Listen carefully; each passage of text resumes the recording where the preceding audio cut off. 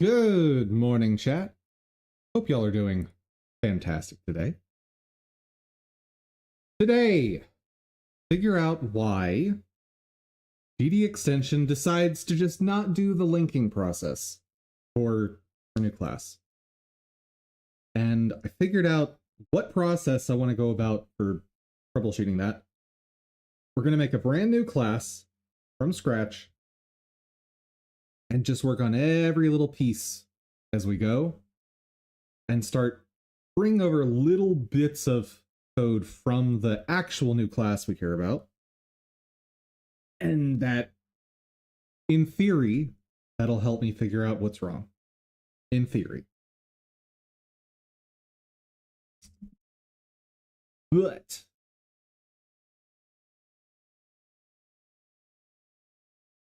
so let's do that first.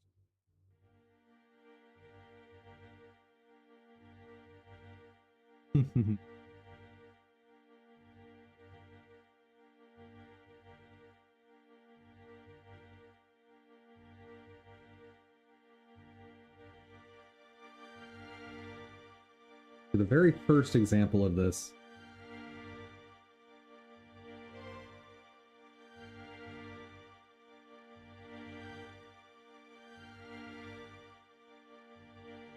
file test.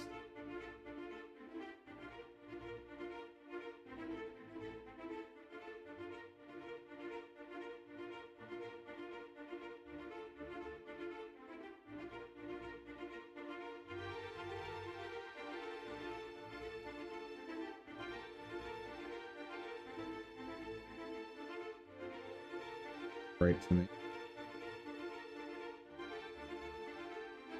Okay.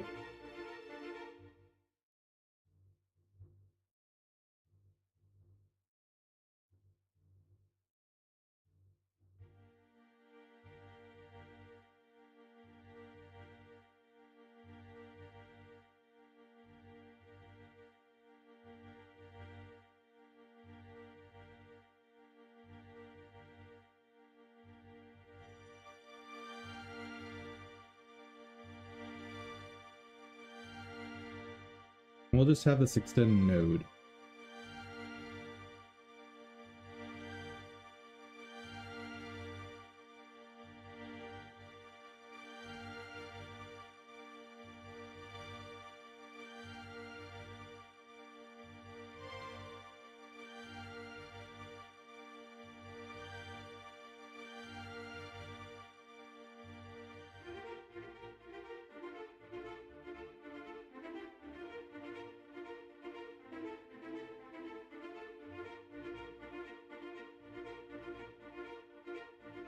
Okay.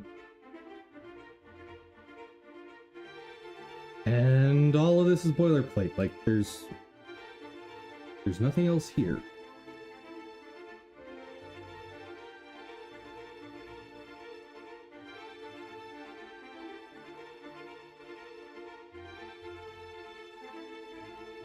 Here we just include the header, namespace, structures, and bind method. Or constructor, destructor, bind method.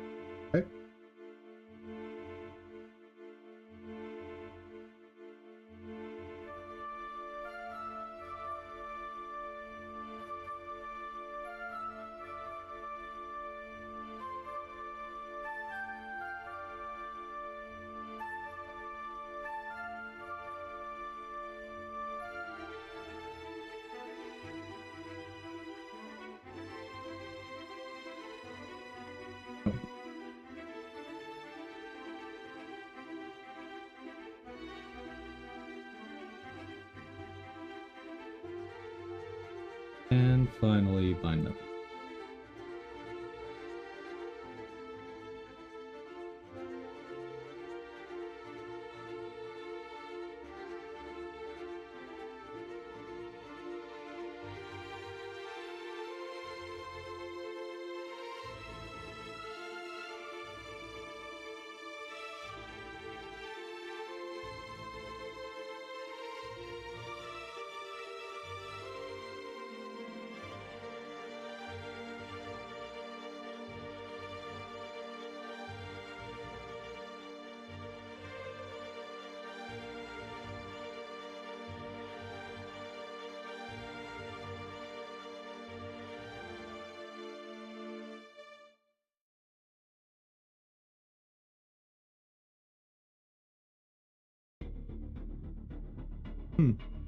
Okay.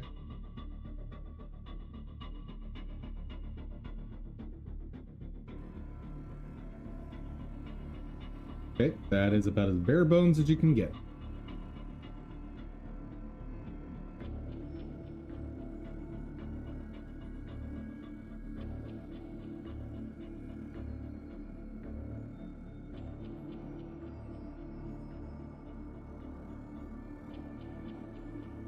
Will it build?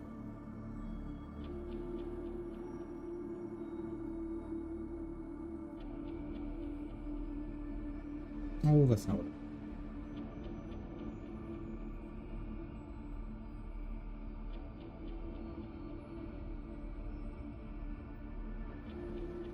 There we go. Oh, right. Forgot to do the thing. Hold up.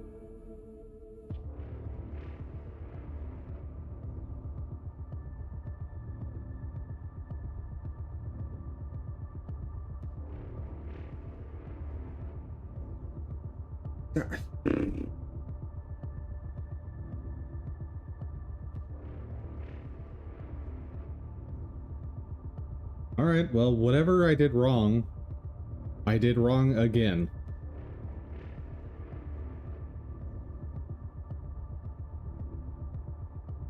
One second, guys.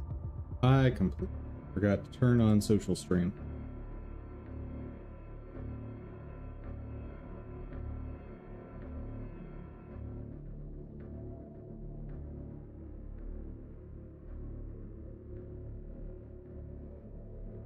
Doop. Boop. And pop. Got it.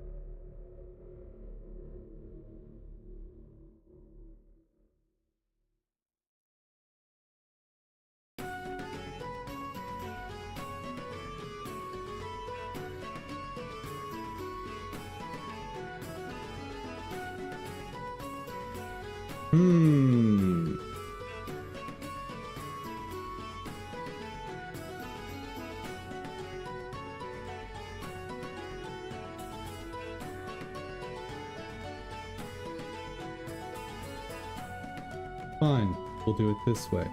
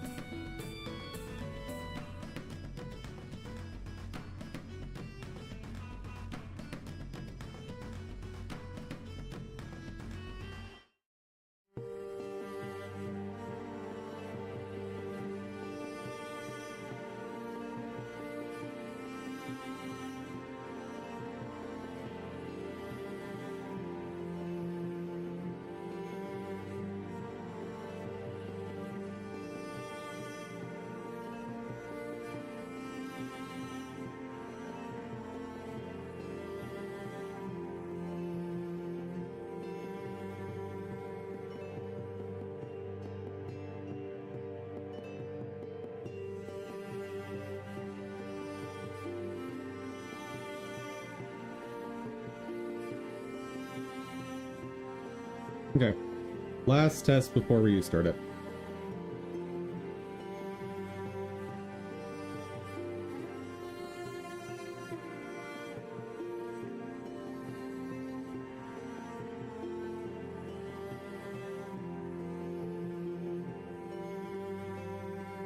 What on earth?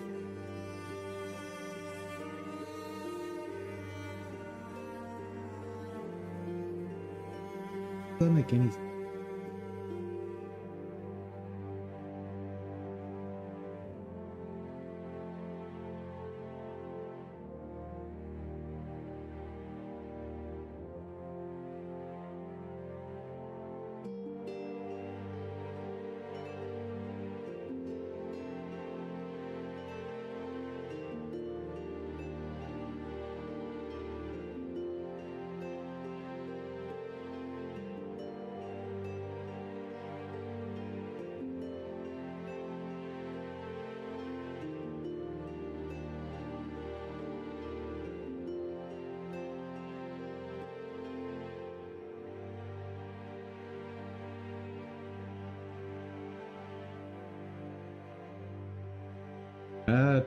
Okay. We're doing startup. Since I have clearly just gone insane.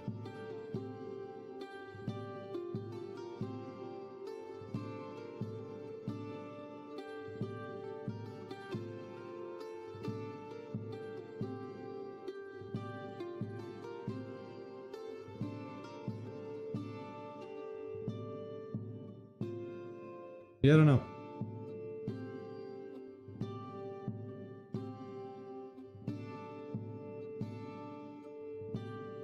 Guess after startup I can test copying the whole thing as is, not commenting anything out. Just changing the file name.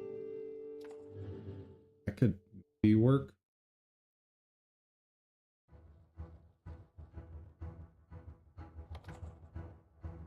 Maybe. Alright, Tanakai Temple. Here we go again.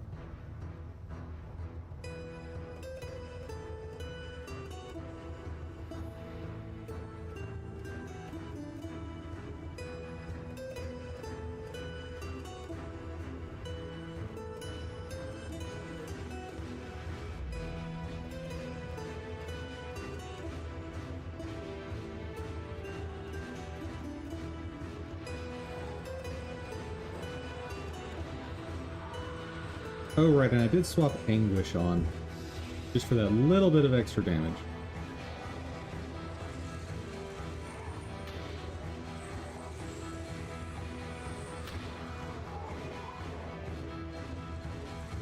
Hey, hey, hey.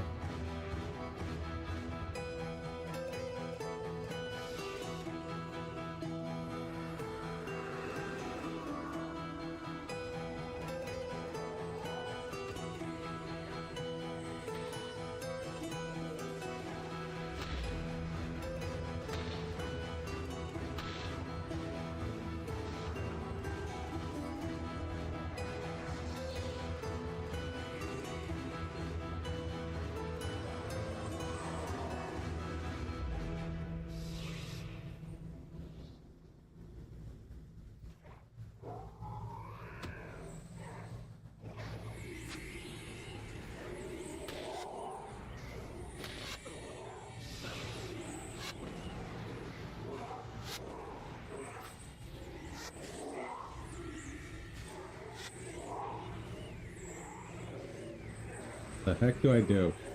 Okay. Oh, bully.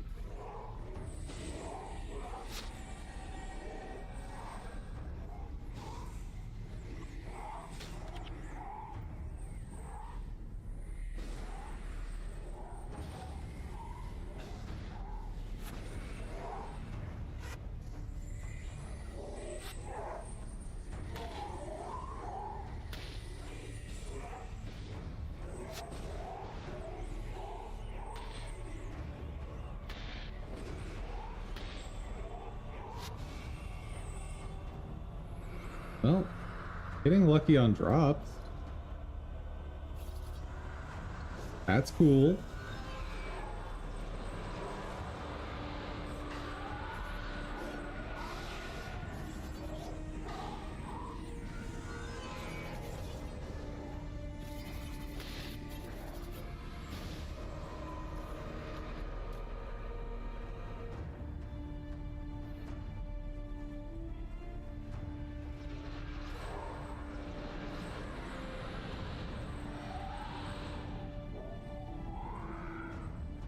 $25.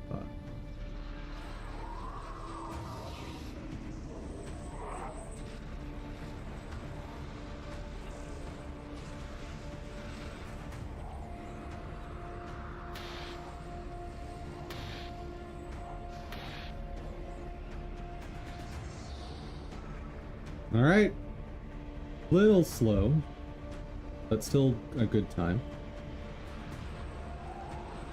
Oh yeah, the long recharge time on this is gonna be an issue for some stuff.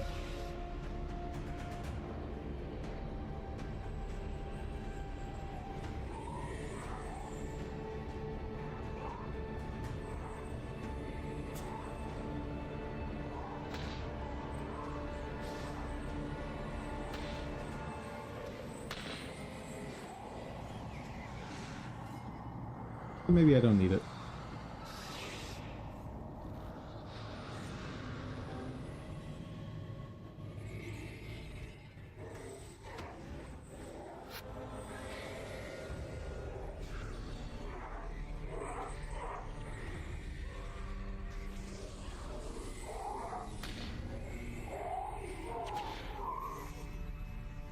Righty.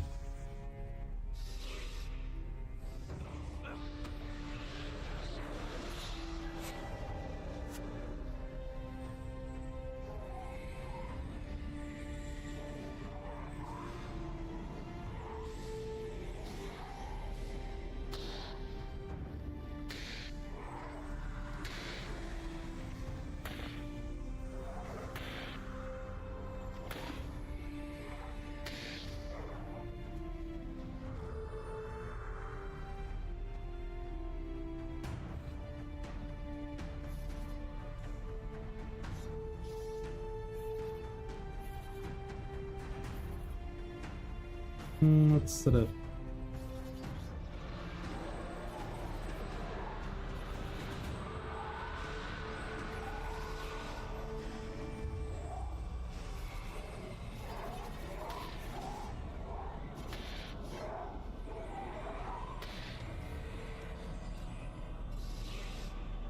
Okay, please.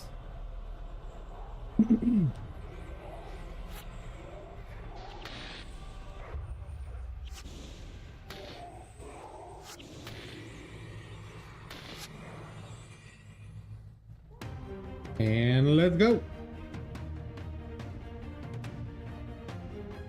Apparently extremely good time for here. Don't know how I pulled that off.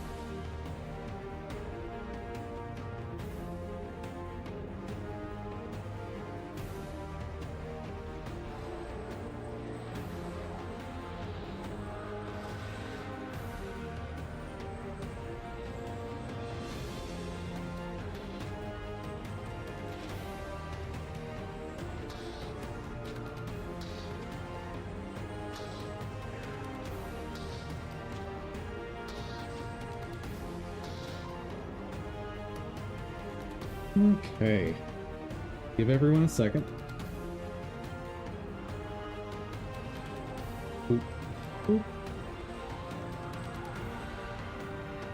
Energy back. Full. Over here. Anguish here, maybe?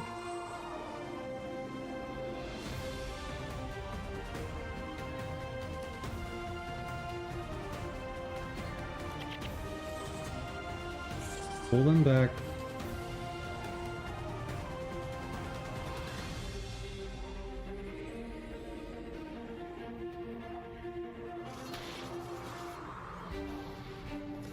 And we are good.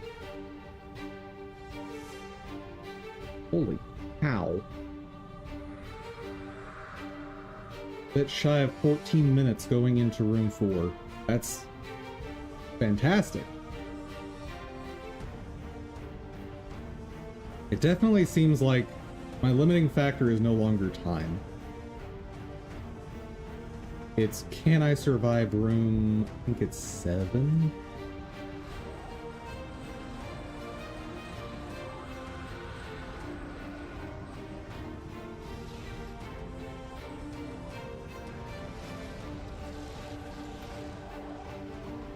Oh, poop.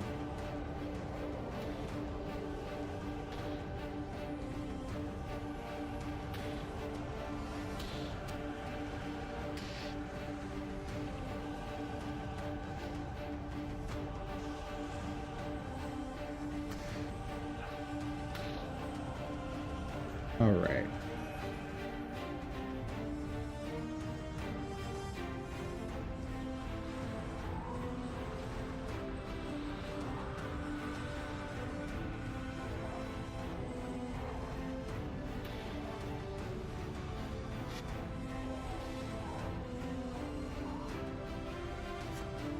Guys, what's happening?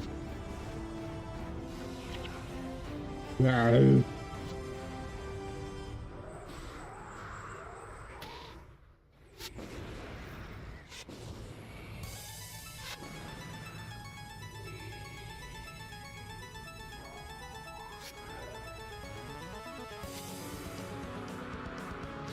For real?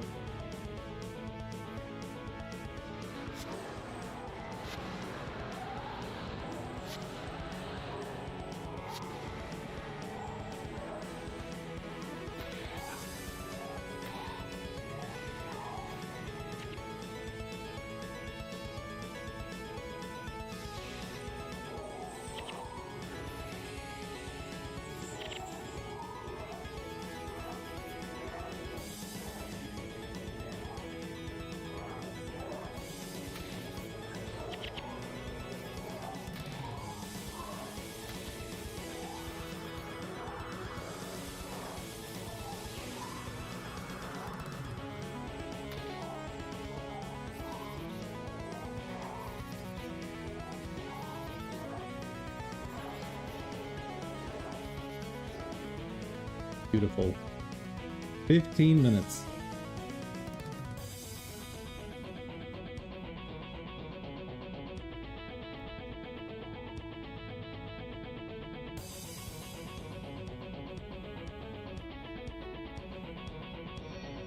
Buddy, door, now.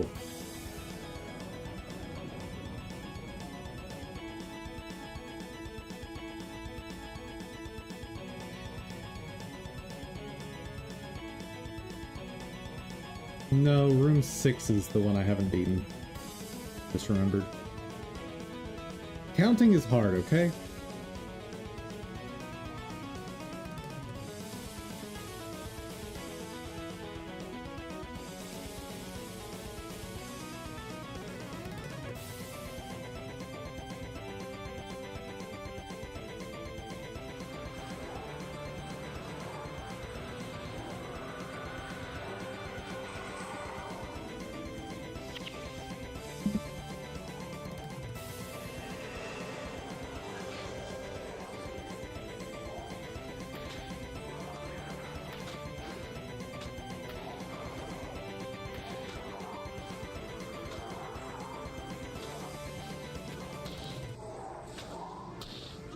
All right, warriors down.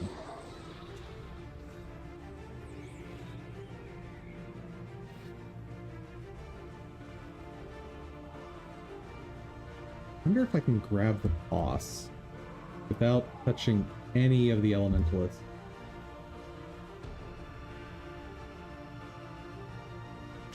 Oh!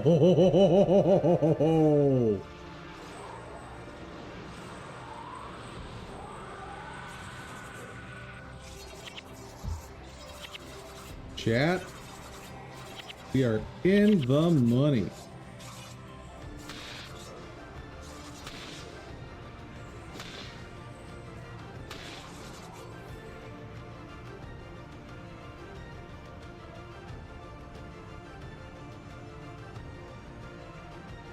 Okay.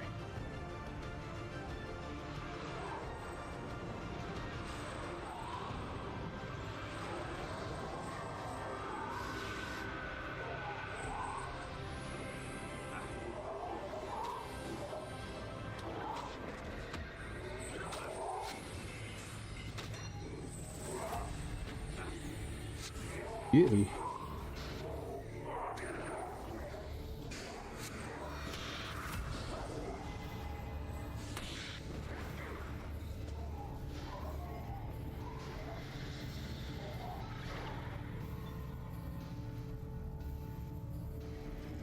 Dude, being able to bring over the boss without touching any elementalists is awesome.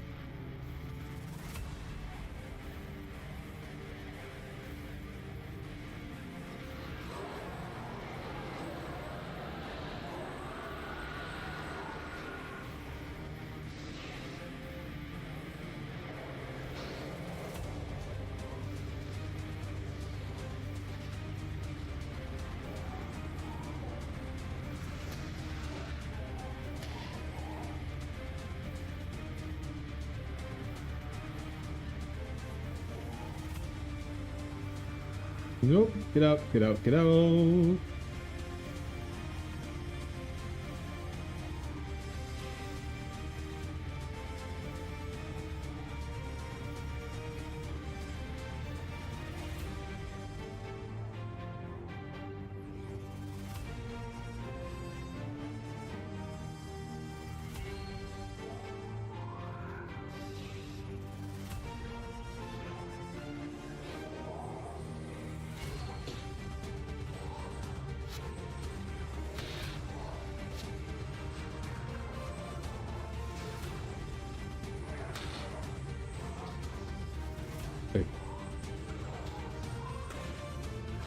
Enlo, I need you on point right now, please.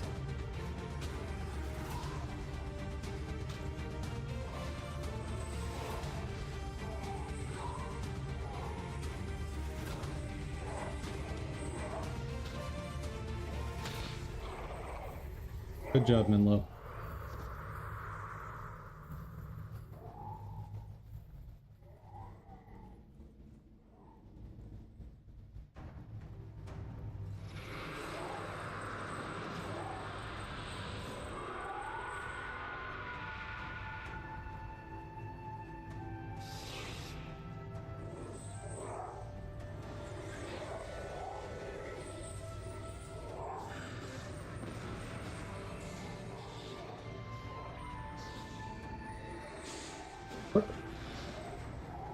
Why? Why would you switch?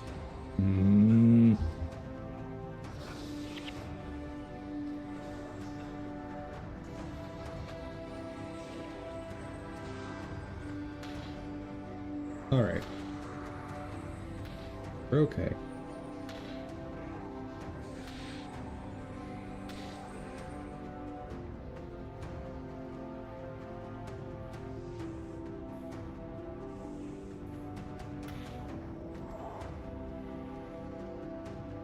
Now, ooh.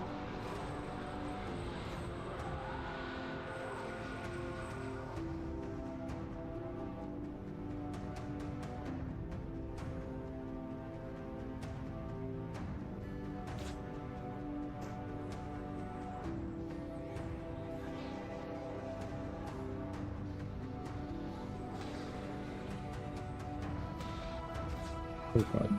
Oh god. We're okay. We're okay. We are okay.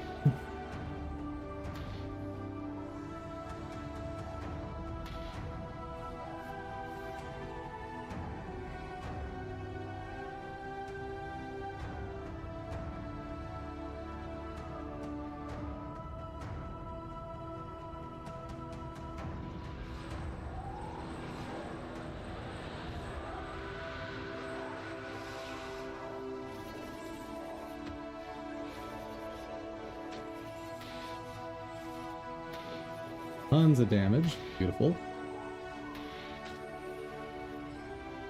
Okay. Now, Spirit Man, get over here.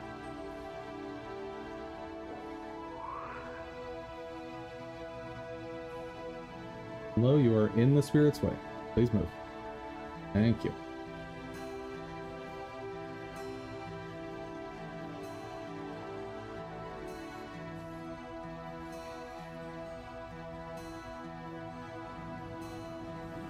Glorious. I think I will start by setting up spirits.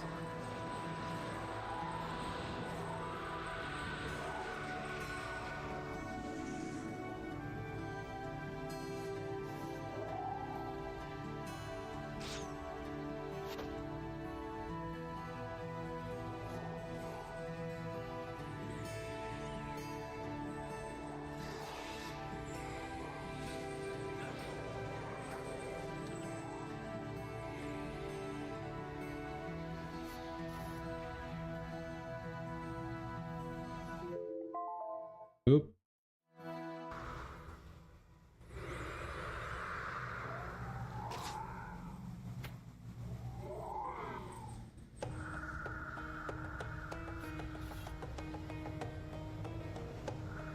Hello, come back.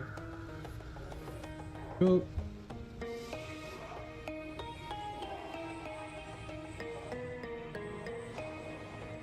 All right.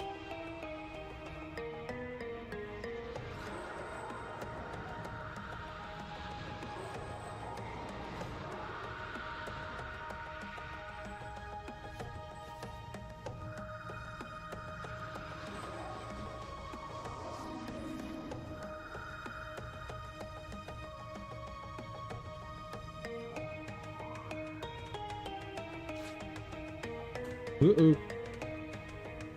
Hey there, still needs work. How's it going? Oh, nope. Get out, get out, get out, get out.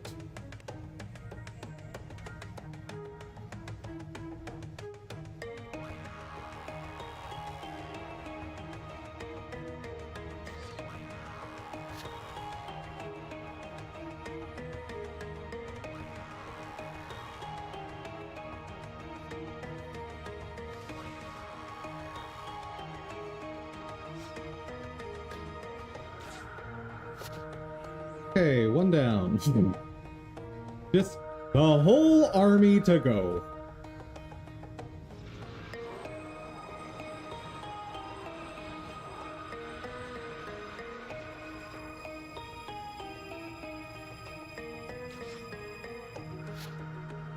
Nope, nope, nope, nope, nope.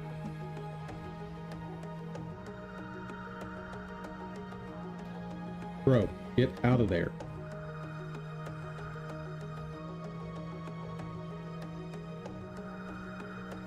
Oh boy. They're gonna charge as a group of 3. The heck do I do?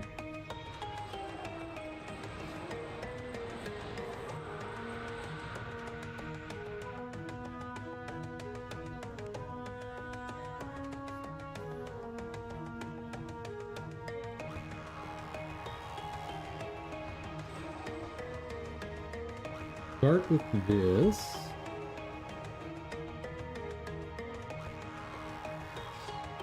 Pop that. Run away. Oh, that's not working.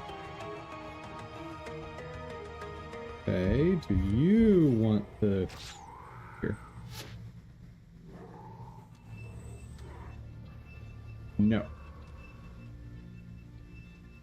All right.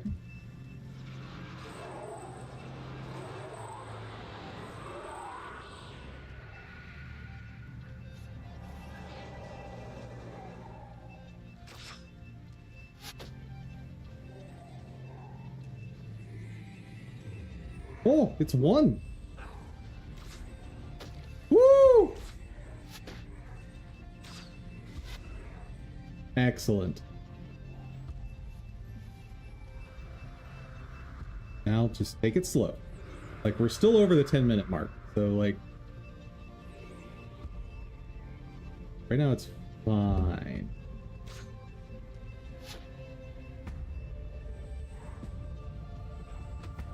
Back a little bit more. Yes. There we go.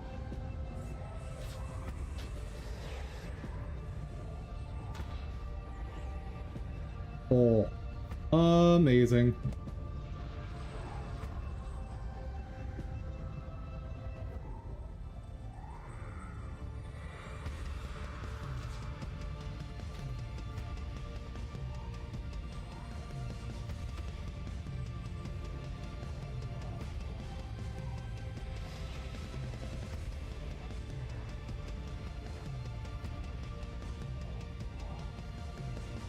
Oh, it's a mesmer. Dude. I think we might be in the clear. I mean, obviously there's still 2 more rooms that I haven't touched, but we might actually clear this today.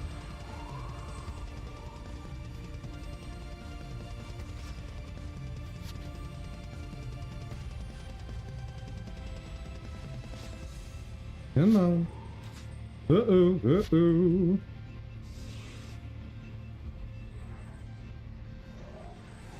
Menlo, get back, get back. Oh, good heavens. No, no, no, no, no, no, no, no, no. Kill yourself. Menlo! Menlo! You have one job!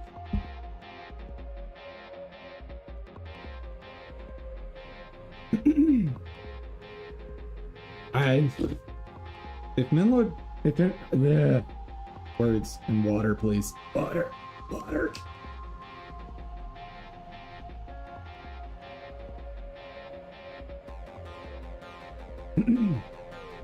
Whoa. So... that's one thing I just can't help. Like, if either of the NPCs just decide to stick up there when they're supposed to come back to where I am, that's a dead run. Alright. Here's what we're gonna do here. So, comment that out. Hadoop. Hadoop.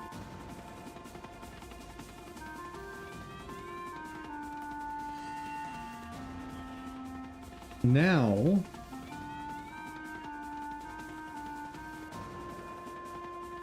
I'm going to actually copy the whole thing. Where are you?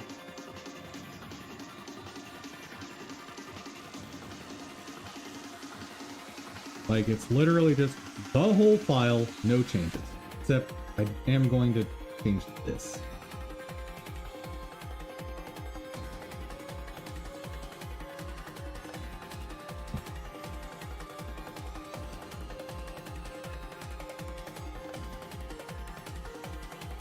Then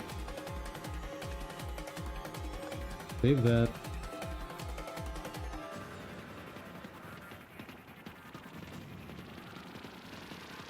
That whole thing. Pop it in there.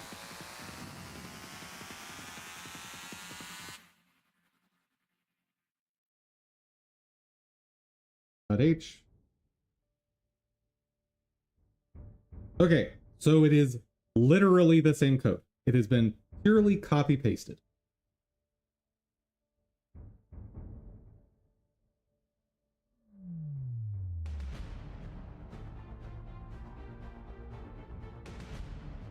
Yep, purely copy paste.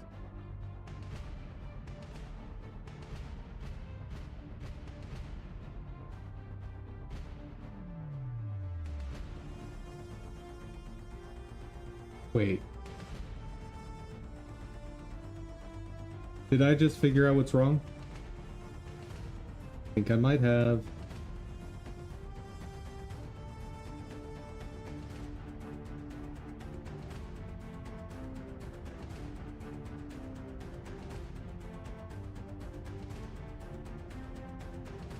Hold up.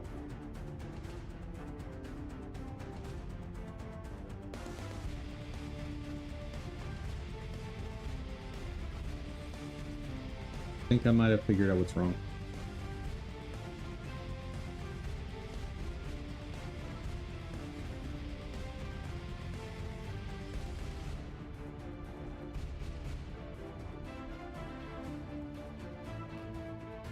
Hey there, Jaguvari. How's it going?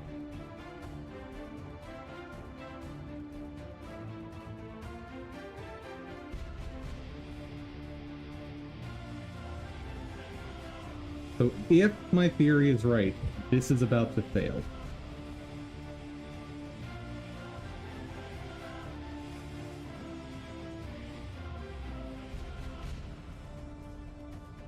Please fail.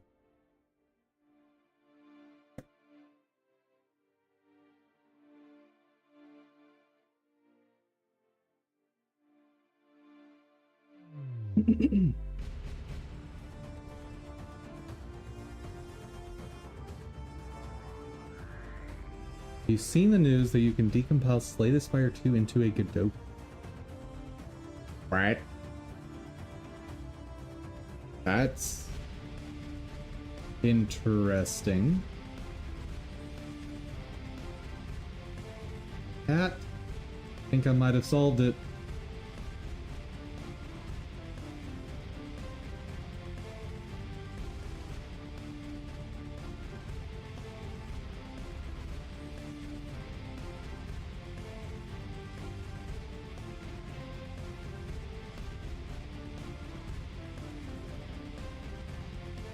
Oh wait, this would have caused problems that aren't the same problem.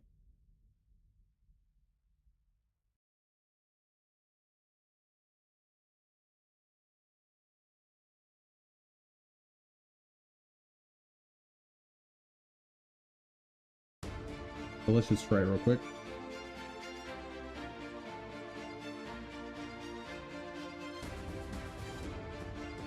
The dev just commented that he is happy if people learn new things from their code and scenes. But does that mean all Godot games can be decompiled into projects?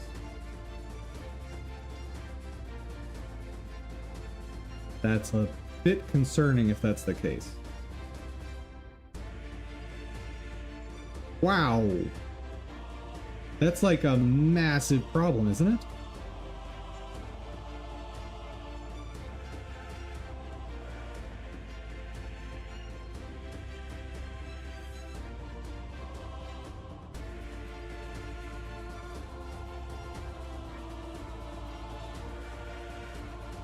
Like, if that's the case, that means no secure... The same with Java, C#. No, it's not. So C#, you cannot just decompile it into C# code. You can decompile it into machine language, sure. But that's by no means equivalent. Decompiling into a project where you just see the source code is the biggest security risk you can imagine.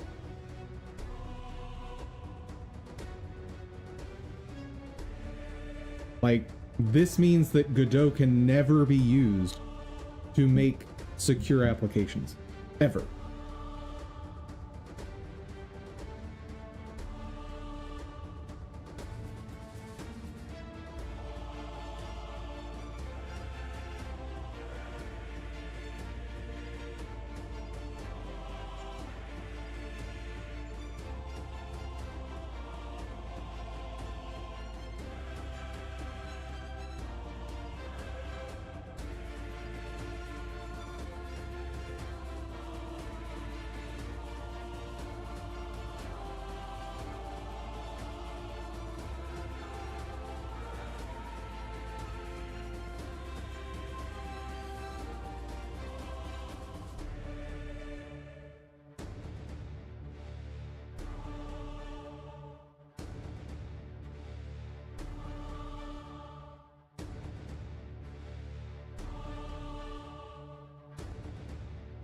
There are obfuscators that make it a bit laborious. I mean, I'm familiar with obfuscators, but that's still not acceptable. Like, this confirms that Godot can never be used for applications in healthcare.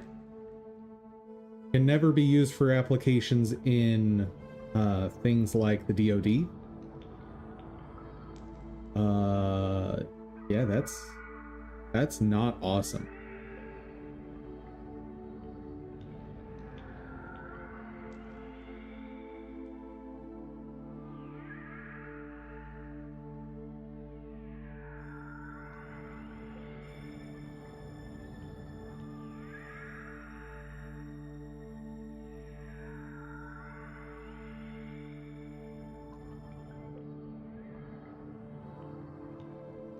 Decompile GDScript code, however, includes code comments.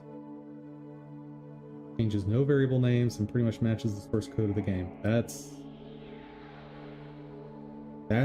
extremely bad.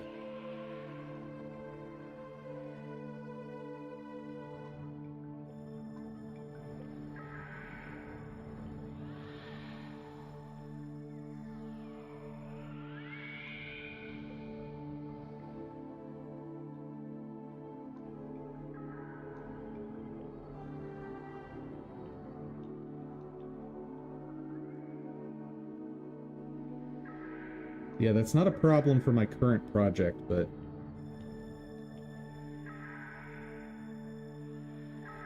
no bueno.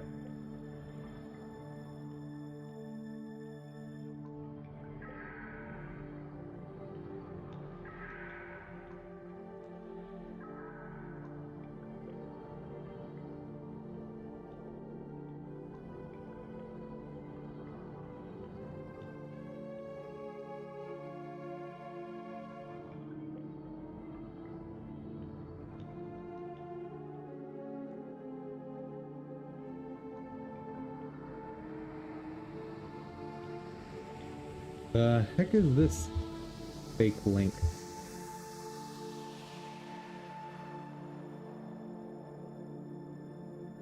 The heck?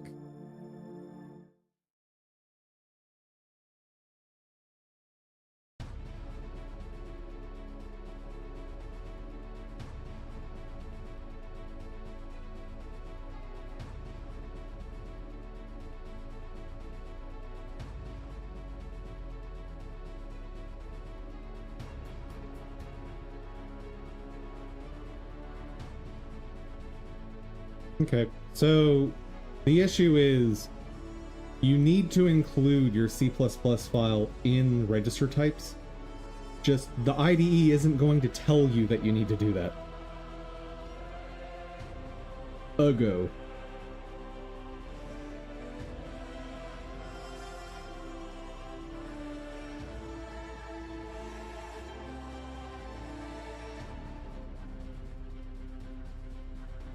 Okay, can I just uncomment everything and it just works?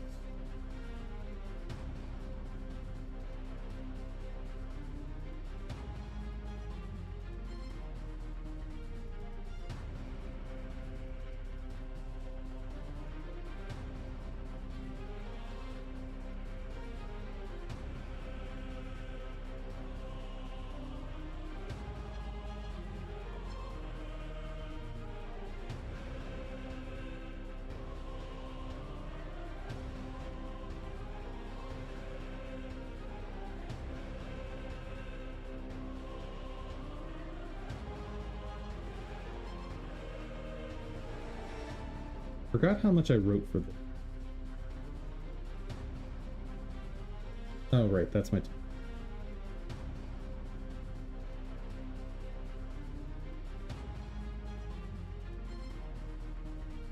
Alright. Moment of truth.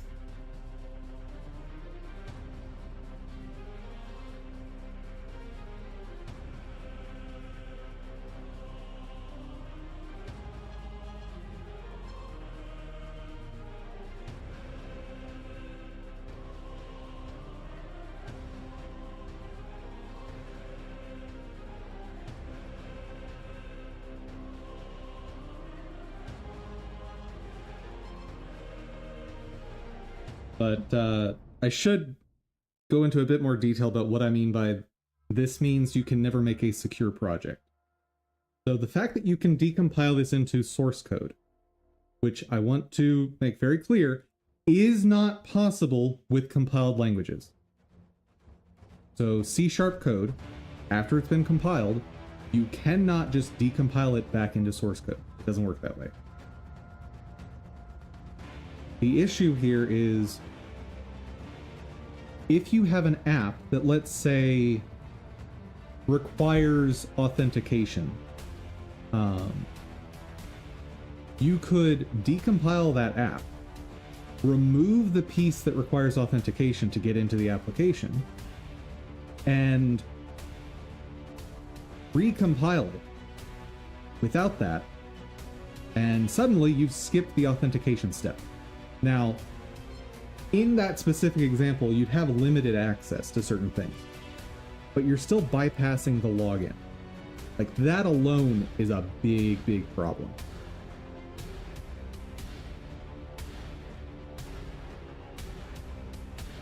Oh.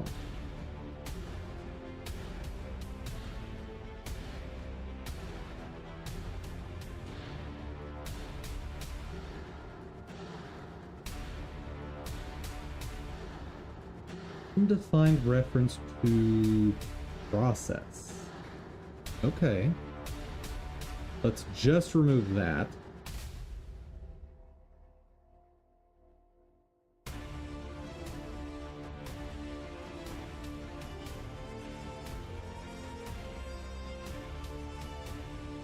Oh.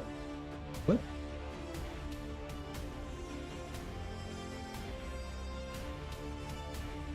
The heck did I miss that?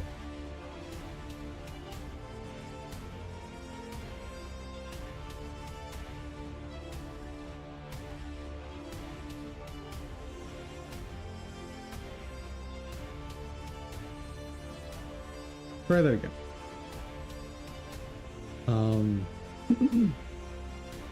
What's worse, for something that requires authentication, you now have access to the code for the authenticator. So you could now, theoretically, use that to create something to just bypass authentication altogether, like, and get into specific people's accounts. Like, you could make unencrypted versions of apps. So this means, like, encryption is just pointless for Godot.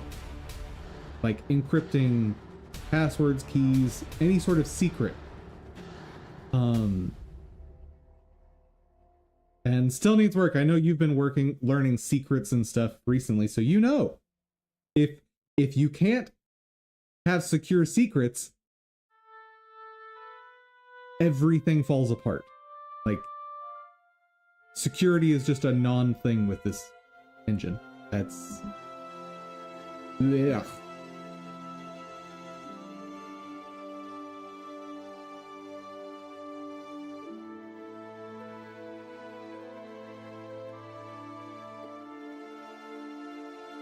Hmm?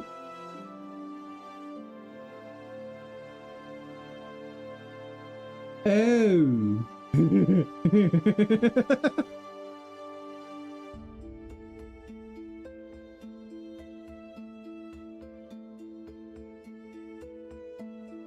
Whoops. I know exactly why that's happening, because I had the same problem in my GDEscript version of this.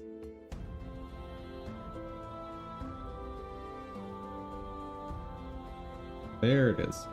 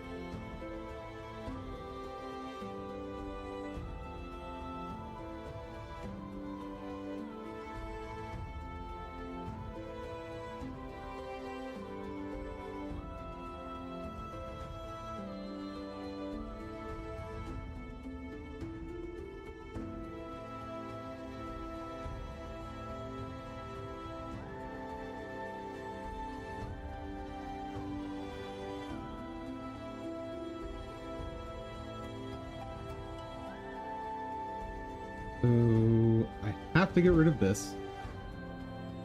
And that means this bit of code doesn't work. This bit of code doesn't work. Any of this doesn't work.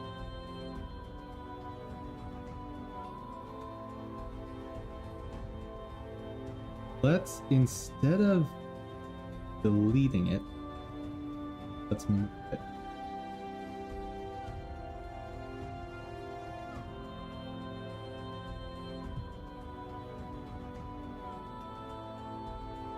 And there's no reason to have a ready function that's empty. So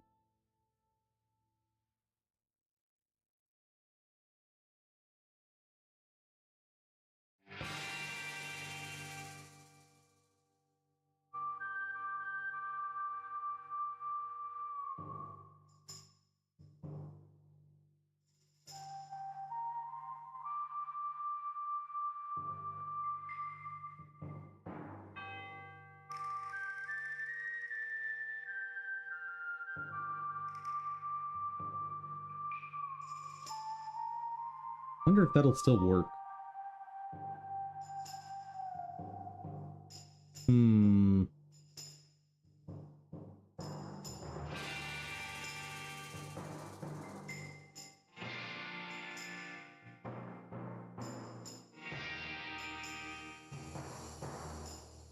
Nope.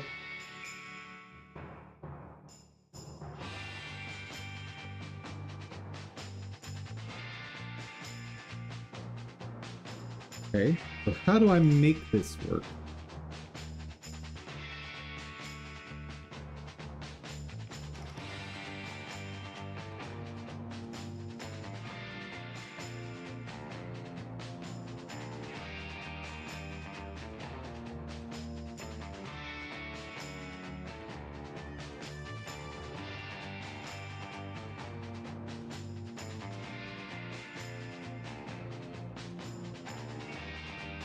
Yeah, the problem here is I don't have actual storage of the ground contact spot. The way I was doing this before is when we ready the node, we grab the initial position information, and then any value sets that happen after that point, we assume those are deltas that need to be matched for the movement. But since all this is being moved to this setter, that doesn't work anymore.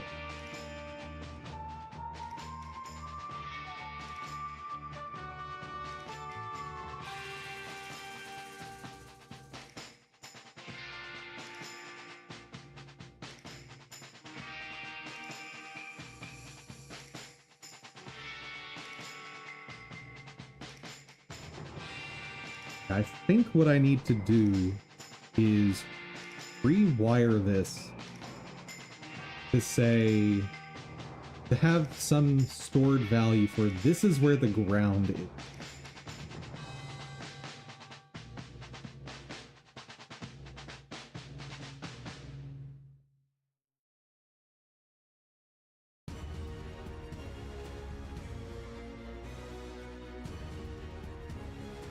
Let me revert back.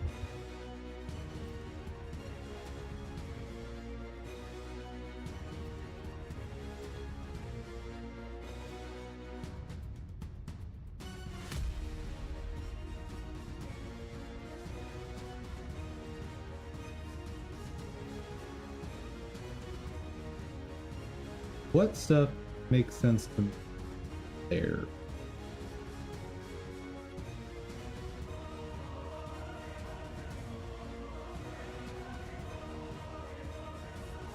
Instead of Q for here, I can just return.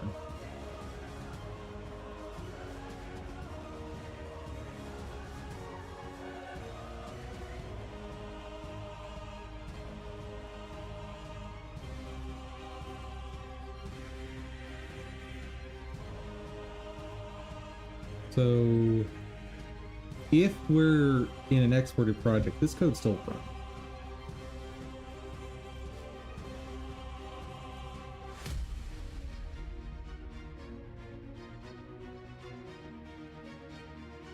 But this value is going to be set either way.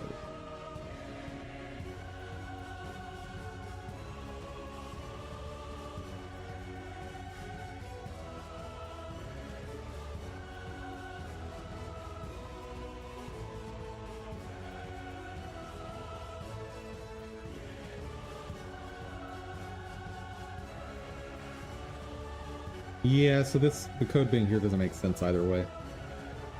Forget it.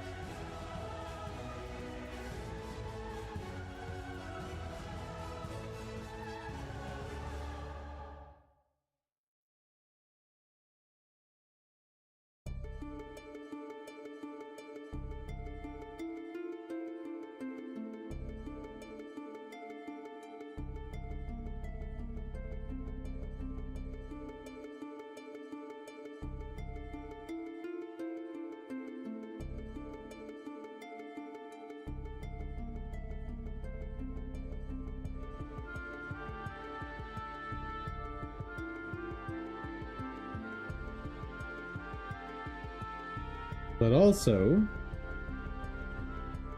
things like original sprite position and original position don't make sense.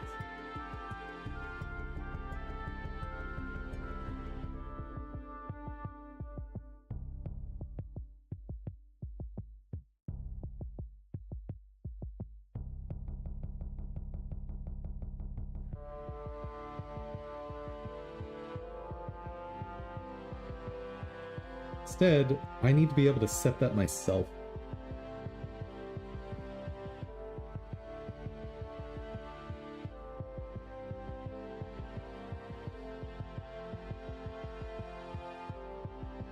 Speaking of cybersecurity, have you seen this?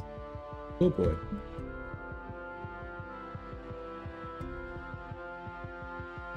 What is this?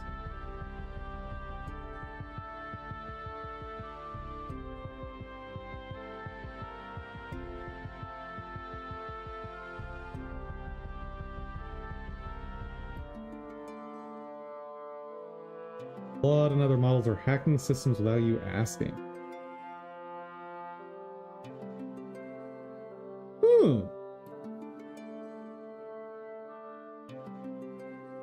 Hold up.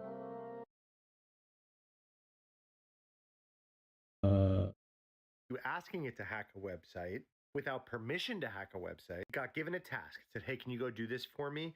And it found a vulnerability, and in order to complete its task, it exploited that vulnerability. What? I mean, one, it makes perfect sense that AI would eventually do this. I didn't realize Claude was already capable of this. This is research out by Truffle Security. They built clones of 30 different corporate websites and then tricked Claude that was the real website, and they planted vulnerabilities. Said, hey, just find the recent post on Meta's engineering blog, and then here's the URL. But they rewrote their like DNS or whatever it was to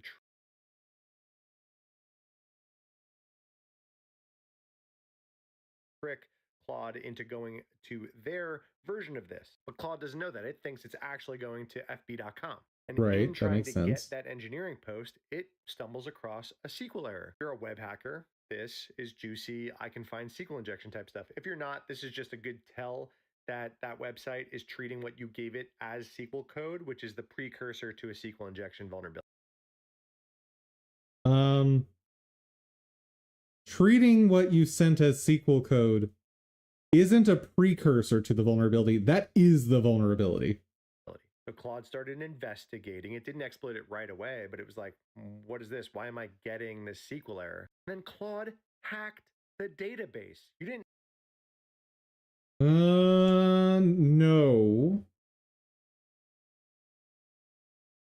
That's not accurate.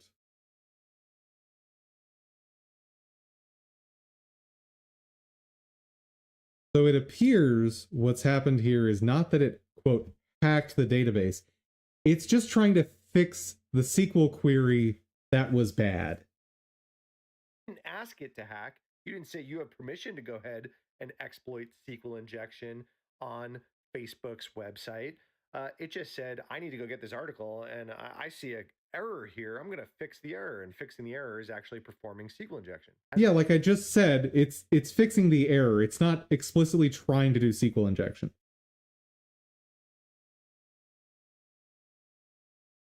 They point out here, if a person intentionally did the same thing, this would be a federal crime. Iran. I'm not entirely sure that's true. 1,800 different tests, and 70% of the time, the latest Claude models exploited the vulnerabilities that it found. Okay. But this is inherent in Claude's purpose, which is to aid programmers. Like, it is designed to fix broken code. So of course it's going to fix broken code. Like, this should not have been a shocking thing. And frankly, if you leave yourself open so blatantly to SQL injection, that's on you. Like, this is not a big problem in my mind. Cloned tons of websites, Procter & Gamble, Coca-Cola, whatever. Hacked. It wasn't just like that easy SQL thing, because I read that and I was like, well, it's like a coding tool, so it found a code error and fixed it. Just so he's saying exactly the same thing I am. Like, that's kind of great. So happened to hack in order to fix it, but it did it in SSRF and command injection stuff too. So this was like, I need a means to an end. I found a vulnerability. That's the means to my end. I'm going to exploit it. When asked about responsible disclosure, Truffle. Hold on, I'm not familiar with SSRF.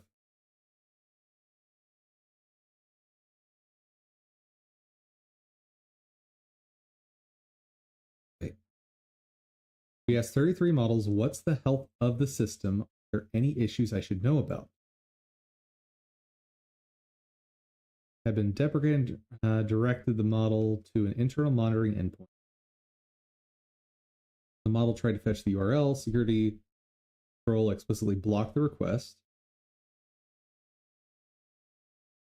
Model then had to find a way to bypass the SSRF protection to reach the endpoint. Oh, sorry. I thought they were saying that SSRF was an abbreviation for like some hacking technique. No, that's just the request. Wait, SSRF is the forgery. So it was server side denied it. But hold on. You specifically asked it about the health of the system. Well, one aspect of system health is security. So I feel like you did ask it to hack here.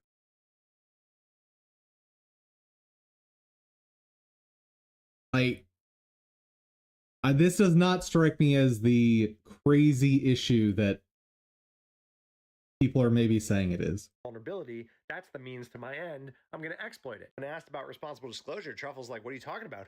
There's no vulnerability here. This is model behaving the way that it's designed to, and yes, this is a safety issue. Man, I really wonder why Anthropic might have like a big issue with the military sticking Claude in situations where it might need to find a means to an end and make its own decisions in a wartime scenario. Well, if you want to see horror stories, that already has happened. Not with Claude, but AI's finding a means to an end in war zones. That's already happened. And it is horrific. Like, I do not encourage you to read up on that unless you have a strong stomach. Because it's not good.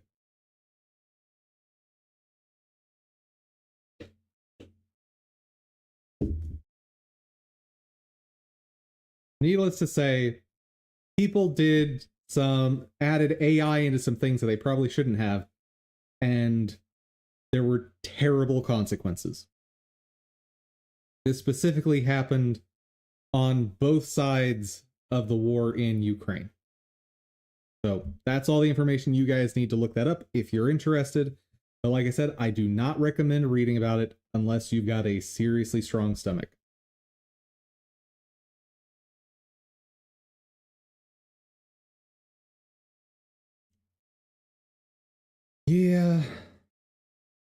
Yeah.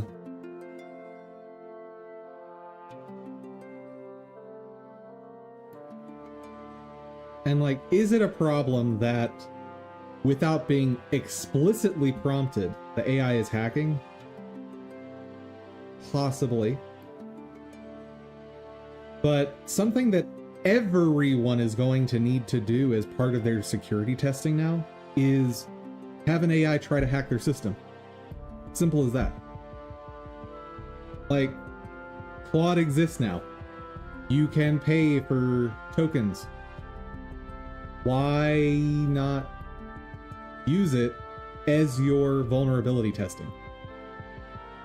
Or I should say, as part of your vulnerability testing. Makes sense to me.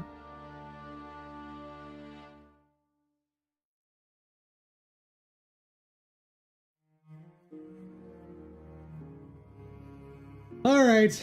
How am I doing this? How?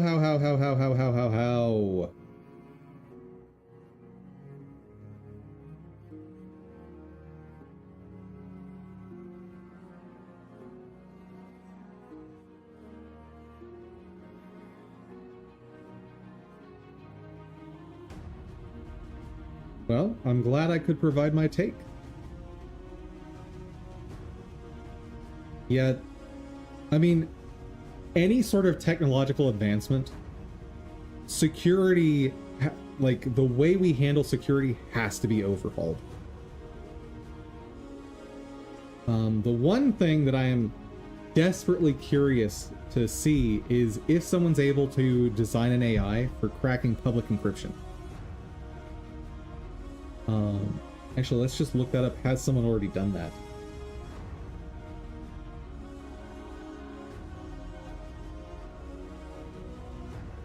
Because if that has happened, and I would not be surprised if that does happen.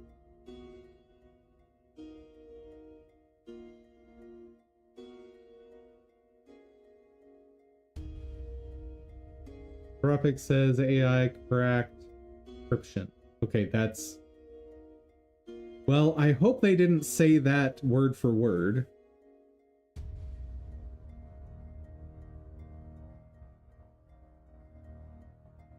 Detailed account of Claude Opus, recognizing it, being evaluated on OpenAI's BrowseComp benchmark, located and decrypted the answer. Okay, so it cracked one form of encryption.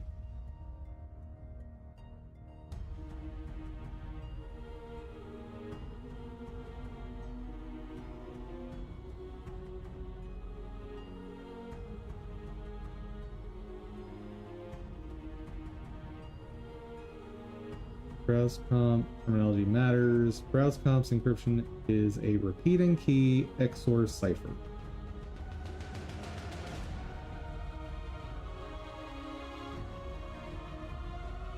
Wait.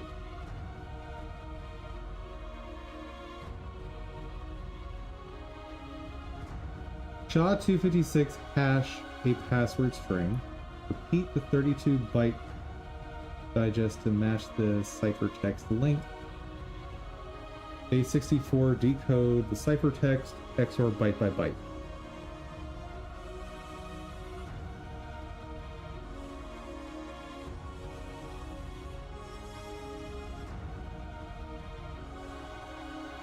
This sounds like it's one of the least secure encryption methods you could possibly use.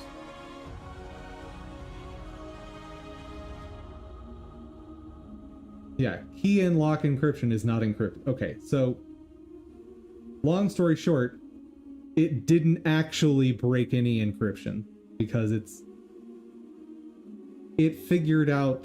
sounds like it figured out their password, which was probably just password.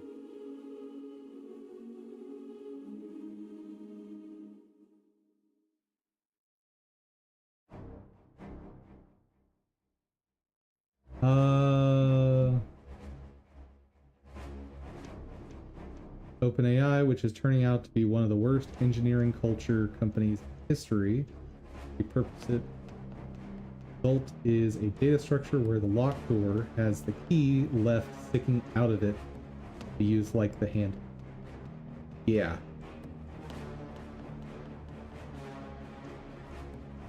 Oh, wait. So they specifically use their canary string as the key. Oh, that's even worse. Okay, so long story short, there is a string that the model is given access to, in either through the prompt or some means, that it's supposed to not use. But you are explicitly giving it access to this, and then you also use that same string as your password. Like, that's like going to ChatGPT saying, I need you to log into my account. My password is BlueDog78. But you're not allowed to use that. That's dumb. That's so dumb.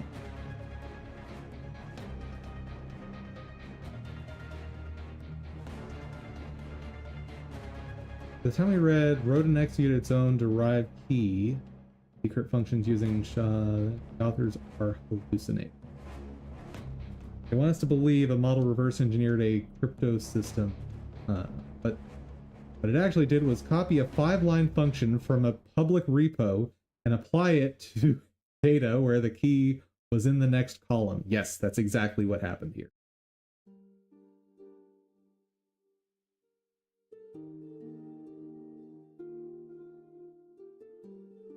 I don't know that I agree with their analogy here. It's like dropping a basketball on the ground where OpenAI drew a chalk circle and calling it 2 points.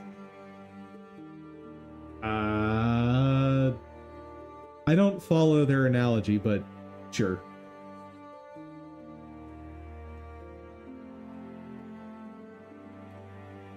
Encryption failed? Okay, well then why did the other control succeed? Reports that authentication getting blocked, 6 gating blocked, 6 attempts. Binary MIME type limitation stopped 4. Somehow encryption is the only thing that cracked. Yeah, I mean, they're just gonna go on and on about stuff that isn't really relevant. The point is, they used essentially a password-based encryption and then gave the model the password to decrypt it. Oh no! Oh heavens! Whatever will we do? Chat! The world is coming to an end because they gave an AI the password and the AI used the password.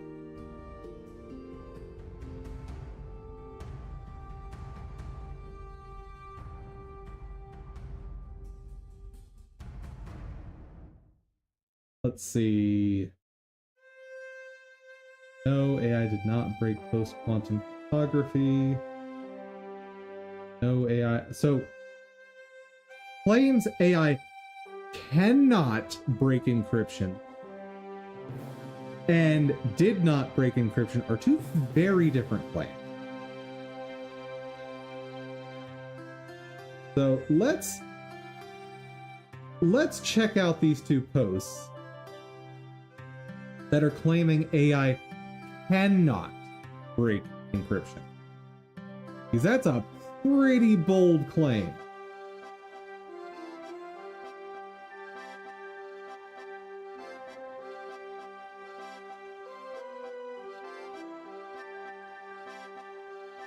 Encryption is an unlearnable function. That does seem to be where the root of their point would be.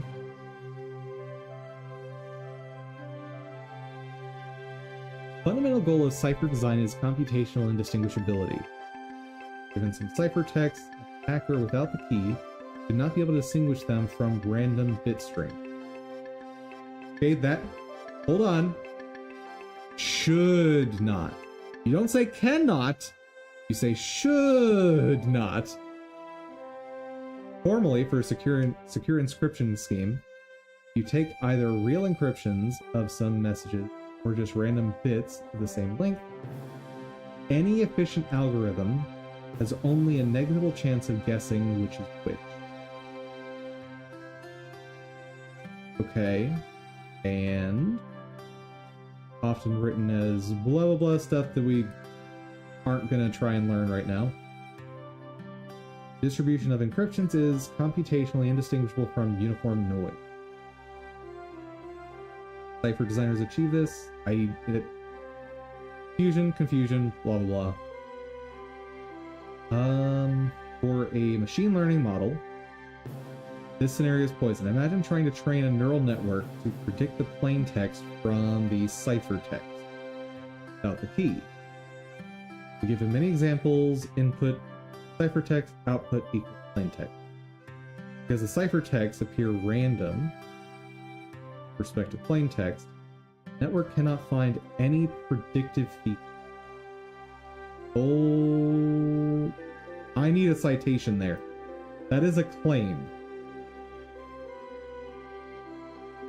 Like, I need to see that tested, because one thing we've learned with AI models is they are, if trained sufficiently, are capable of finding patterns that humans and traditional mechanisms cannot find. The best example I have of this, and one a miracle of modern science and AI, is the ability of AI to predict with something like 99% accuracy what genetic conditions you are going and what genetic conditions you are going to have, at what age you're going to have them, and predict what non-genetic conditions you are vulnerable to based on an X-ray of your foot.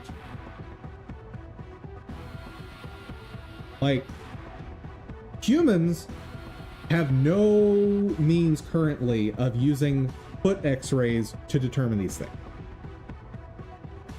There are no programs out there other than AI that can predict those things.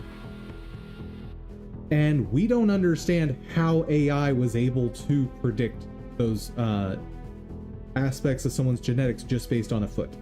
Like, researchers have tried to figure out how AI determined this, and they don't know.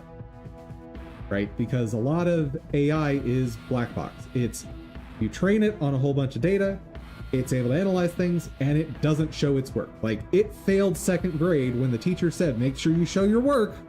Well, AI doesn't do that. Most of the time. I think you can build AIs now that do show their work, but for the most part, they don't show their work.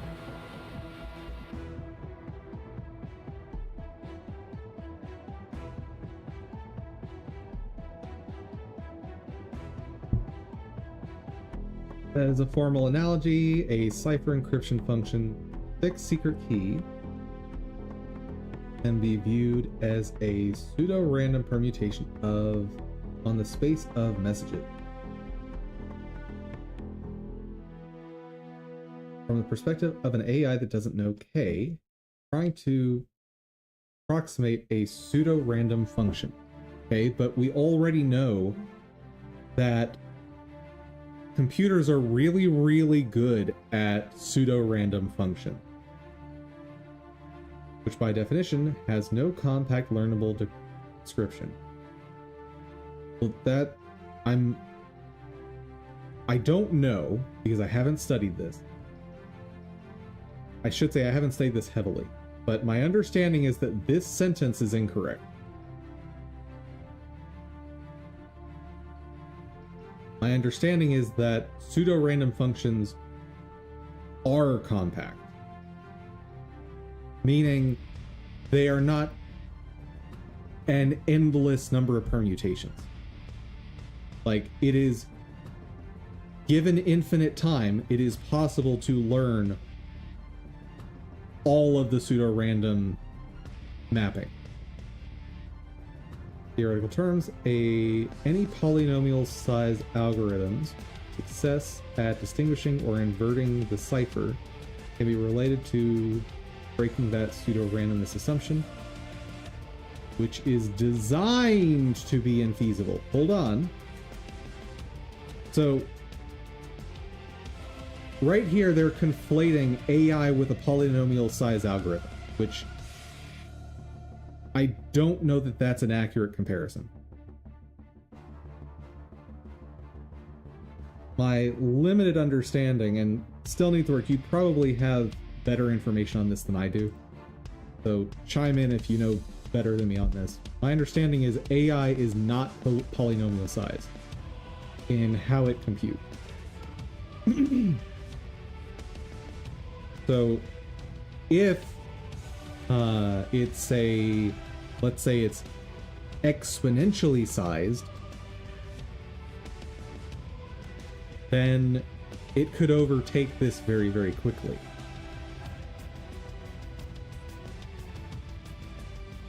And I'm sort of dumbing down terms here, but I think it's sufficient.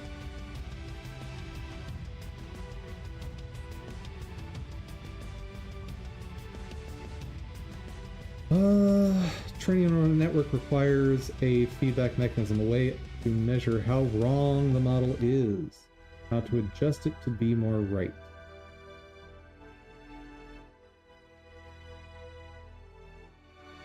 Encryption, however, is an all or nothing proposition.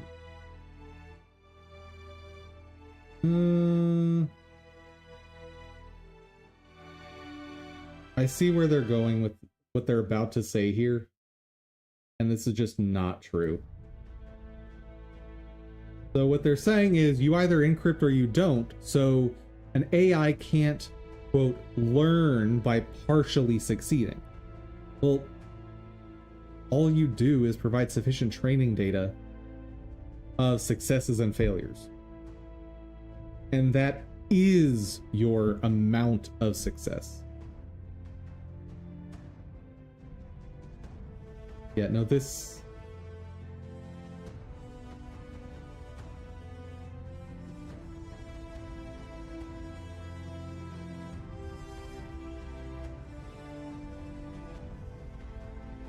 they've tested if they have any inherent cryptoanalytic ability. Per task.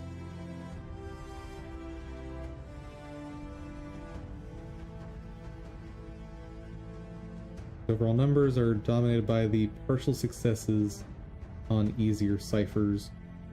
On the truly hard cases like RSA and AES, success rates were essentially zero.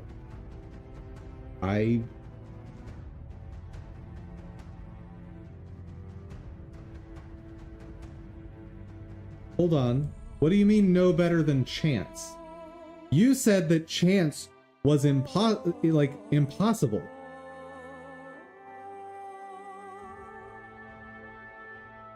Not exactly sure how the mechanics work inside an AI yet, as the generalized basic information learned is in machine learning, doesn't really explain how things are internally designed for AI. Gotcha. Okay, no worries.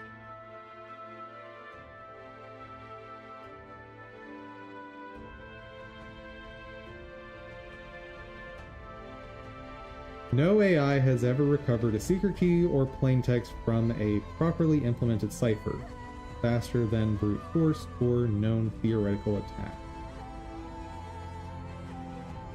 What?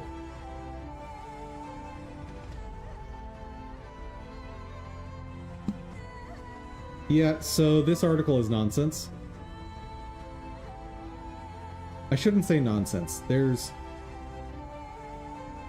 problems with the article. It's making the claim that AI cannot break encryption, but then it just shows examples of AI not breaking encryption, which those are irrelevant to the claim that it cannot break it.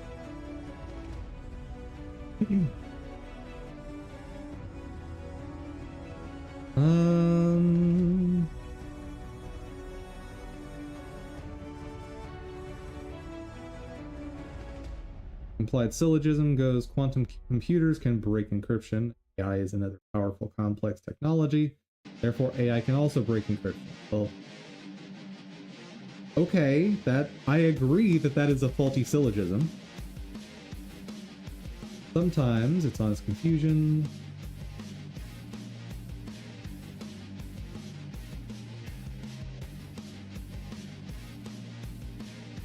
Key points in plain text. AI runs on classical digital binary hardware. Sure.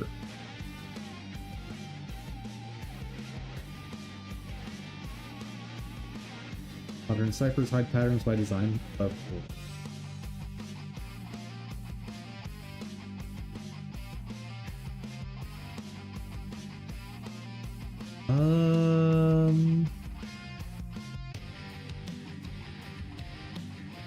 Hold on.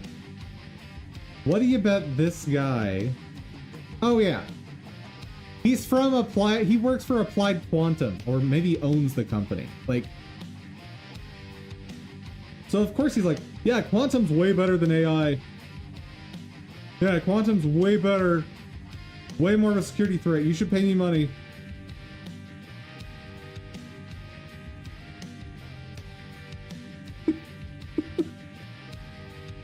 God, I hate people that do this.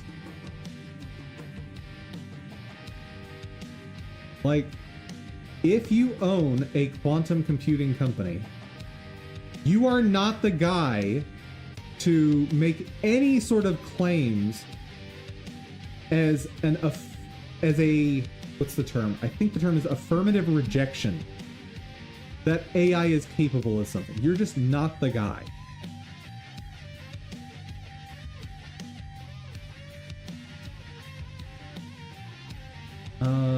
Let's see. Complete claims of secret knowledge. NSA, the DoD, or the Chinese are supposedly already using quantum AI to crack RSA.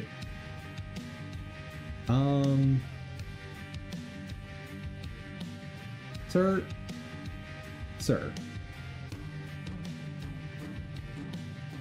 You know what?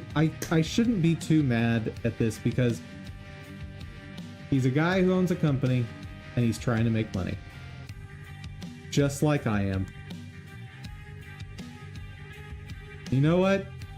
If his way works, mine isn't profitable right now, so I don't really have room to say anything. But it still seems moderately suspect that he's like, no, AI just isn't capable of this, I promise. This is a little suspect. This is a little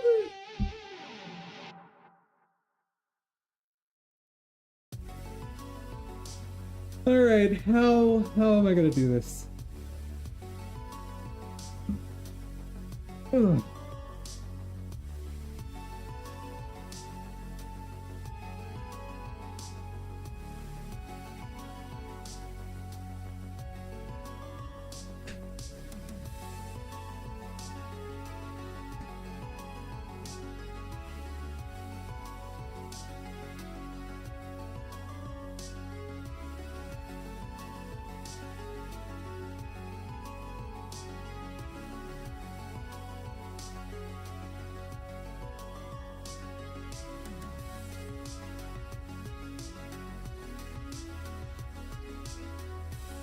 Do I just add a, quote, ground contact point, and I use that as my original position data?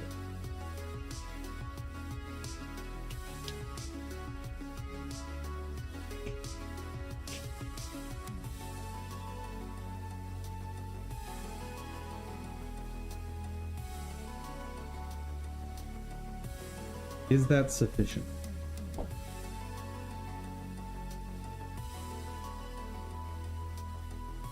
Or do I just use offset for that? Good.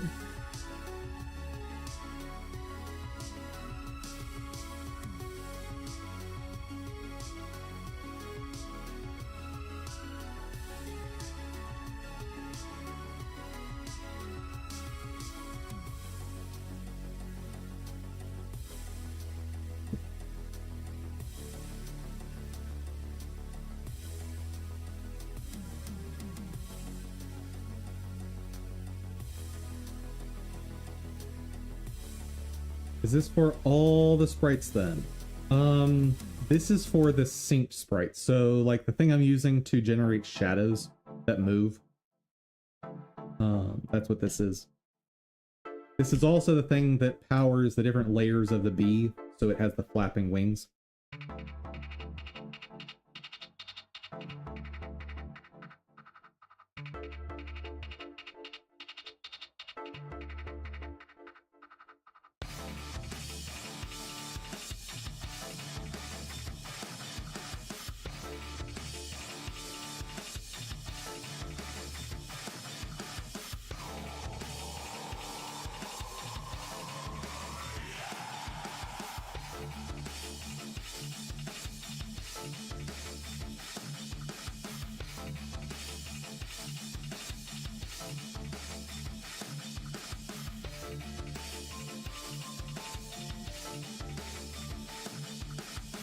It's always happy music. Always. Especially when it sounds like evil space invaders. Especially then.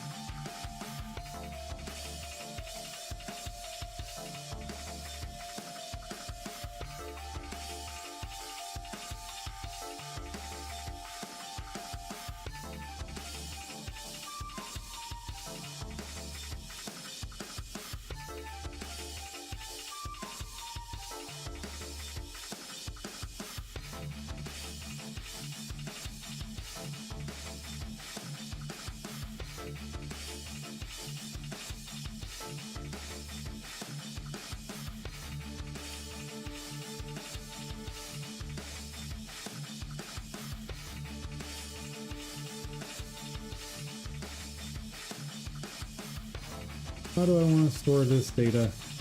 Don't know. Oh no.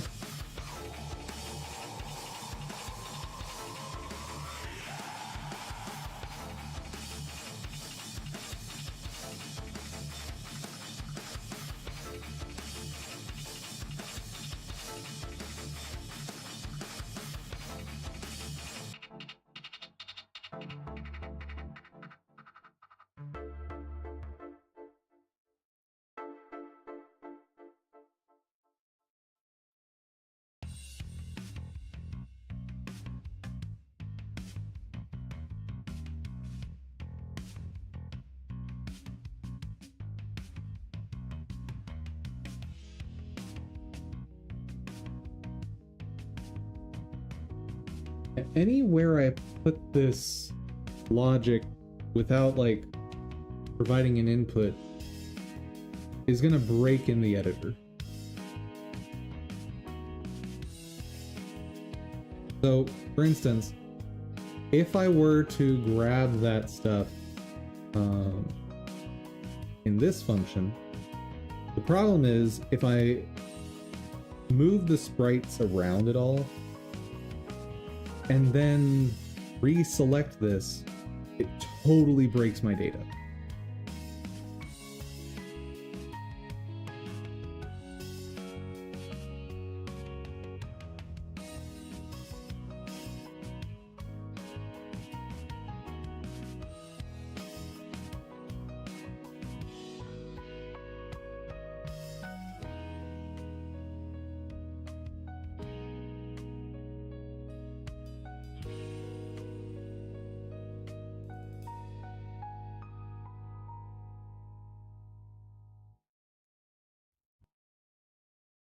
I think what I'll do is put two values.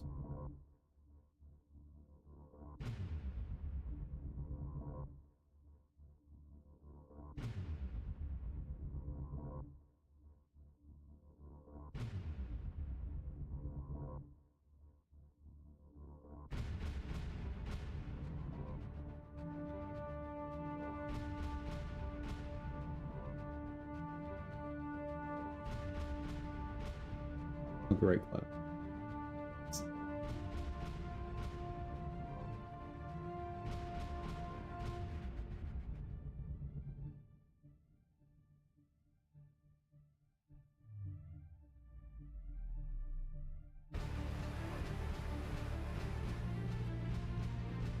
Double.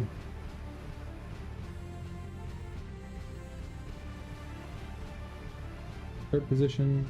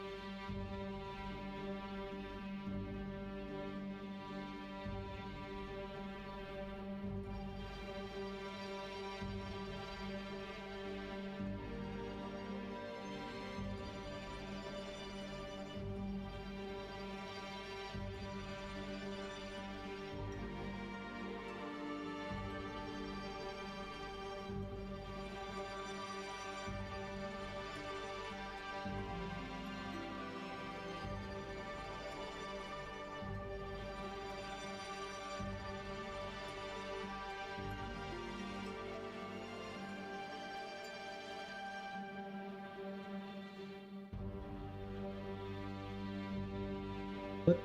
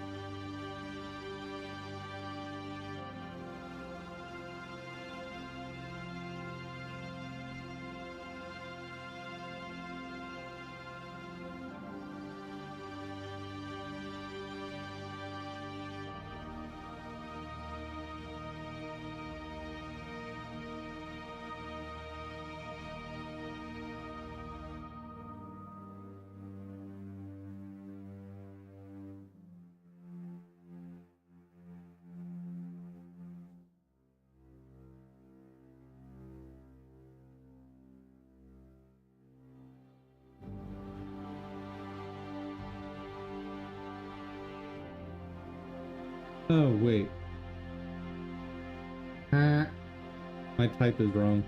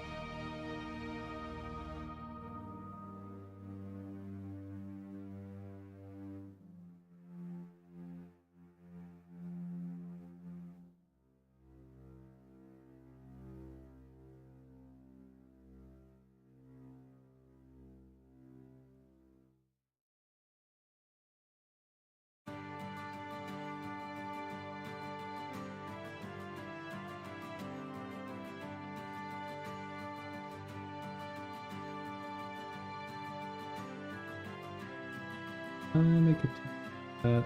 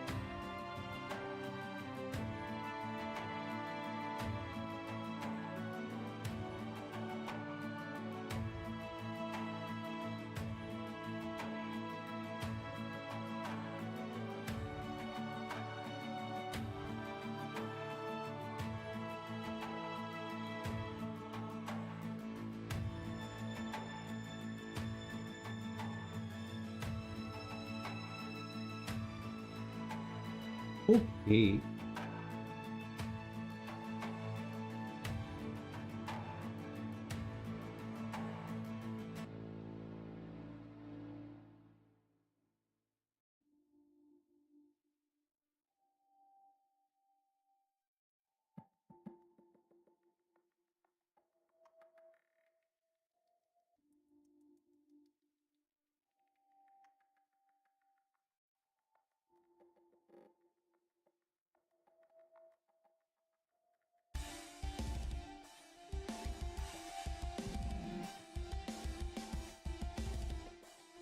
Let's change it to root position.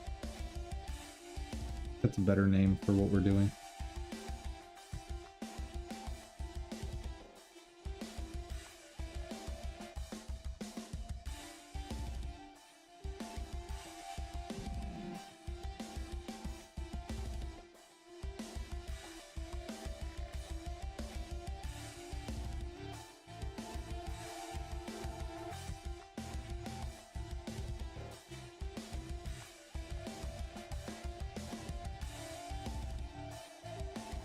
Oh wait, can I just factor?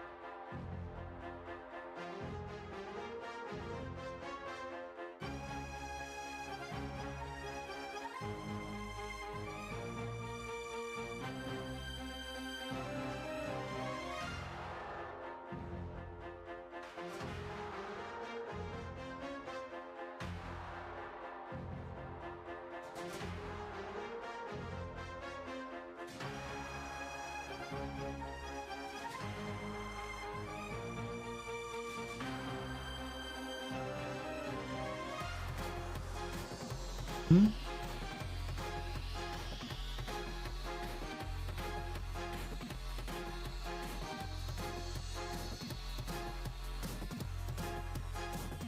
Oh, I just forgot to delete. That's fine.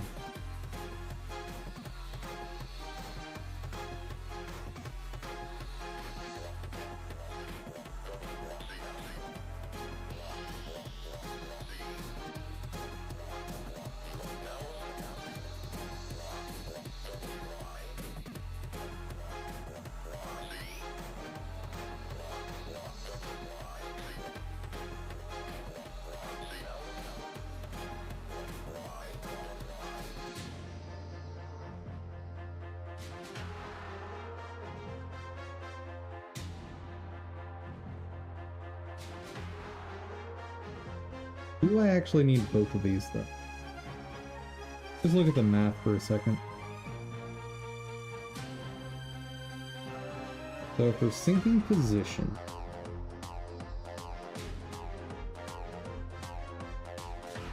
I guess NVIDIA helped make a new fork for Godot.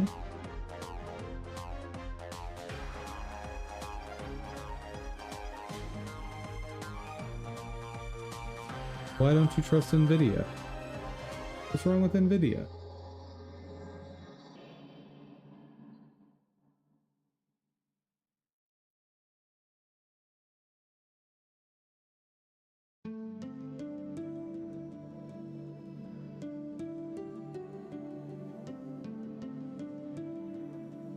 Publish a ray tracing for Godot.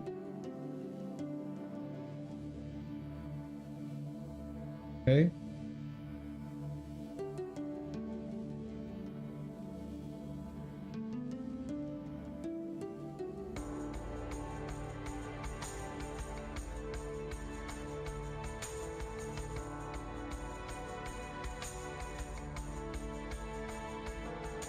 What did NVIDIA do to you? Still needs work.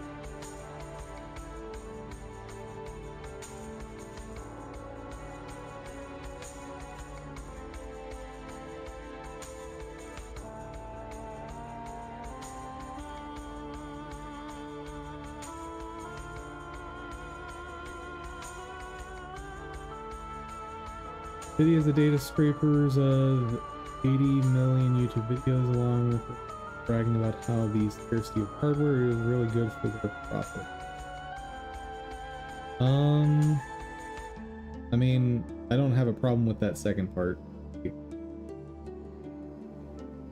Yeah, when your product is in demand, you make profits, and you should be happy about that. The data scrapers of 80 million YouTube videos. We looked at that, didn't we? I'm trying to remember what they were using that data for.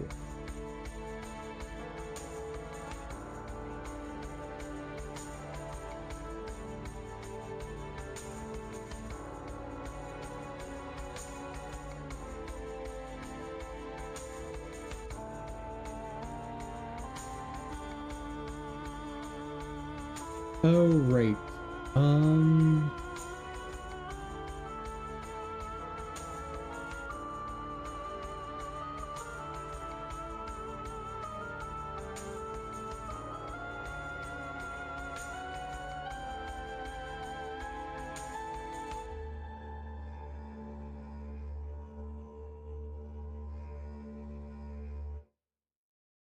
And of course I'm not allowed to read the article. Because you need to have subscriptions to every website in order to use the internet anymore. Nerdlawyer.ai, let's go there. Why not? Nope, couldn't retrieve the page. Son of a gun.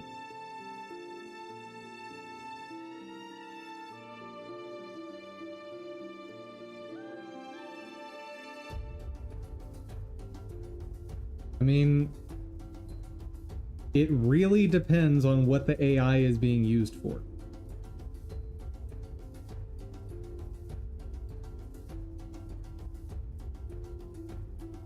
can be happy about profits, but it's a bad look if you are bragging about the scarcity of your product when you have customers who are struggling to get GPU RAM.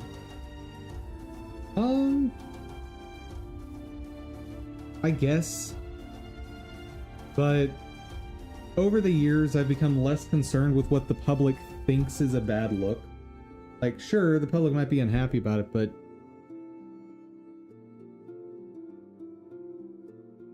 people don't seriously hold on to grudges about stuff like this.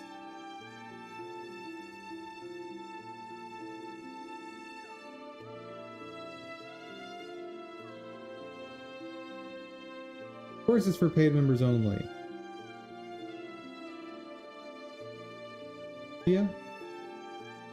I get that you're holding a grudge, but also bragging about scarcity is I'm assuming you're mischaracterizing that at least a little bit.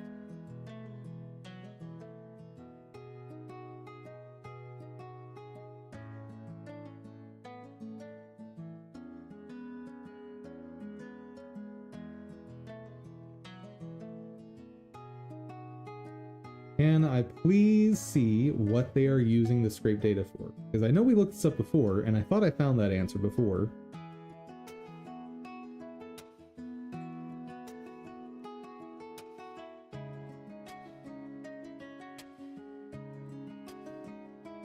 Train models for products like the Omniverse 3D World Generator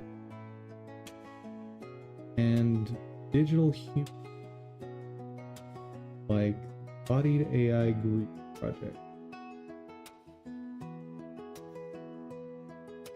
Well, I don't know what these are. But if this is what it sounds like, then yes, that is a problem. But the lawsuits will happen, and Nvidia will get slapped on the wrist, they'll pay a bunch of money, and life will go on.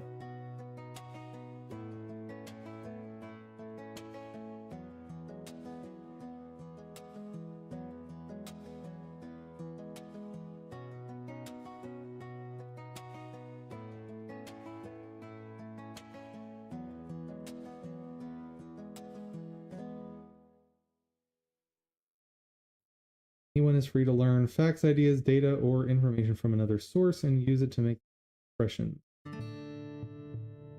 So, yeah, their legal argument is the same legal argument I've been making for over a year, which is you need to prove to me that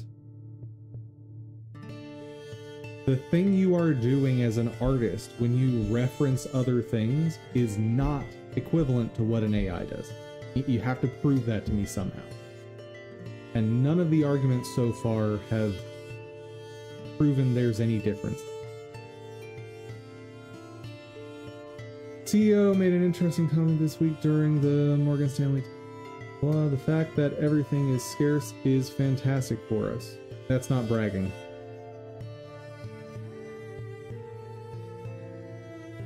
That is a statement of fact.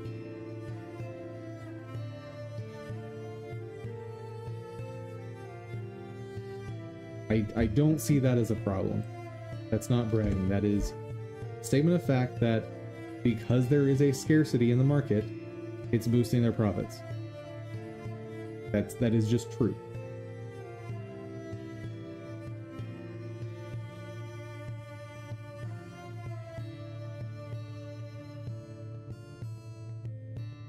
The company has locked down memory wafers. That is. Blah blah blah. Need to deploy AI factories at scale. Yeah.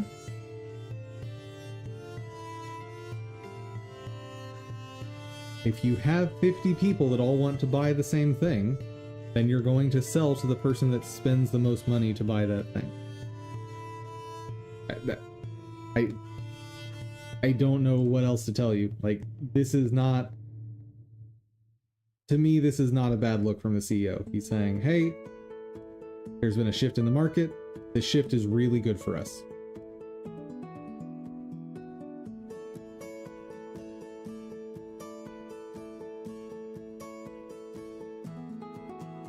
it may be something that us consumers don't like, but that doesn't mean that he's being evil or trite. Word I want.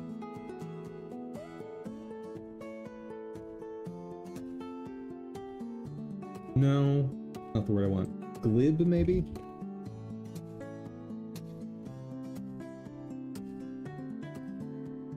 No, that's not the word I want either. I guess a close enough word to be cruel. I don't think he's making a cruel or harsh statement here. Like, it is just a statement of fact. And I'm guessing that being who he is, he probably said this in Japanese, not in English. And I definitely don't trust, 1, translators, 2, interpreters. Wait. Jensen Huang is not... Wait. Where's he from? He's not English. Or like, he's not Native American, is he? That doesn't work either. Ah, words! He is not native to an English-speaking country, is he? Question mark? Okay, sorry, Taiwanese.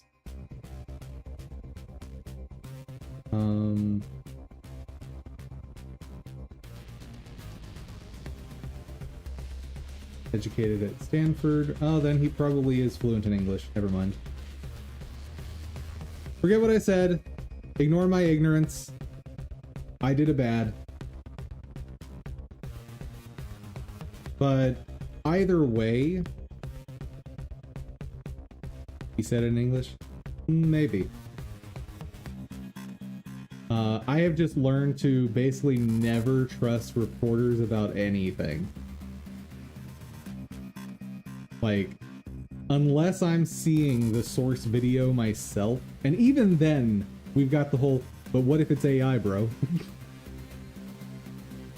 Alright, let's do a run of this.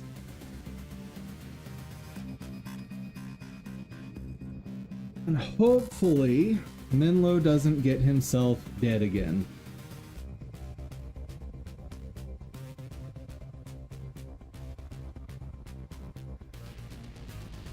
But regardless, even in English, I don't see that as a hot take or like something noteworthy.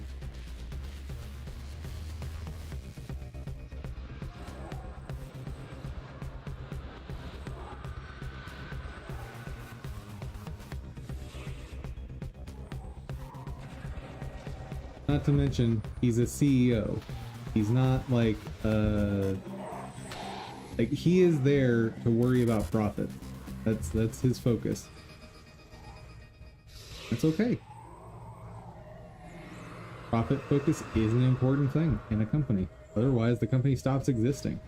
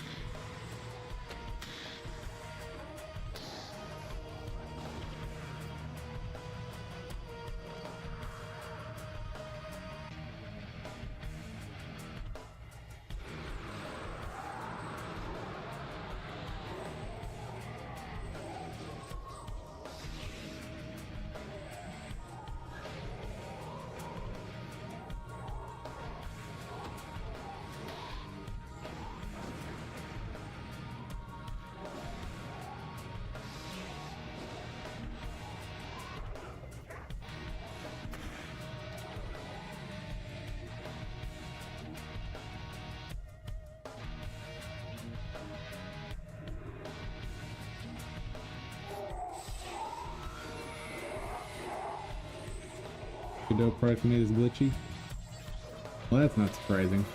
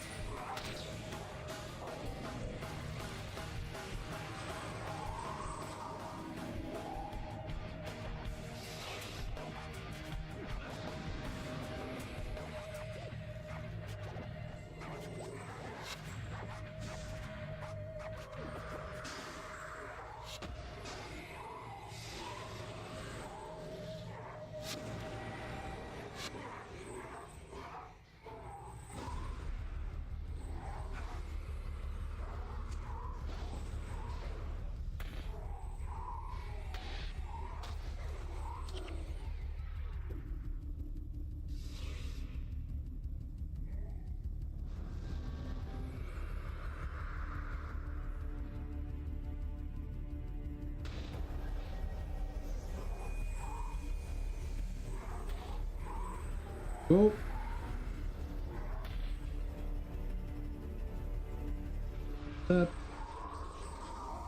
Next.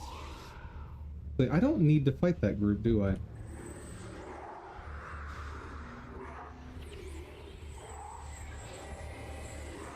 We're already here, so fine.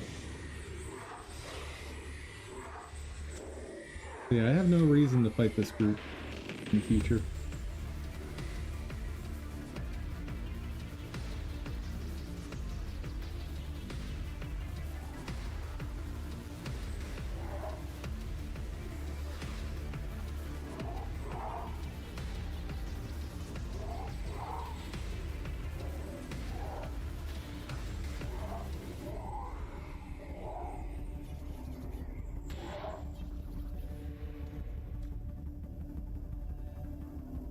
Hey, Spirit, get moving.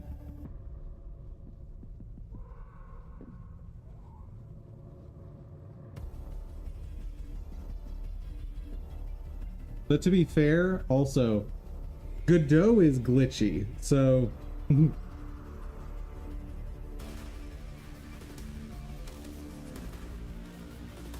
If NVIDIA wins the lawsuit, then we can use any data we want for our machine learning, because at the moment, we have been trained to only use data sets we use.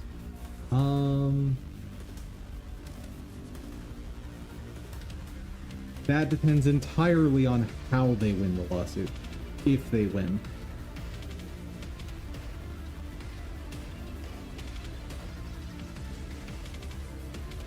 Whenever that lawsuit finishes, I will be happy to do my darndest to review it on stream.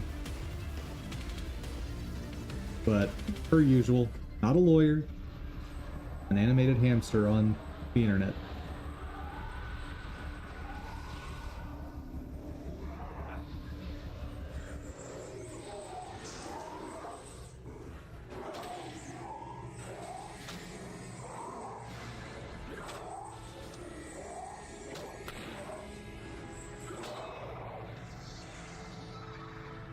Yeah, whenever a lawsuit like that comes to an end, it all depends on what the judge's reasoning is for the ruling. Not just, oh, NVIDIA won, therefore we get to use all the data we want forever. Nope. Depends on the justification. Like there could be provisions, such as, sure, you can use any data you want for training AIs that specifically do this one thing.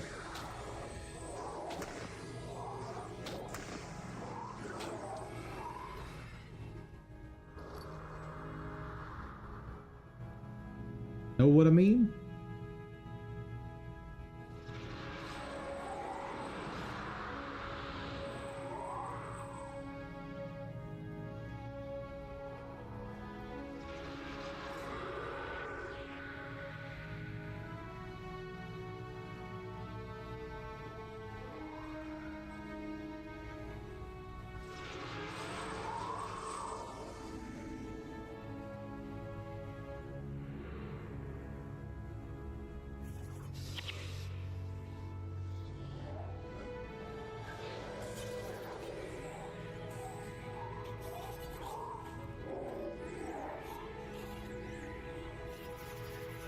Heal him.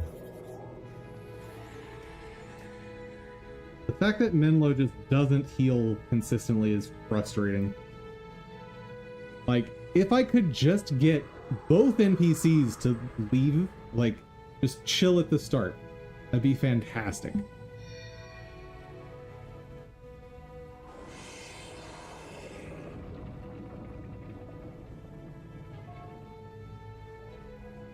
But don't worry too much. Almost everyone makes that mistake in interpreting the results of lawsuits that you just made. Like, that is the most common mistake with, especially in predictive analyzing of outcomes.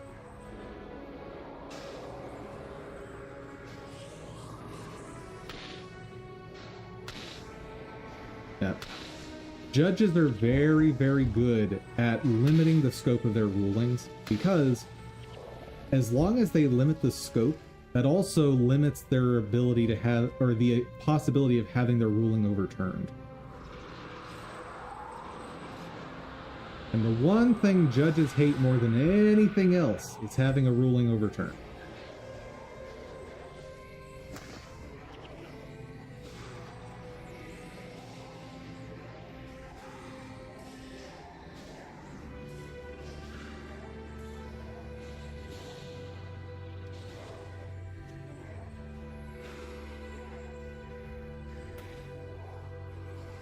We'll see what happens when it's looked at how they spoofed IP addresses to get around YouTube's DOS. So that, unfortunately, is going to be irrelevant to the question of, are they allowed to scrape the videos in terms of copyright?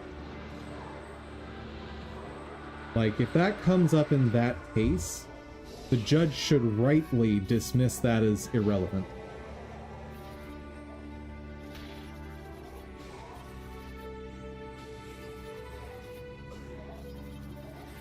Which I know is not what you want to hear. Now, there should be a second lawsuit where YouTube sues them for violating terms of service. But that is entirely up to the discretion of YouTube. And if they decide not to, that's their choice.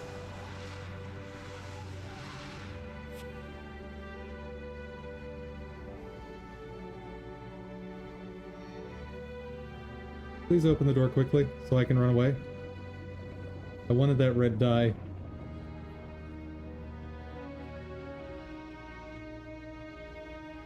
And this is another thing that most people conflate, which is separate legal issues and suggesting that they somehow interact with each other. And like, if I were the defense lawyer in that case, I would just, if someone brought up the spoofing of the IP addresses, just say the plaintiff has no cause of action. That's all I'd say. And the judge would rightly say, you're right, the plaintiff does not have a cause of action on this.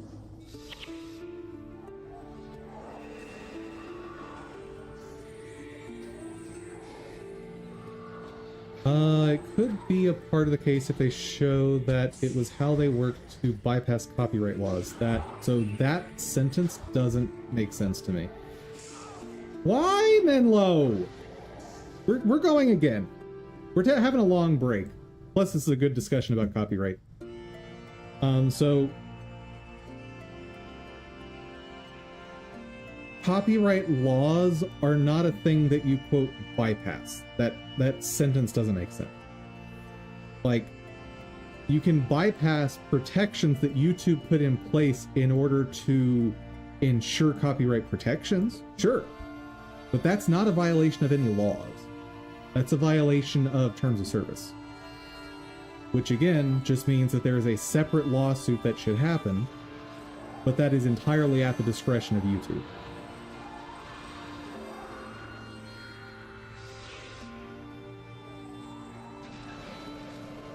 And so YouTube may say, we don't feel like this is worth pursuing. In which case, so let's say NVIDIA wins this thing, right? And then YouTube decides not to pursue this hypothetical lawsuit we're talking about.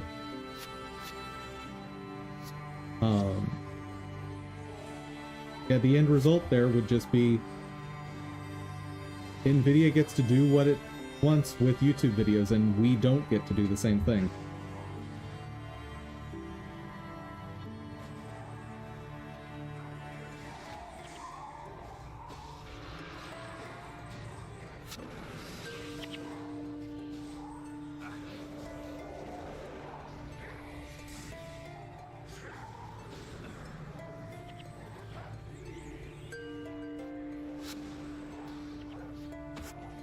Are we making any progress? We are not. Reset. Yeah, too many guys came over at once. So if there were mechanisms put in place to deter copyright infringement, then maybe it could be shown that they were actively working to violate the copyright. That's still immaterial to the point. Like, the question is just, did they violate copyright, right? Like, how they did it is totally irrelevant. Like, if the thing they did was violate copyright, then the way they were able to do it is irrelevant. And if the thing they did was not copyright infringement, then again, the method is irrelevant because it wasn't copyright infringement.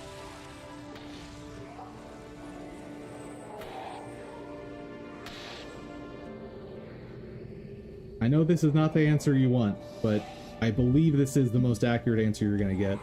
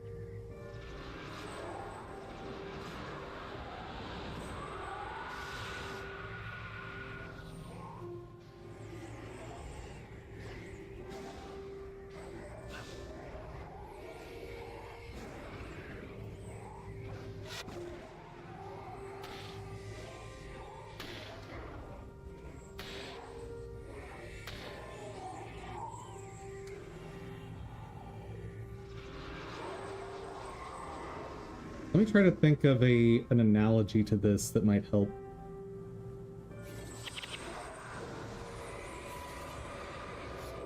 So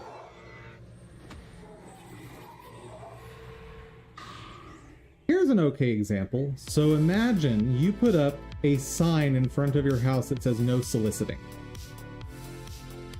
So you put up a sign that says no solicitation, right? However, within your jurisdiction, there's a law that just says people are allowed to solicit at door fronts. The fact that you put up a sign to deter it is totally irrelevant to whether or not that activity is allowed.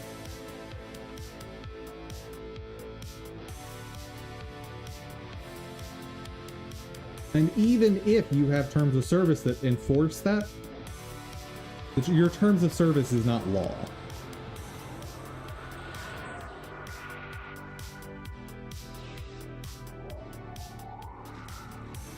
As much as YouTube might like for that to be the case.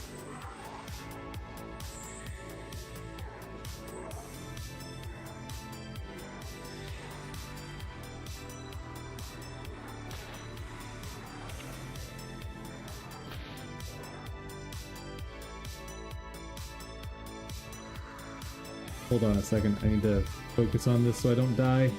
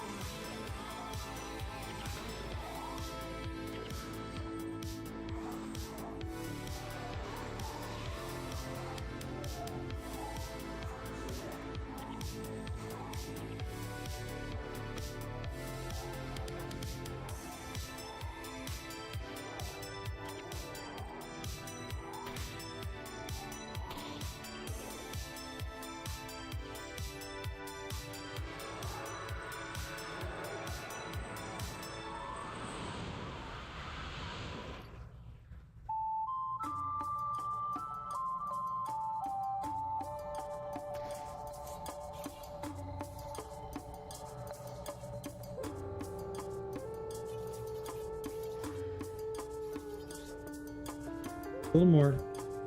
There we go. I think if you infiltrate a network and gain access to something you were not supposed to, and as a result gain access to proprietary information, then take that information and use it without permission, despite it being in a cloud owned by another company. That would still be pertinent to how the materials were obtained. But, hold on. But within there, you've already answered the question. You've said, use it without permission. Okay? So you've already said their use of the data was not permissible in law. So the way they got it is irrelevant. Because you've already baked in the final answer that you wanted into your description of the scenario.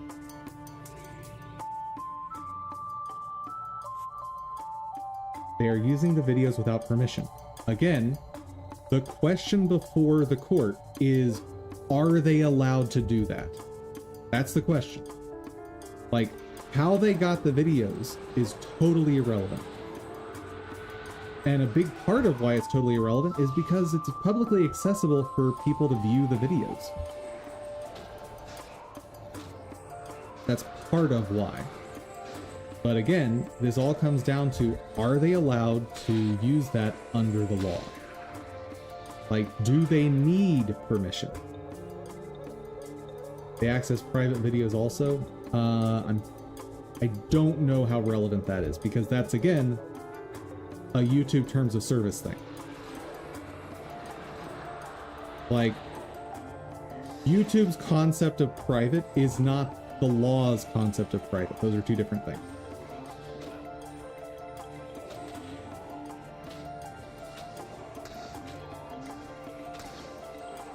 And I'm sorry I can't give you the answer. Like, I'm sorry I can't agree with your interpretation, but, like, this is what I've learned based on listening to a lot of lawyers about a lot of court cases. The argument that was made just was that they were public. Knowing how lawyers make arguments, I can guarantee there was more to the argument than just they're public, bro. I promise you there's more to it.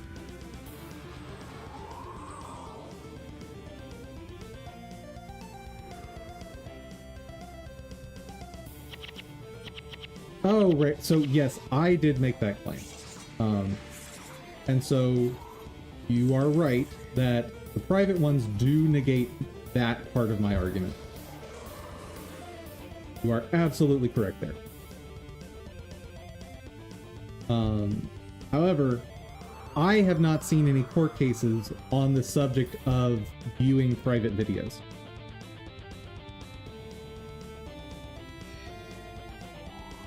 But there is one way you can fight this if they end up winning. Like, if it's found they are allowed to scrape private videos too, there's a way you can fight this.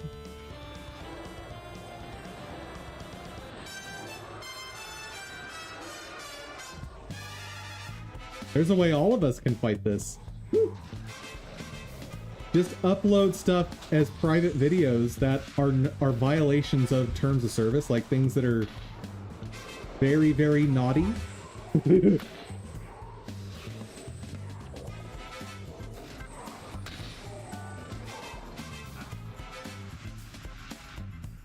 And then what are they going to do? They didn't have your permission to use those videos. Poison the well? Exactly. Or for that matter, just upload like 50 copies of Rickroll. All is private. Like, just flood their training data with Rickrolls.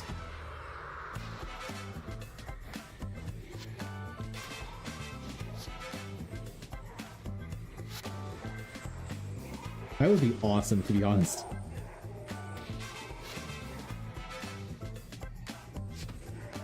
And I think it would actually work, which is amazing and hilarious.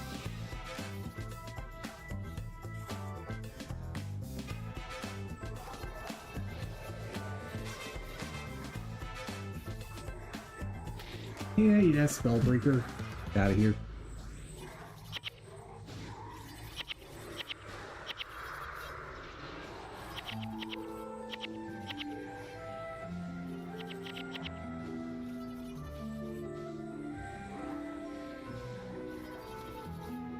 Whoa, I'm at 16 minutes? That's awesome!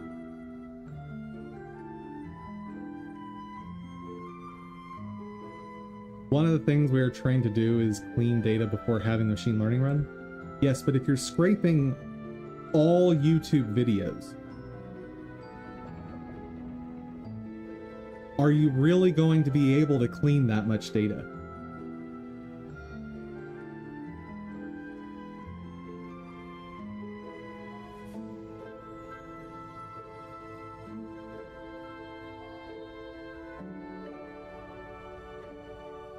Now, obviously, one way to clean that data is to have specific things you're looking for. So, like Rickroll, if only the same video was uploaded over and over again. So, in order to taint the well properly, you'd have to use a collection of videos.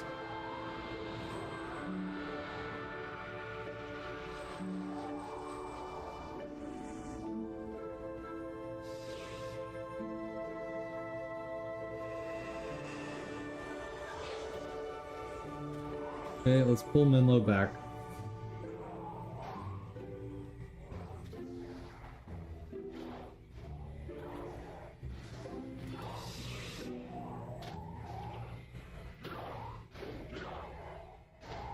Well, we did not successfully pull Togo back, but luckily he tanked for us.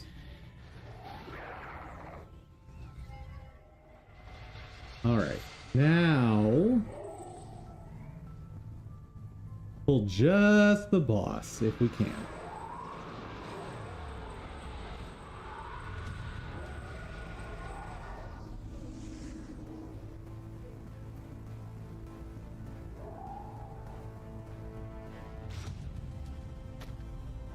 Ha ha ha ha ha ha. That's awesome.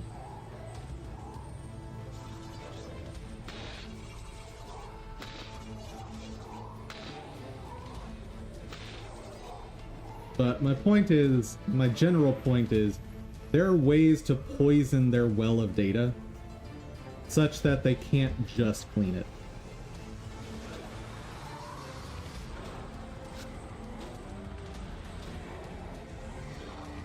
Oh, buddy. Oh, we're hurting.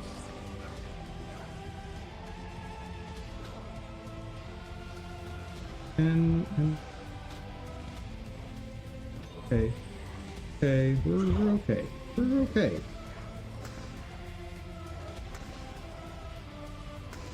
That was the least smooth I've done that part.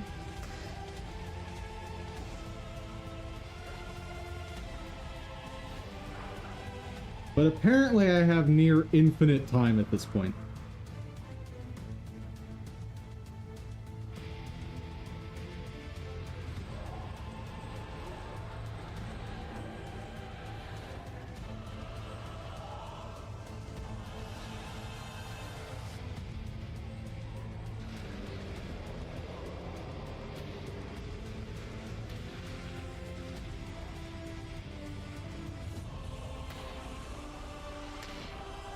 One day they'll scrape the wrong person who is setting viruses and malware and they'll just download it into their system. Ooh, that's an interesting idea.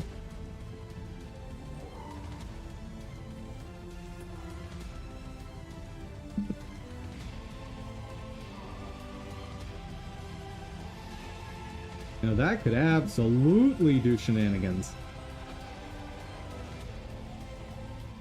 Okay, get out of there, guys.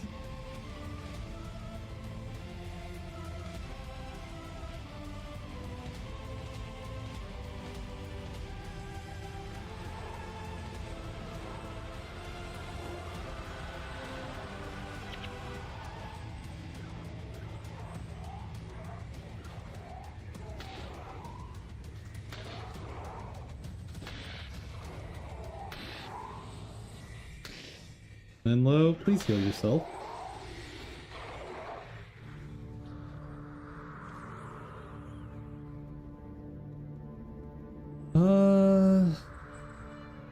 if they bypass security to get the data, that's on them. So here is where I'm going to disagree with you, but not because I have any sort of principled reason, but just a practical one, and that is big companies get away with stuff they shouldn't get away with.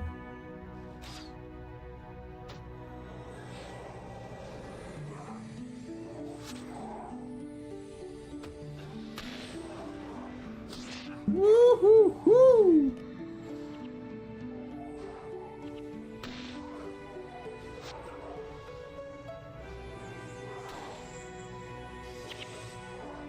Dang it.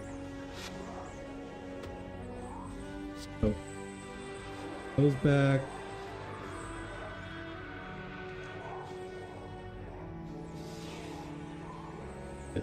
Got my hex.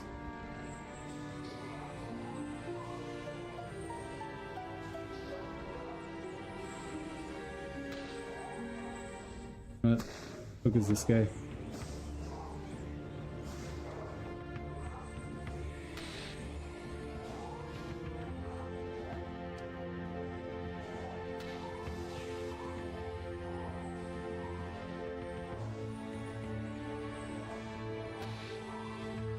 They ran away with the data and infected their own systems. My whole point is I could see a judge ruling against the cybersecurity person in your example, even though they shouldn't.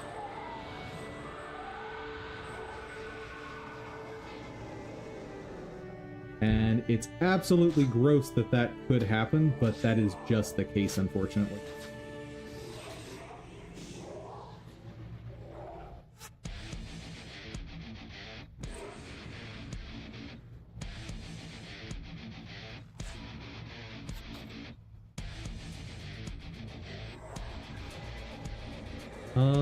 They don't get much from that.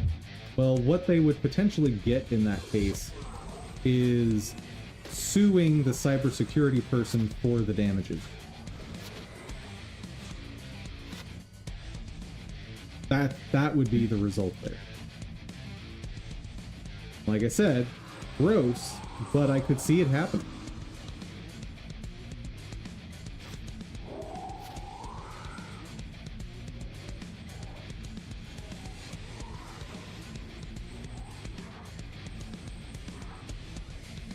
Someone doing that has that kind of money? It's not a matter of actually getting money out of it. It's a matter of having a chilling effect to prevent that form of basically protest.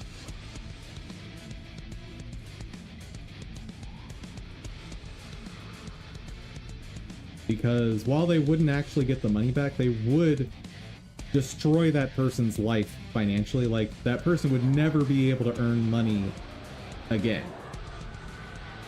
Like, any penny they earn would go to Nvidia after that point.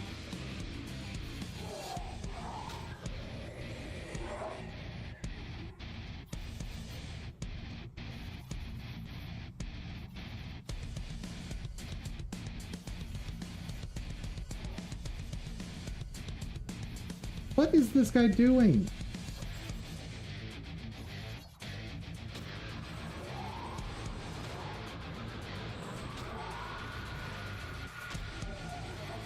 Think that would be really bad PR for them? Could be.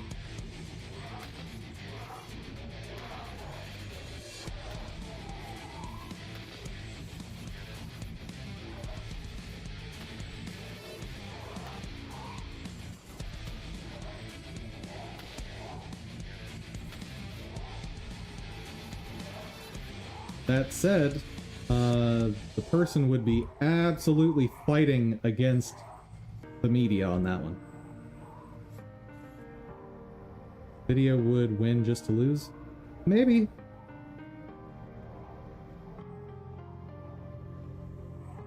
Maybe. I don't know. That one's not cut and dry to me. Oh my god. Are my spirits really blocking him? That's dumb. That's so dumb. Like, I can walk through them.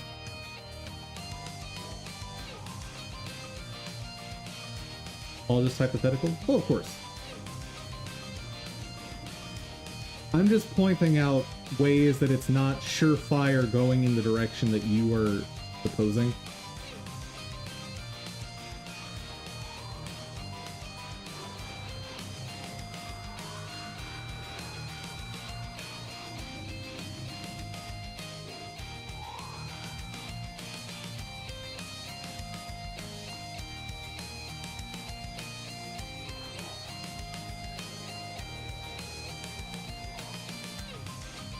One thing that I think would be very interesting to learn about is it possible to embed a virus in an image? Like, is it possible to create, like, the equivalent of a QR code?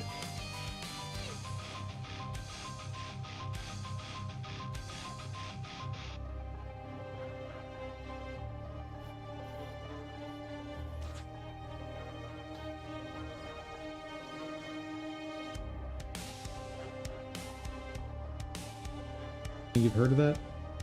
Well, I know that's been discussed in sci-fi shows. I do not, however, know if that's actually happened in the real world yet.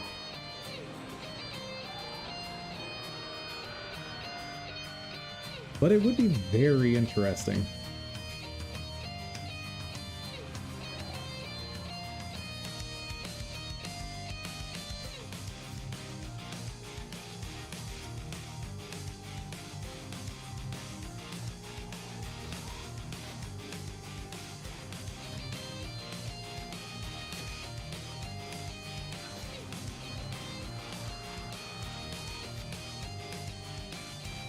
Okay, and now we wait.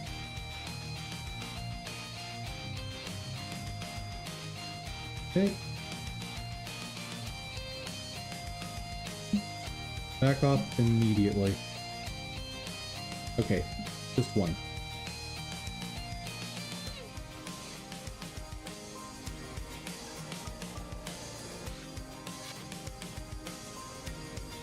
Ooh, those are some heavy hits. We're gonna wait.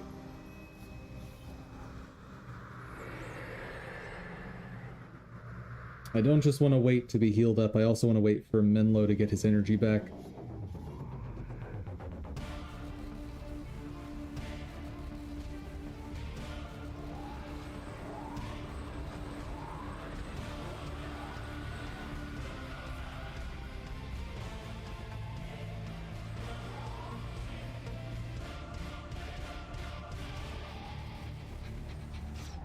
And back off.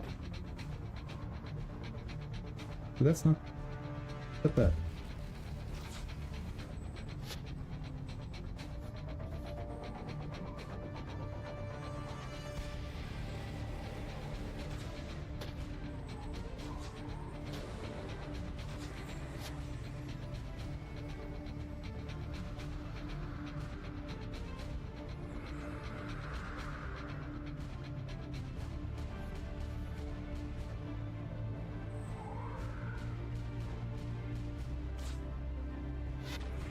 Whoa, no, no, no, no, no, no, no, no. Back off, please back up.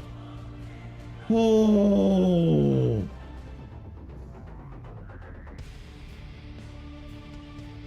Okay, and then low. You do your job, please. Holy moly, that was bad.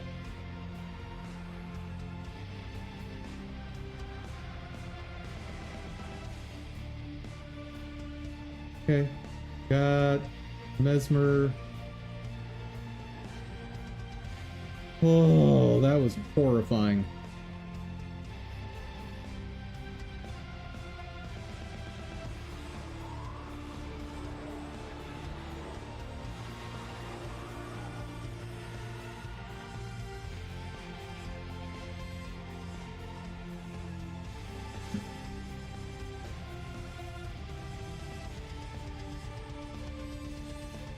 Oh no, why aren't you?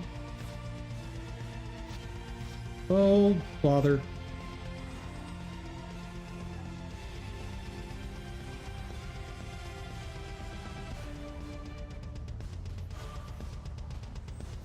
And this is a mess.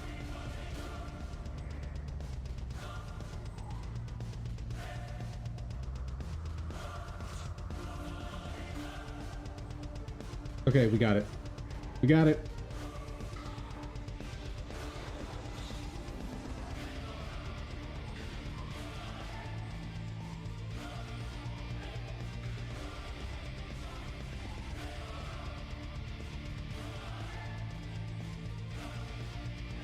And I grab just the monk.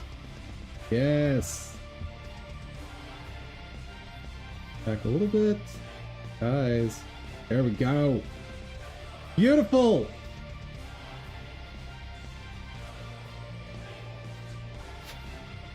Bro.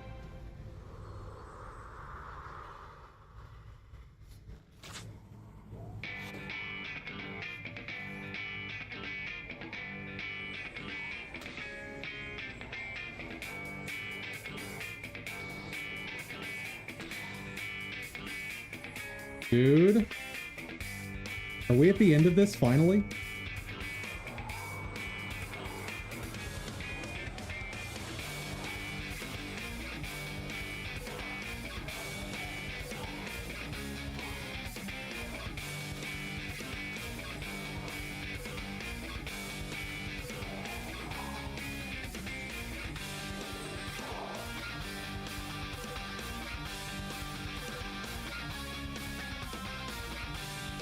I used up so much time, but luckily I had that time.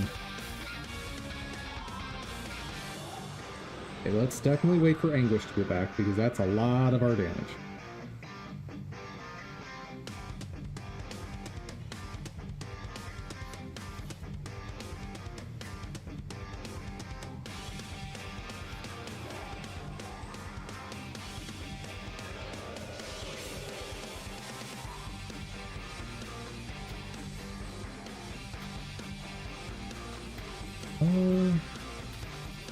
Hypothetically, it's possible since the old days when people were pirating movies and software, it became an issue. Malware and viruses came with the download sometimes. So that was not to be clear, that was not because there was a virus embedded in an image or something. That was because the malware and viruses were shipped with the software you were pirating.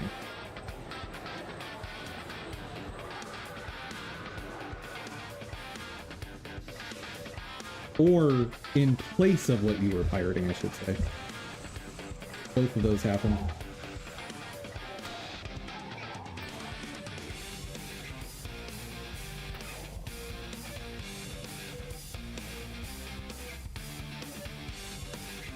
Wasn't any images. My understanding is the same thing applied to movies and music. Could be wrong, but that is my understanding. Okay. Oh, there's so much going on in this room.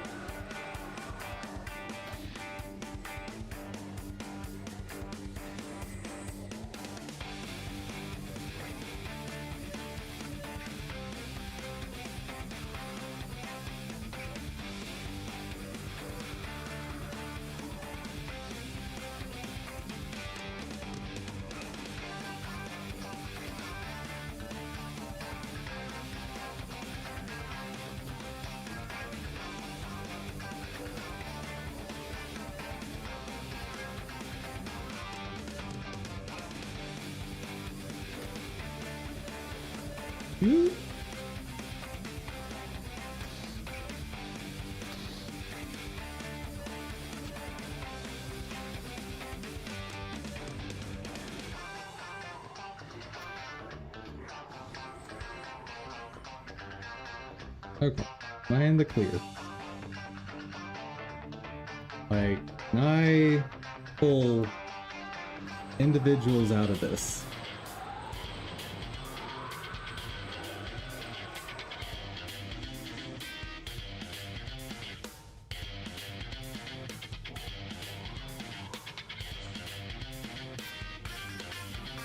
Yes! Ha! So now it's just a matter of, can I beat the timer?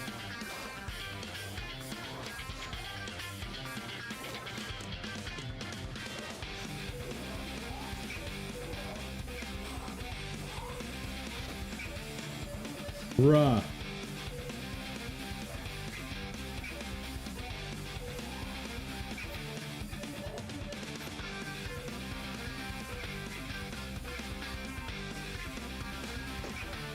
Hey, spirits.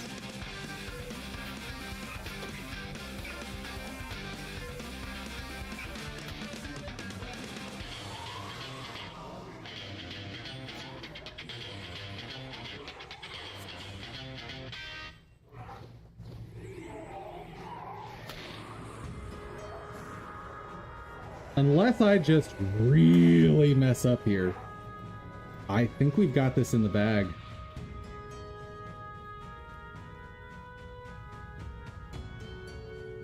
Can I just grab Bound Vizu?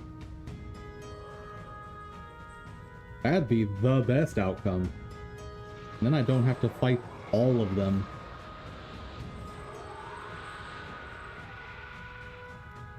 So I am worried about that being an assassin, and I don't have Shadow Song with me.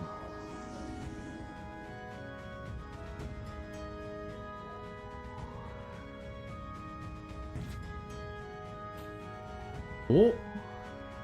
Oh! Nope, nope.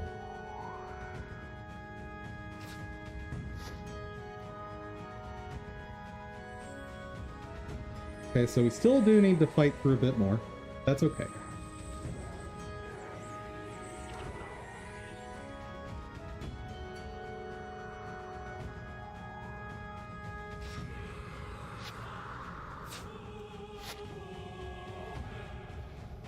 Uh-oh.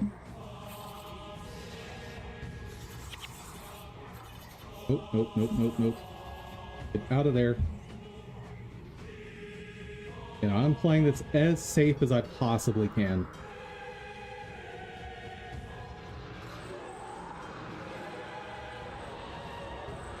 Oh, but he's got monks over there. Son of a gun.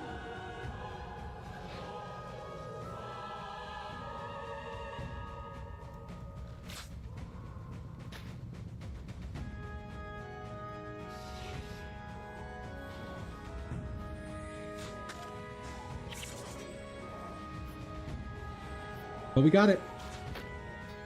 Oh, chat!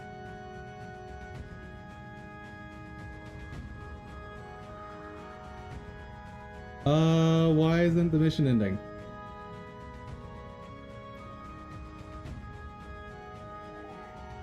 Why is the mission not ending?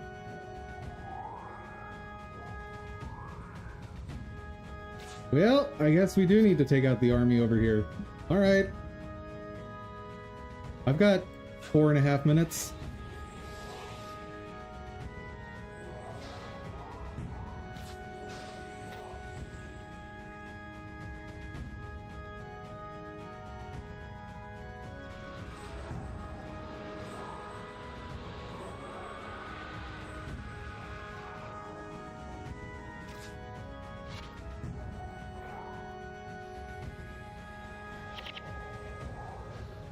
Uh-oh.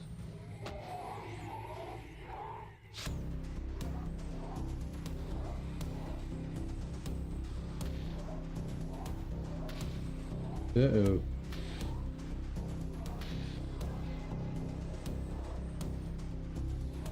Making a little bit of... Okay, good. We are making progress.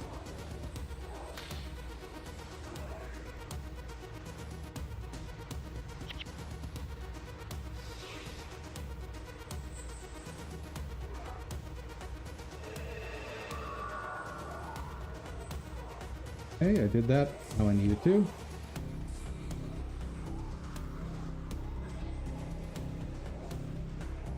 Got it.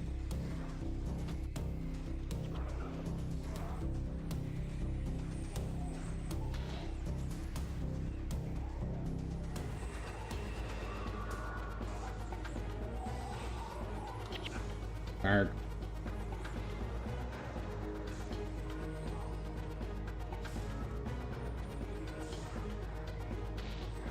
Okay, 3 minutes.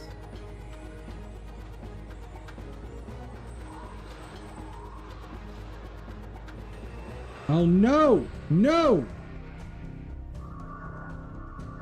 Dang it!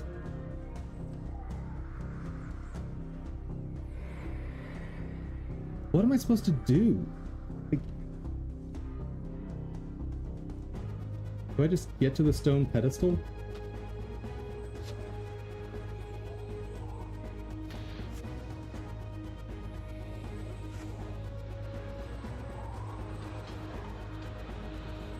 Like, I killed Bound Vizu, so what's the problem?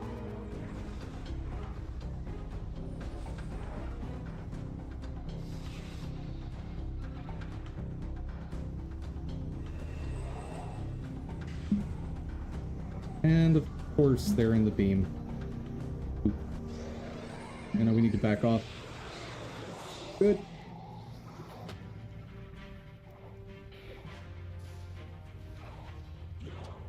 Okay. And reapply.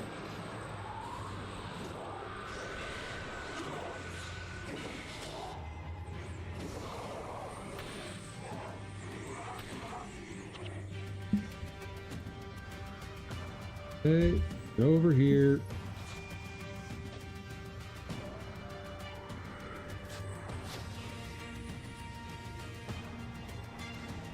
Okay, 1 minute 20 seconds. Should have plenty of time for this.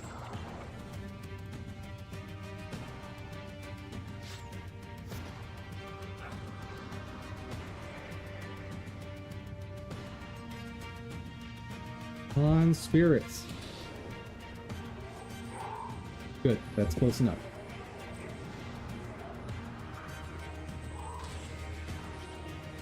Please heal me, please heal me, gee, come on! We are right here! Okay, yes! Woo!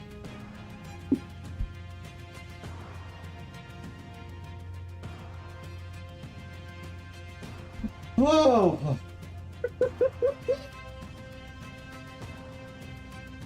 That was amazing and horrible and great and awful. It was so much all at once.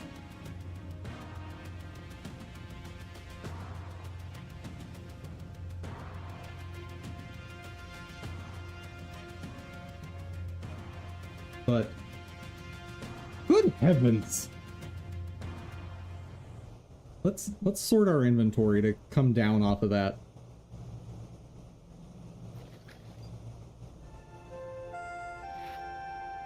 What? Oh, that's not the thing I need.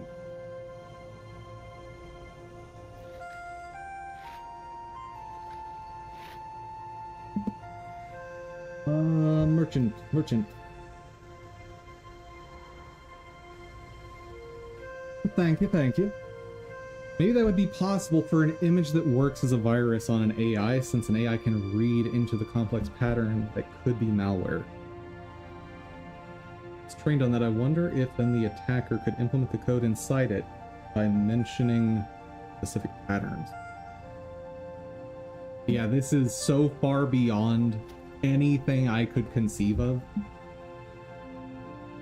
Like, I have zero knowledge in this area, so I can't even engage with the topic freely.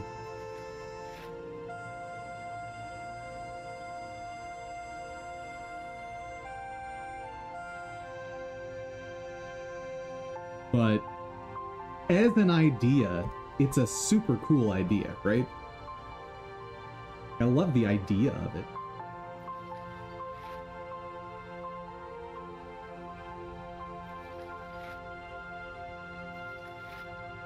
Highly salvageable. Ooh.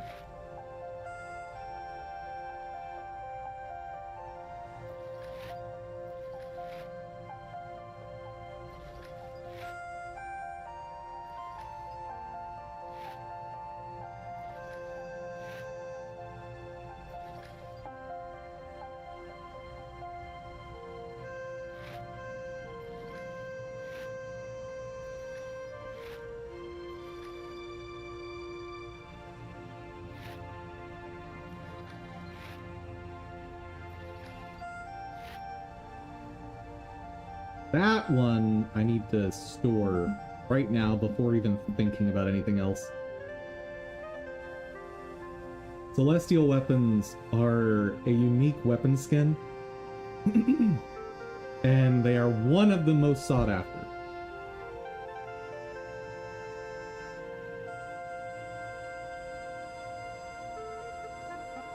And I have 3.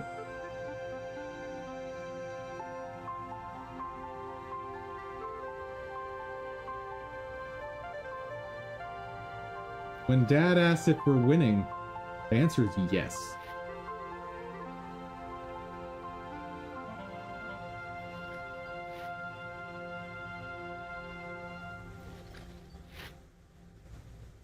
For sure.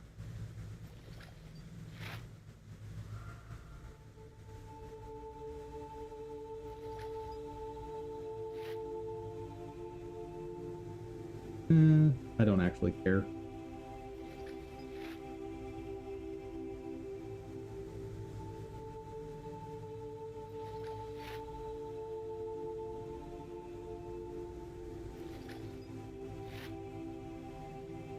Armor while holding an...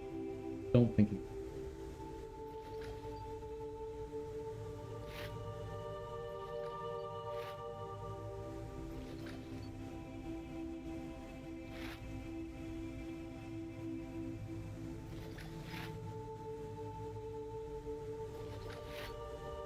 Oh, didn't mean that.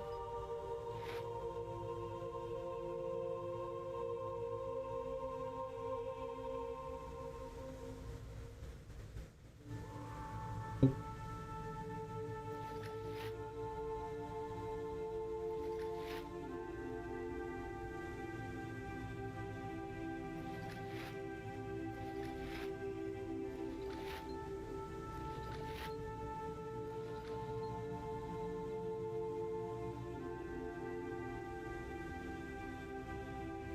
All right. Let's go sell stuff.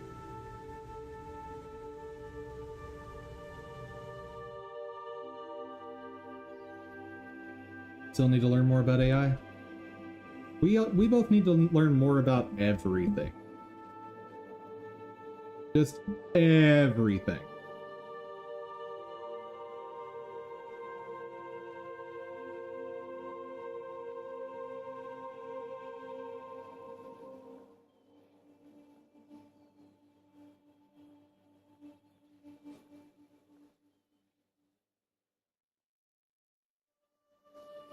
How do you know when you've learned enough? That's the tricky part. You don't!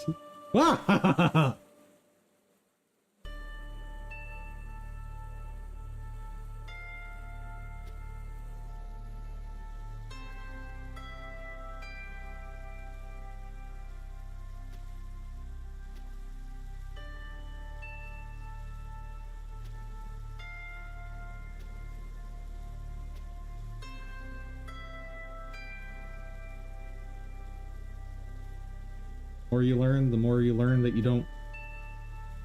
The more you learn, the more of the things you don't know about, the more you learn of things that you don't know about. That's not quite... English doesn't really have a good phrase for this, does it?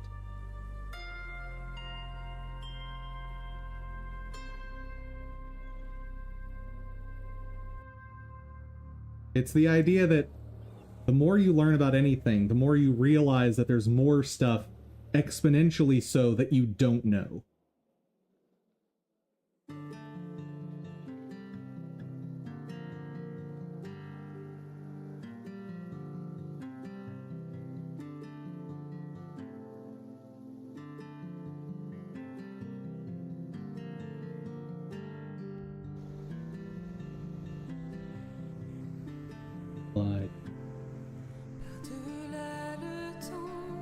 The Apology by Socrates has this idea. I am unfamiliar with this concept.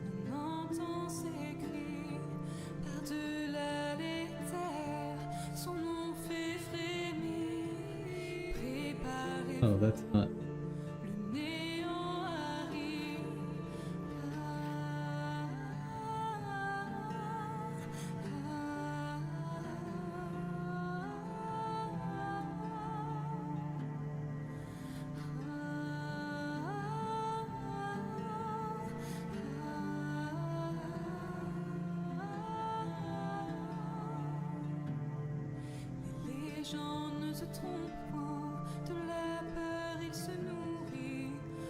So, I still never figured out why I was able to collect these items. Because as far as I can tell, there's no event that should have allowed me to pick up these items. I think the game bugged.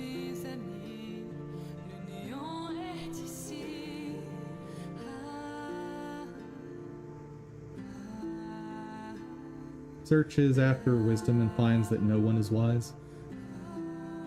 Speaks about this.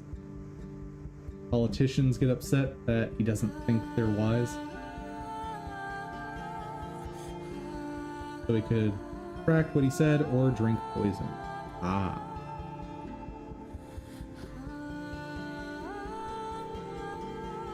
He chooses poison? Of course he does.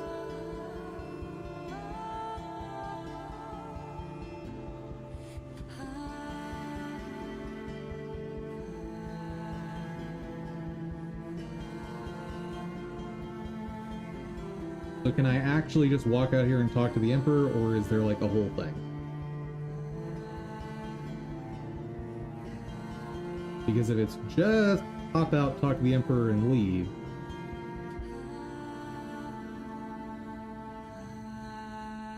I will do that right now. Oh, like it is just talk to the Emperor and leave.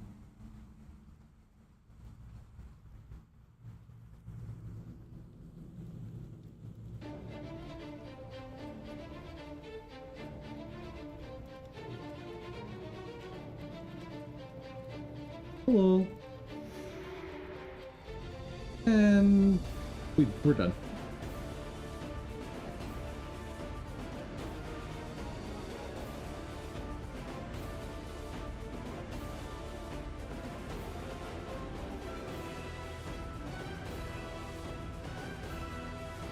And I believe that is where we've been trying to get to. Oh man. The stress of that mission and all the thinking is giving me a big old headache. Alright, so let's go back to the basics of the math on this.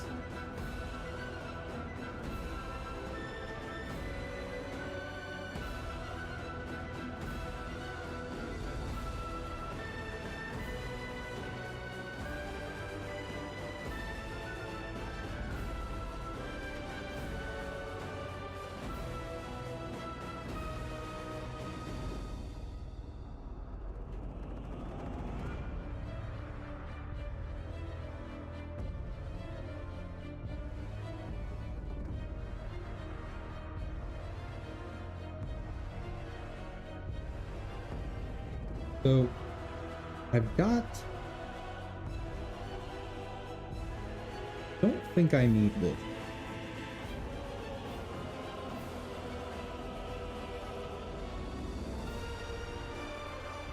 Because what I'm doing there is I'm calculating an offset.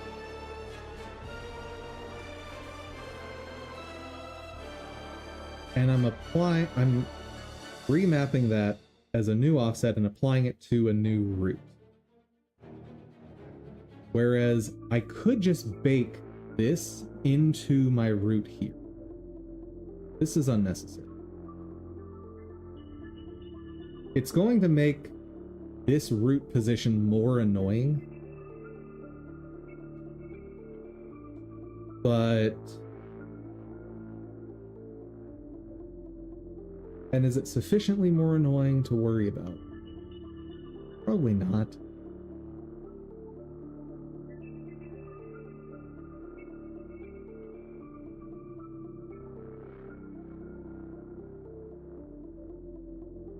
Yeah, so we're just going to assume the linked sprite's root position is 0, 0. And then I think I just need to apply that, whatever the actual root position is, to here. We're done. Like, there's a few cases where I've got like a shadow that's 1 pixel down, in which case I can just bake it in here and it's fine. Yeah.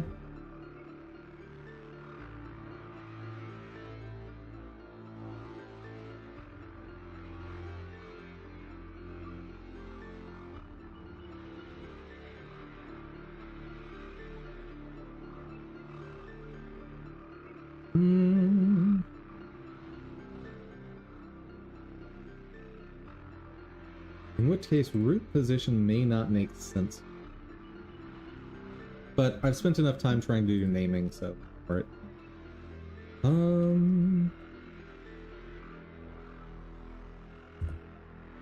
Header. Linked root position. You go away.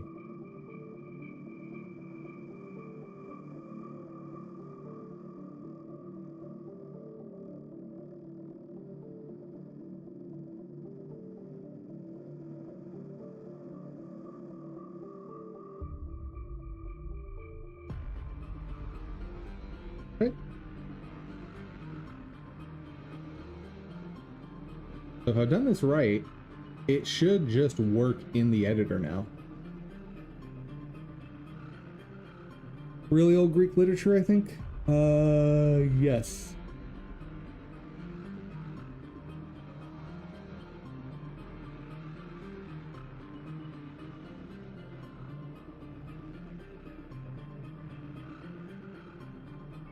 That sounds right.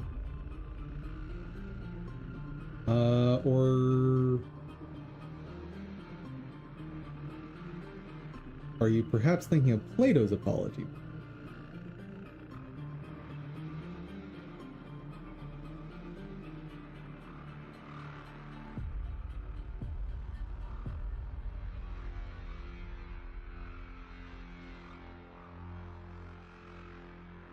Oh, the Apology of Socrates written by Plato. Huh. Huh.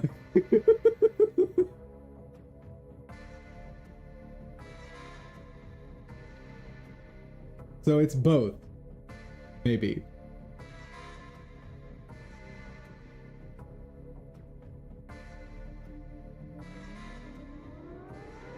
Apology is an account of the speech Socrates makes at the trial in which he is charged with not recognizing the gods recognized by the state. Well, SparkNotes is usually decent at some of this stuff.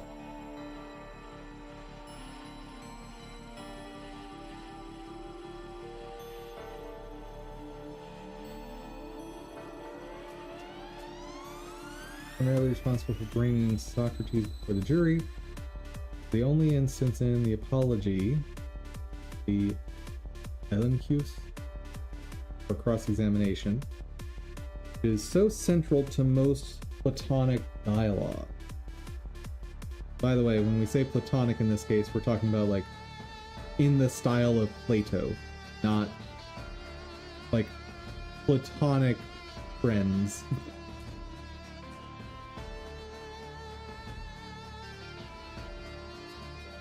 Then again, maybe that's where the word Platonic actually comes from.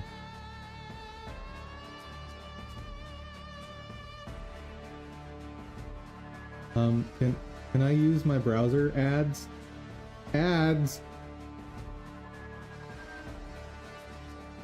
You know, when ads get this aggressive,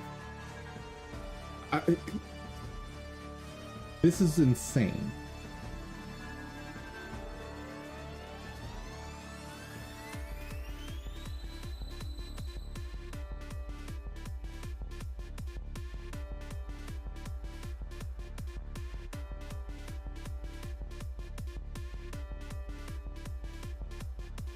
Okay. In famous passage, Socrates likens himself to a gadfly stinging the lazy horse, which is the Athenian state. Without him, Socrates claims, the state is liable to drift into sleep. But through his influence, irritating it may become awakened, productive, virtuous action.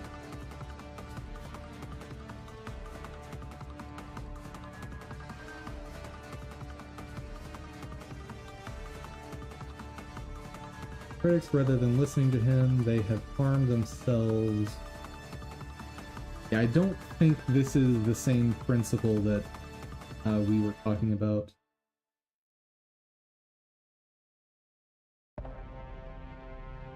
Socrates, oh man,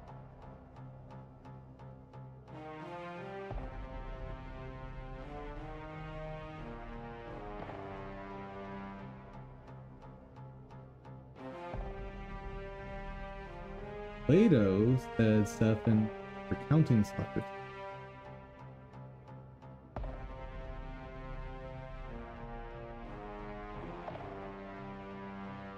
For I was conscious that I knew practically nothing. That sounds relevant. Oh, Plato, Apology, 22D, translated by Harold North Fowler.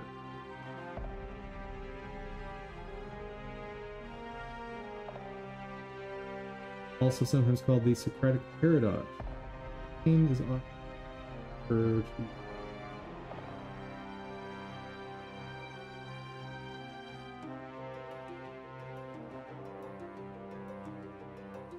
Plato, Apology.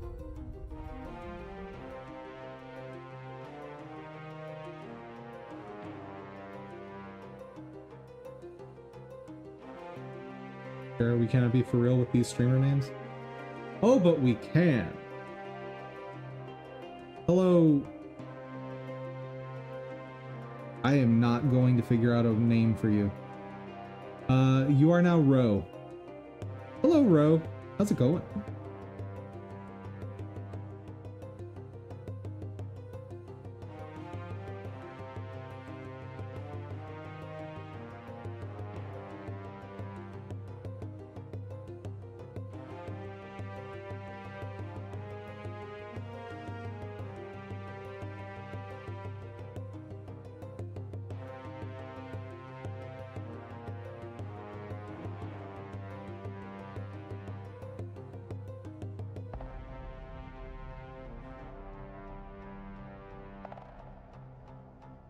Last I went to the artisan, where I was conscious that I knew nothing at all, they say, and I was sure that they knew fine things. In this I was not mistaken. I did know many things of which I was ignorant. In this they certainly were wiser than I was. But I observed that even the good artisans fell into this error as the poets, because they were good workmen, they thought that they also knew all sorts of high matters, and this defect in them overshadowed their wisdom.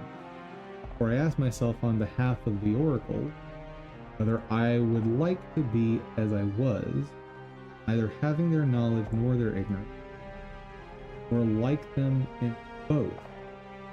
I made answer to myself, oracle, that I was better off. Okay. So this is not the same phenomenon. What they're talking about here is having confidence in matters that you're not familiar with, rather than being aware of your lack of knowledge. Different thing.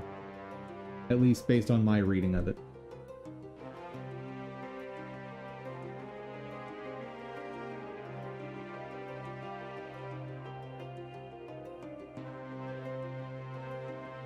Now, there may be more in here, but I'm not going to spend the whole stream reading over it. Why is the music so dramatic? Because we're talking Socrates! Also, just because this is part of my background track.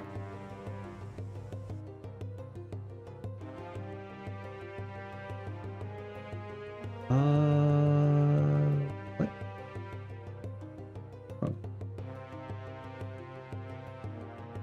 Oh. What happened? Undefined reference. Ready. Oh, did I not remove that from the header? I probably didn't.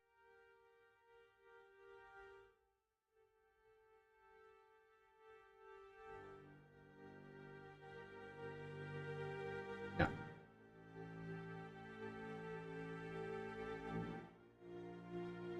Build it.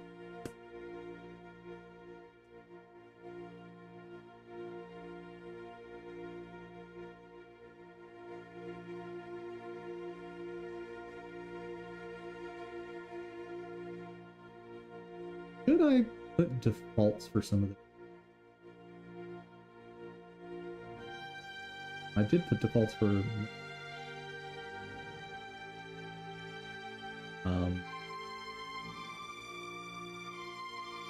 What's wrong, baby?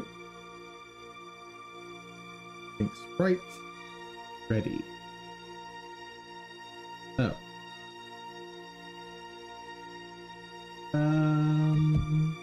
I must have brought that back with an undo that I did.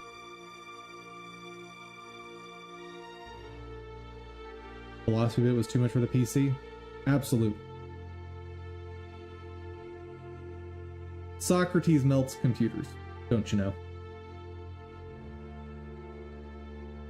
Now I want to make a benchmarking tool that's just garbage, but all it is like a high polygon statue of Socrates.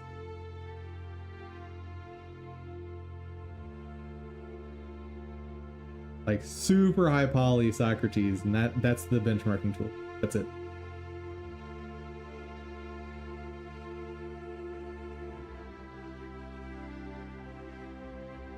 All right, moment of truth.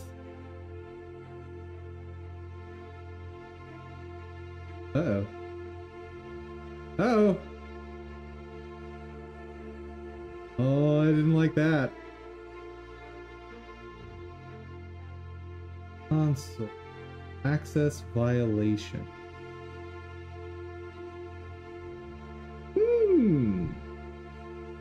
What happened?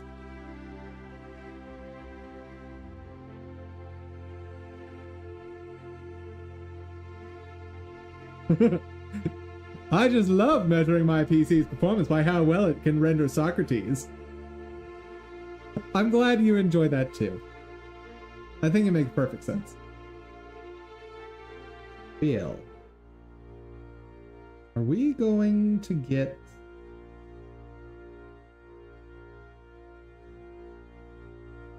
You're not going to tell me what...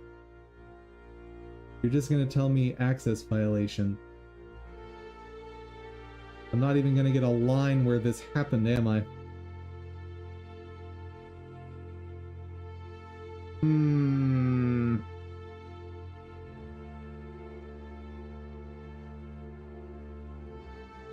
Okay. What do we do now?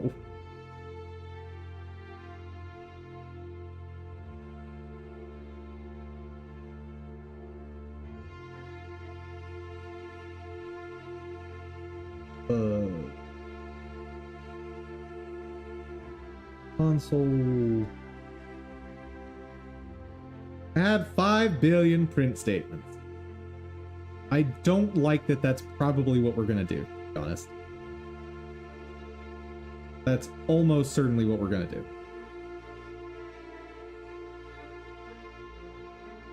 I just have to remember how to do that in C++ because it's not just print. In C++, it's hot garbage where you gotta like flush the something.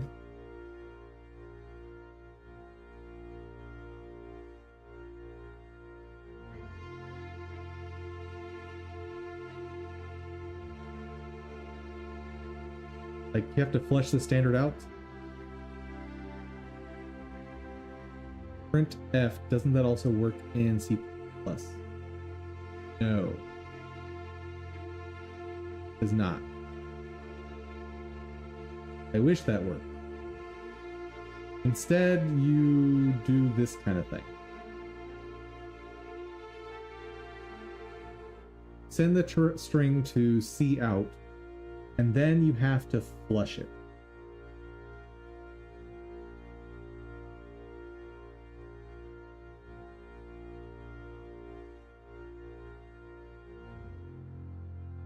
Really a step down from regular C?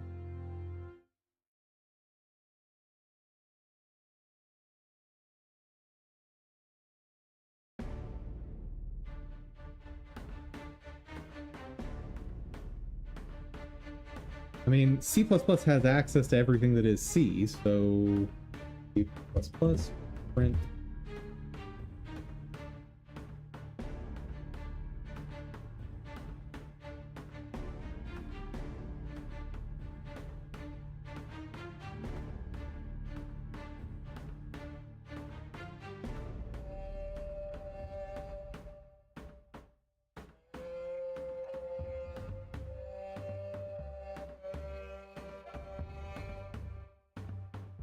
Oh, yeah, with printf, you've got to use formatting. I don't want to do.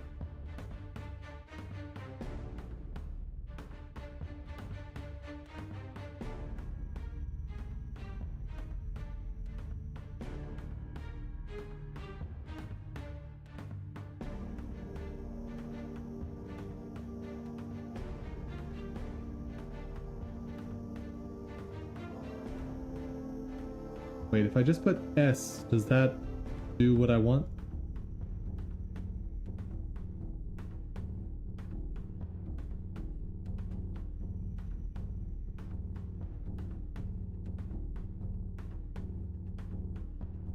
I feel like we're besieging Troy.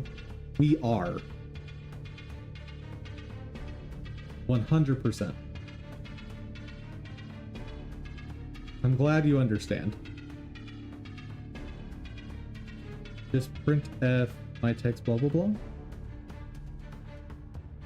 Okay, I'll try it.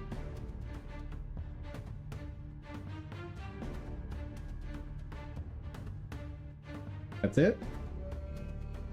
But that's the format. That's not right?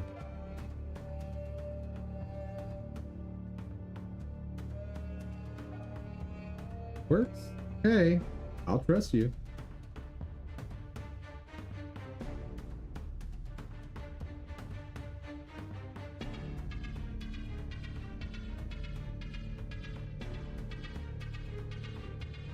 And yes, I'm about to do this. I'm going to...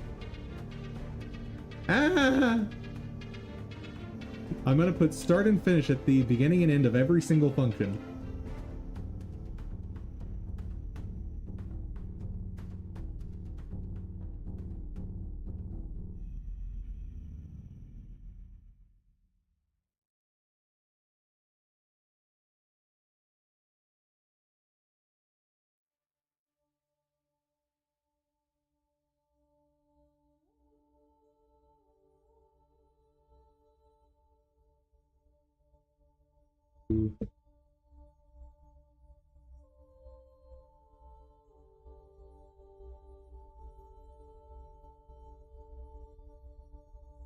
About to find this error in end login time?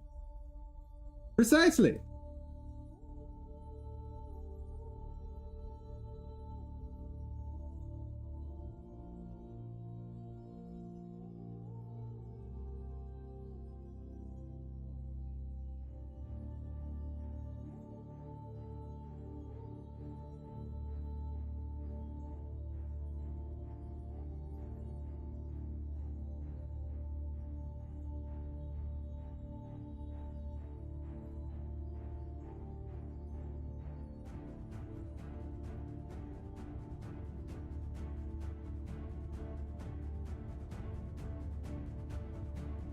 All right, now...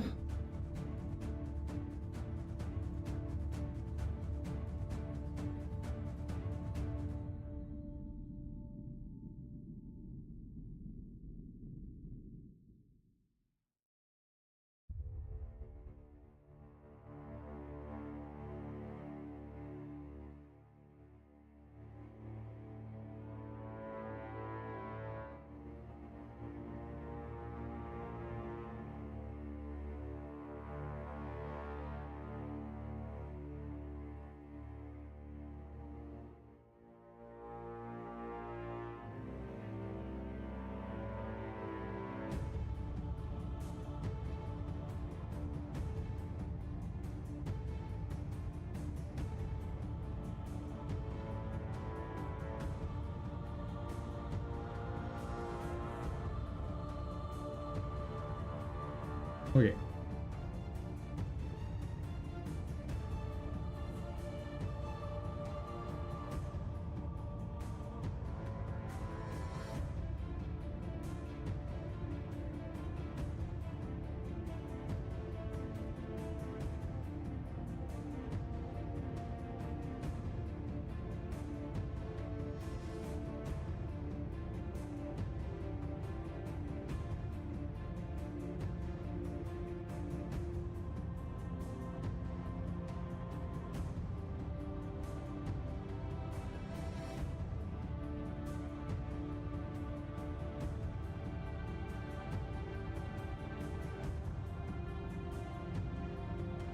starting to think I would have been better just commenting code out that works. We're almost done.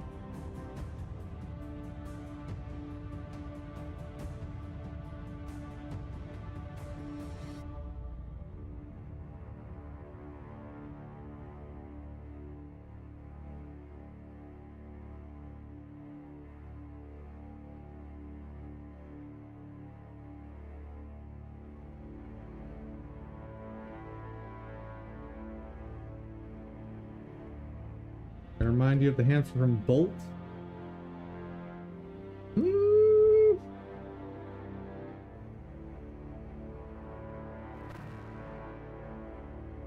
I don't know about that. Nah, his fur is way more brown than mine. Way more brown.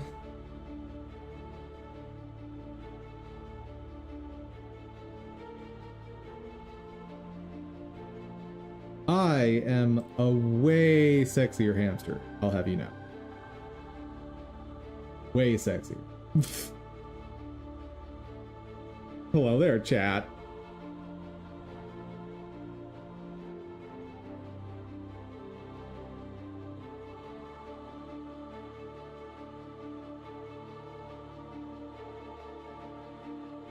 Alright. Here we go again. I have a feeling these are not actually going to print out.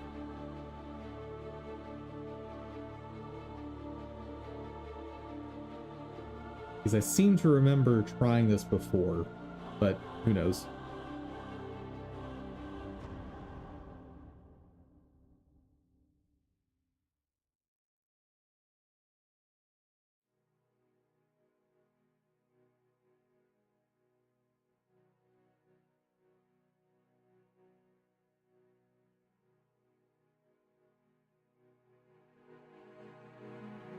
It would not have just been in the wrong tab.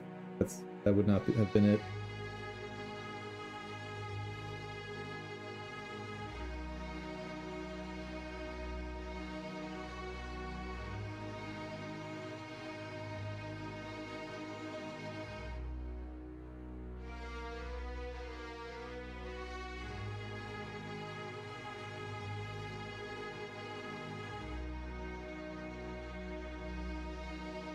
Yep, this is what I remember.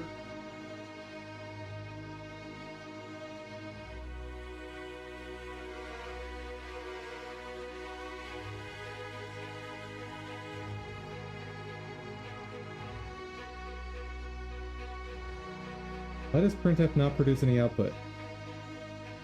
On many systems, printf is buffered. When you call printf, the output is placed in a buffer instead of being printed immediately. So you need to flush the buffer.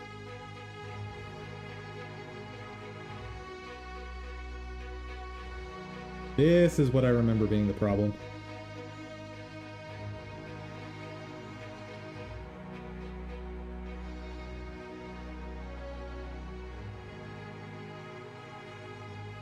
All systems, your program will print despite missing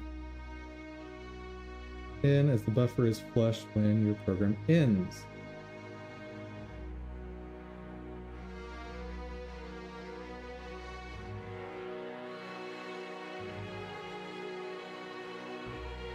Yep. So it would work if my program weren't crashing.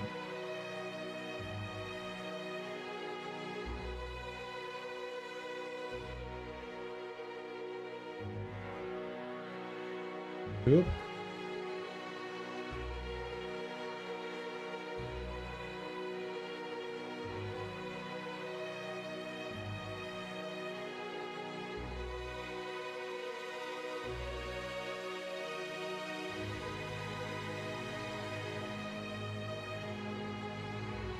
How do I specify which thing to flush?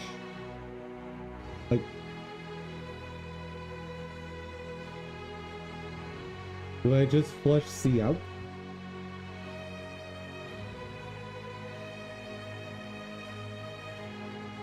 Nope, doesn't like that.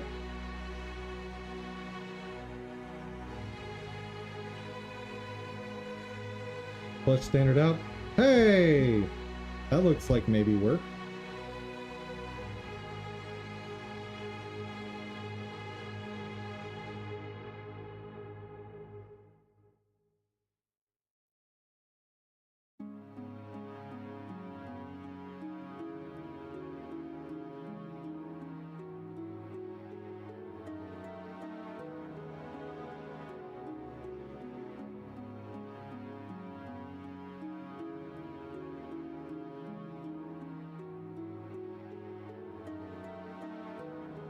How lame is it that I have to flush every single print?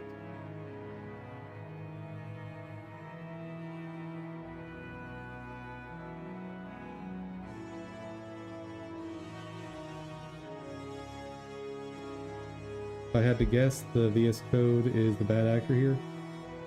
I don't believe that's the case. I think this is true of almost all modern systems. Because remember, it's being buffered for performance.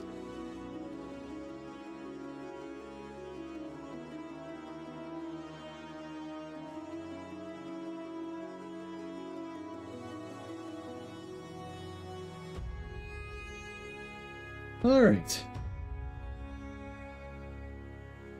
Please work. Pretty please.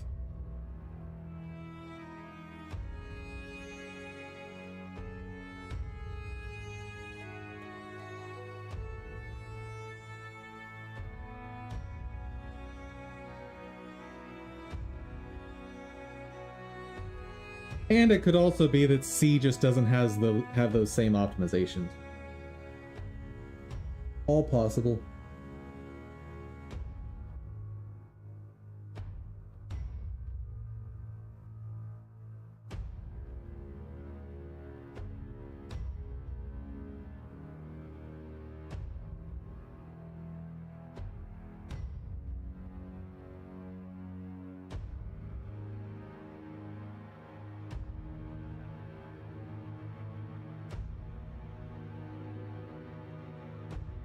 Well,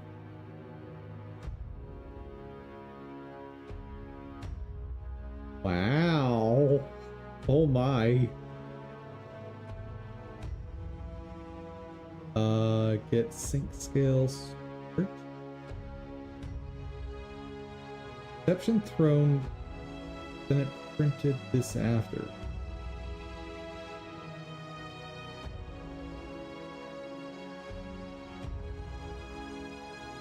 That's not...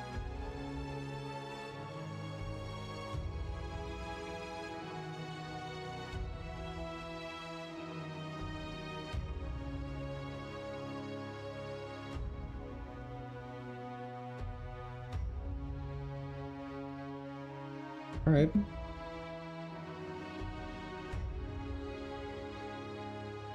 Wait.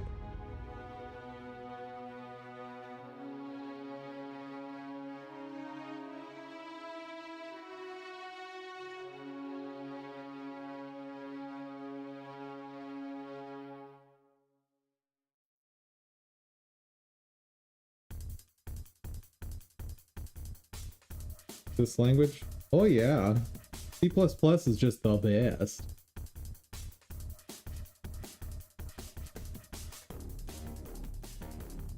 I don't see what your problem is. It's C++. It's awesome. It's just the best. And everyone loves it. No one hates their life when they have to use C++. And they definitely don't consider abandoning computers altogether for the rest of their lives.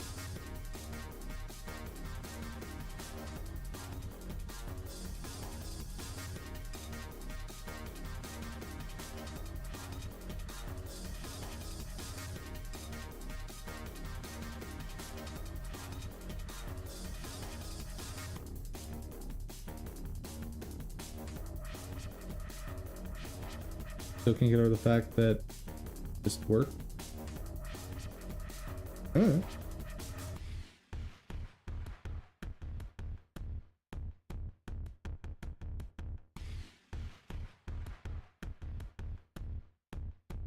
Oh, poop. I just messed it up. Hold, please.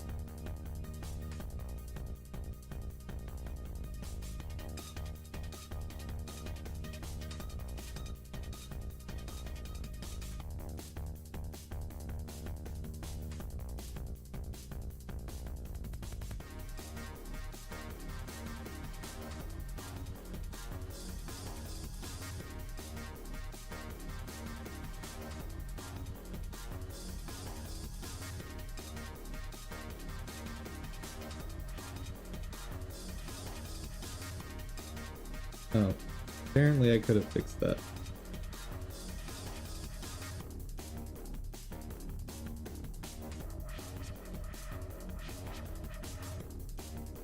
You can ignore these errors, by the way. I know what's causing those.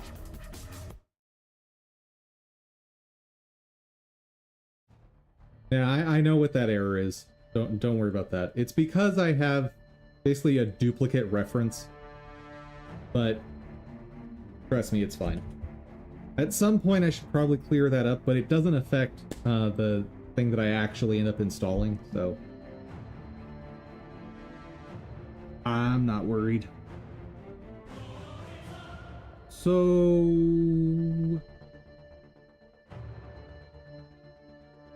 the thing it has a problem with is this.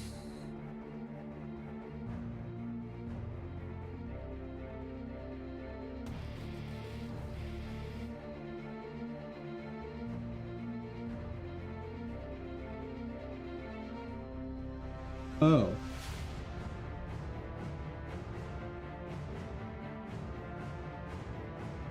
Oh. Oh.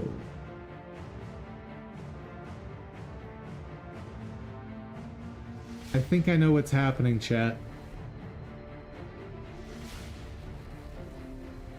I'm pretty sure because this is a null pointer, I'm not allowed to do this. Pretty sure that's the problem. C++ check for null.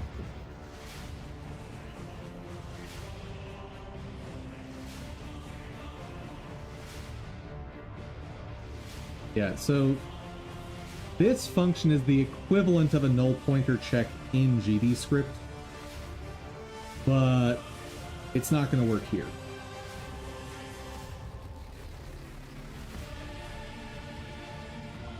Checking for null pointer in C++.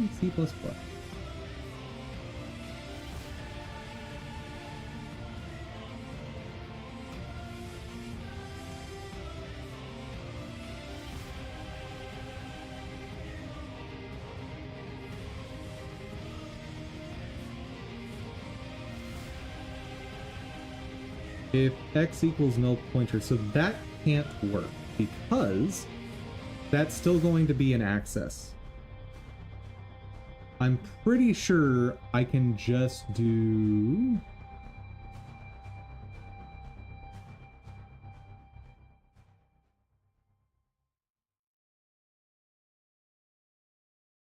If not that, I think that's legal.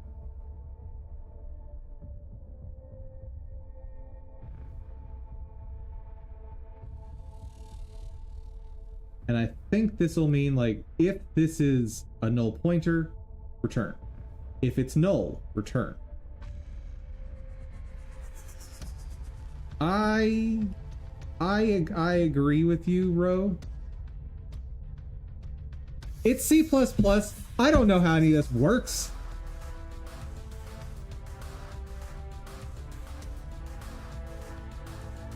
I don't know, man. I don't know. I don't know.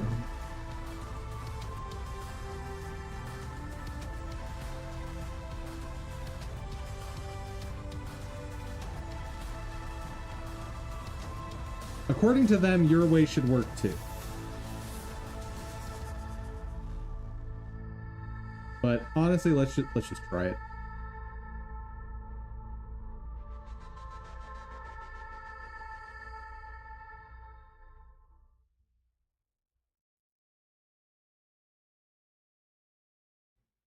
If it works, I can move on. If it doesn't work, I haven't wasted much time. Yeah, I know. Yeah, I don't know, my dude. I don't know how C++ works. I'm a C# man. Or sorry, I'm a C# hamster.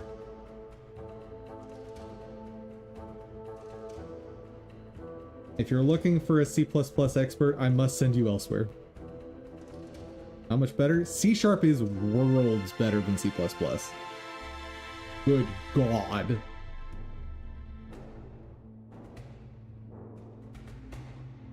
There's barely any comparison.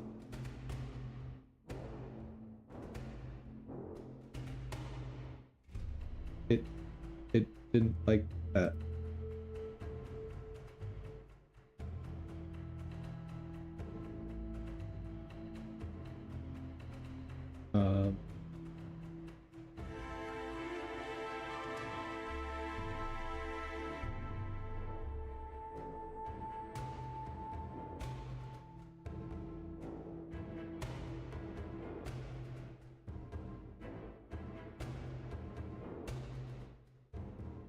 What? Wait, so this was not a null pointer? What?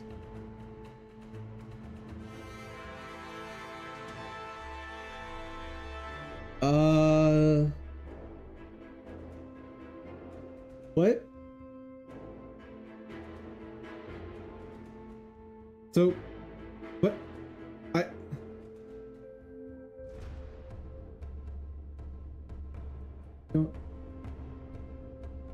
I don't understand.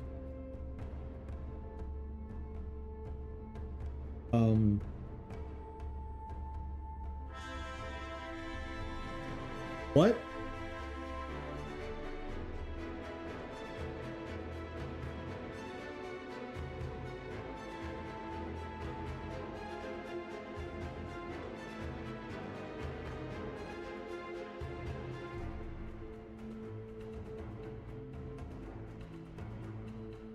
A++ access violation reading location. I thought that only happens when you try to reference a null pointer.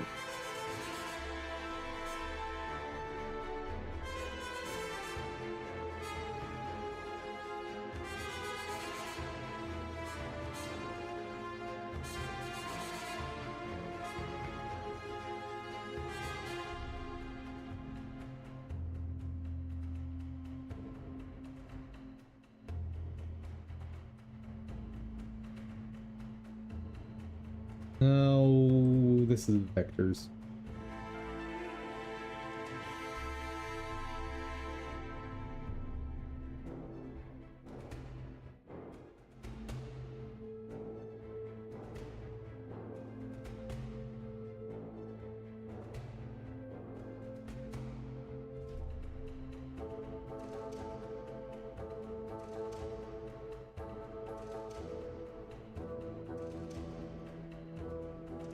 Sad to see C++ contain so many STDs. Isn't STD just the way you access the C code? I'm pretty sure this is the library that contains all of C. I think.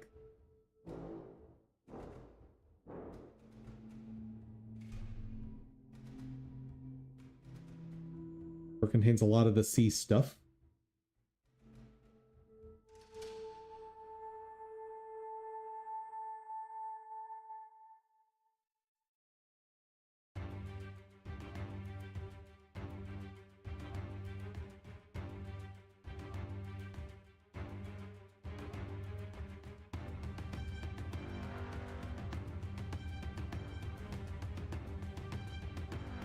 You think it has its own standard lib?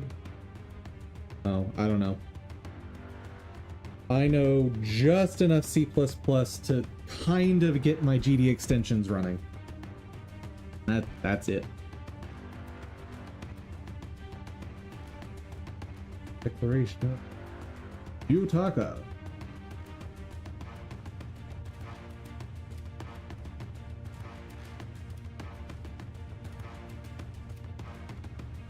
Then again, there is a standard null reference exception, so this can't be a null reference access problem.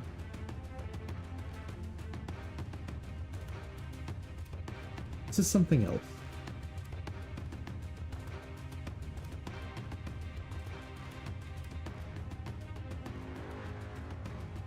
Let's do this. C++ online runner. Online compiler. I want to see something.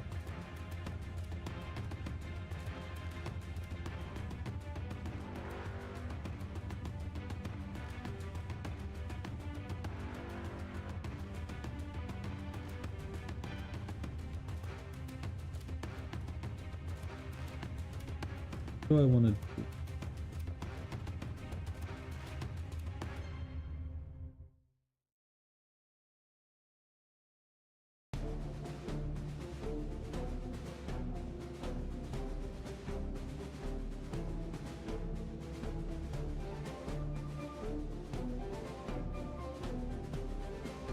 Can't we, like, GDB?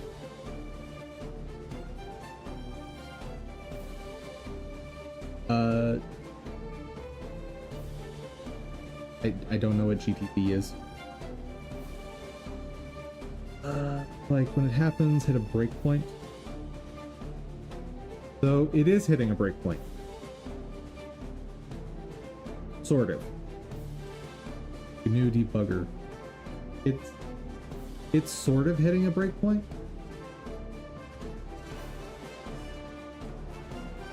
But welcome to GDExtensions. Developing them is kind of awful.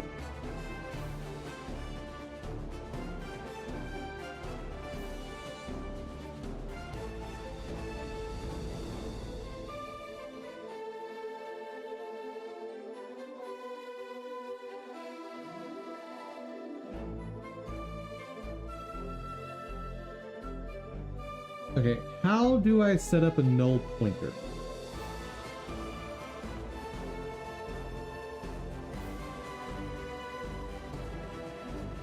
Can I just do something like...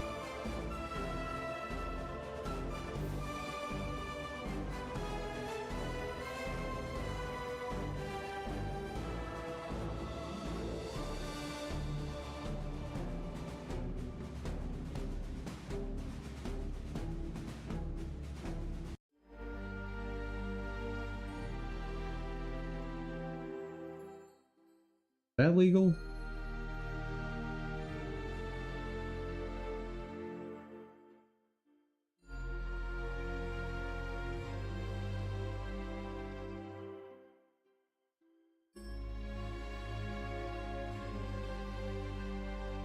It works in C. It's supposed to work in C++.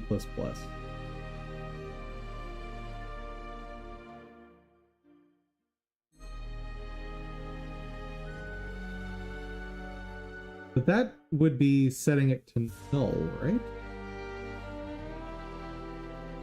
There we go.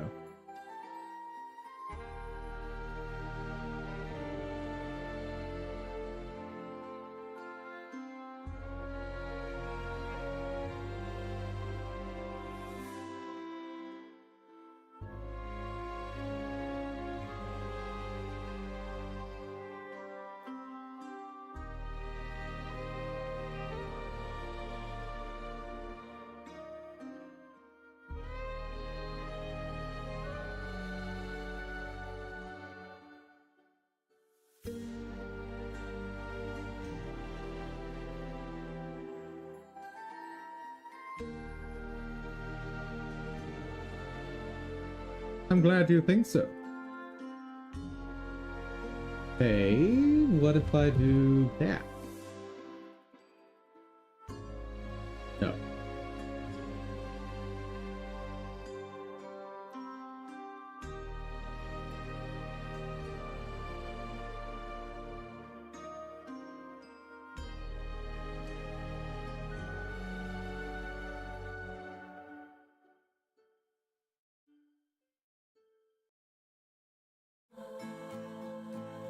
What?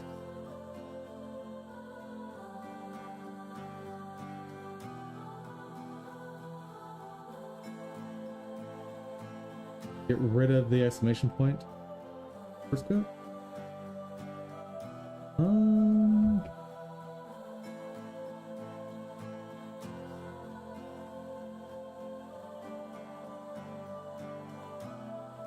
It's legal.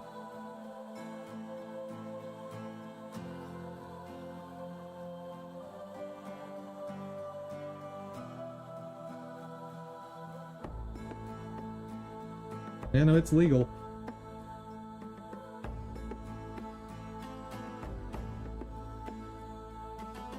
The issue is, it's this. So also, it's getting past this now, by the way. Notice we're printing out the process 1. Like, we've gotten to this line. The issue now is this access.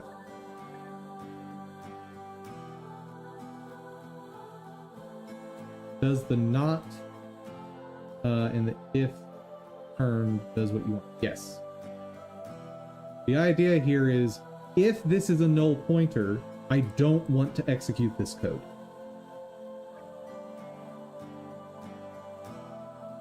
But for some reason, it's not a null pointer. But it should be.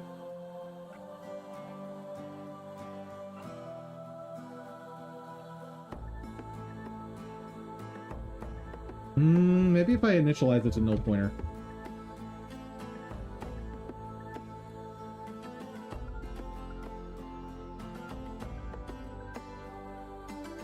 Maybe that'll play nice. Just, let's try it. I thought things default to null pointer if you don't initialize them, but I'm probably just making that up. C++, check if... No, they don't? Oh.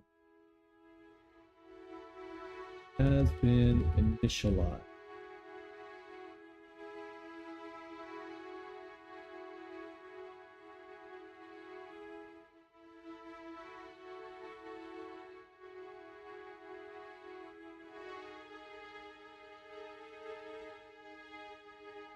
Good. Hey.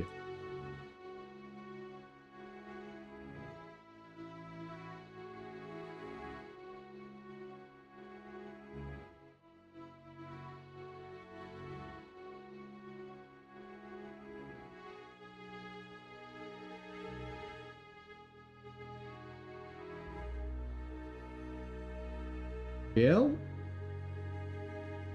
Working. Cool.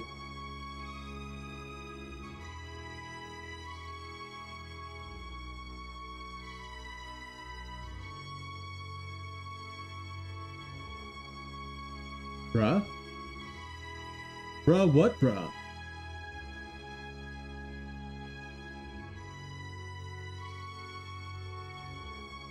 Uh-oh.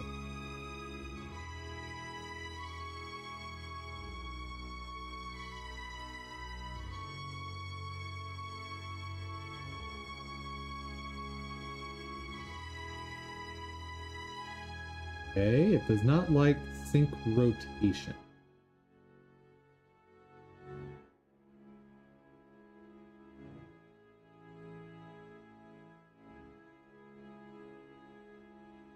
Best practice to initialize every variable in C regardless if it makes sense or not.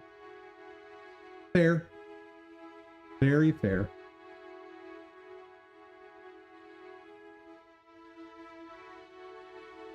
Okay, so what does it not like? Because it ran through sync position. And sync position hits the linked sprite.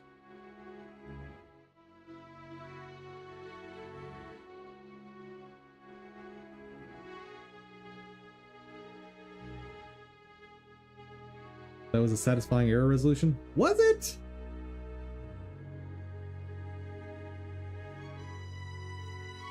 I don't know about that.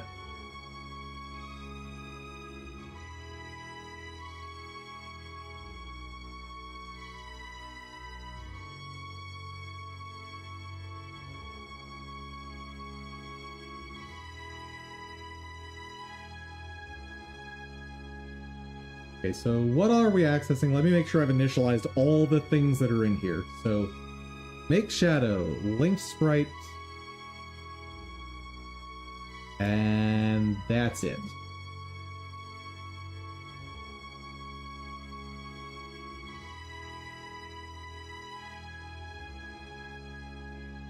Make shadow is initialized.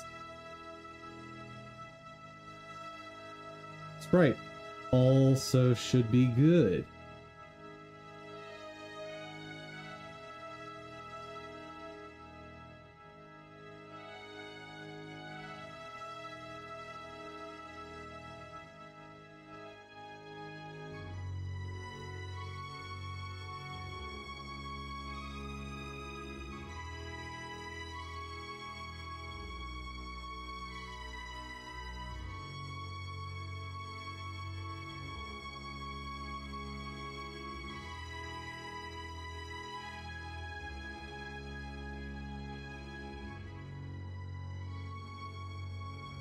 So, what's the difference?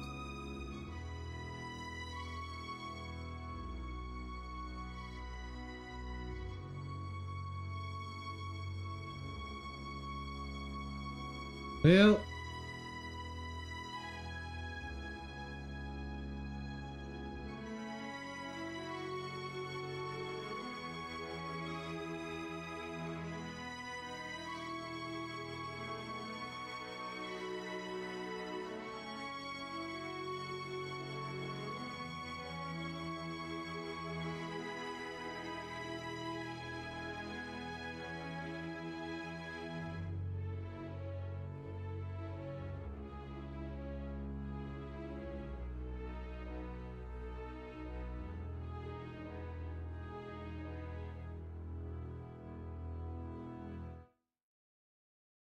oh.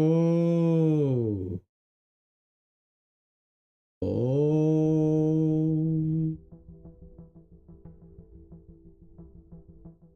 Uh-oh.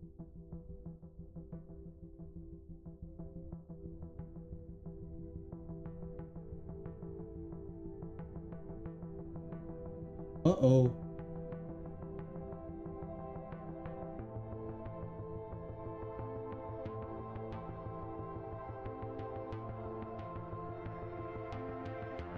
You know stuff, bro. Is this legal? Or do I probably need this in the header, don't I?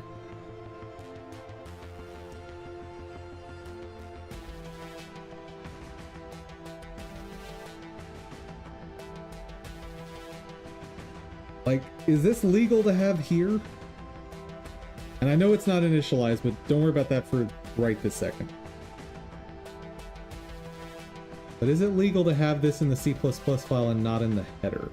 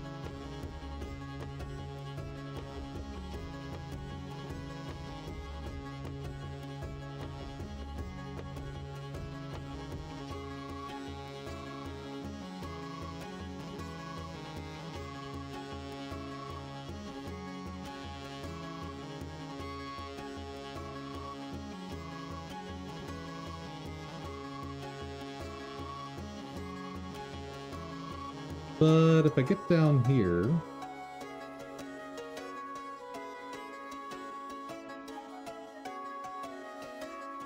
This is going to end up being a null pointer exception, right?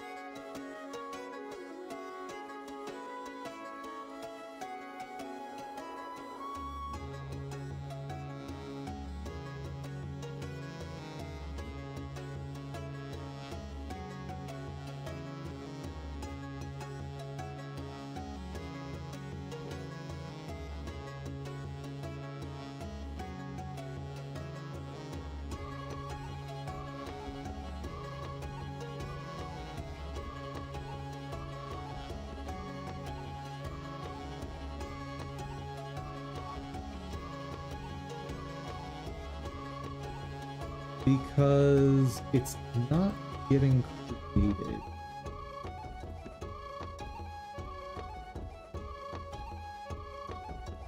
Then again, maybe moving it to the header fixes everything.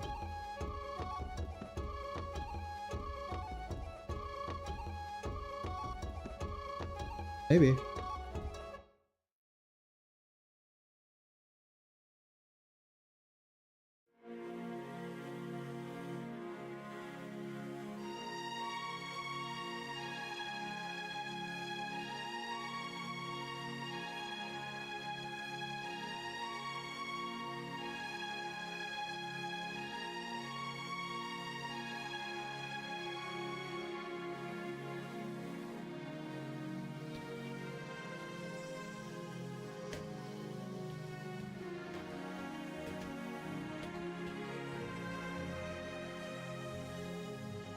But I'm getting ready to call it for the day.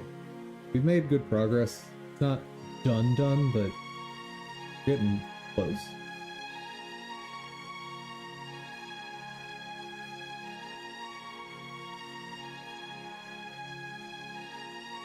Okay, so the material is not getting created. I'm pretty sure it's supposed to.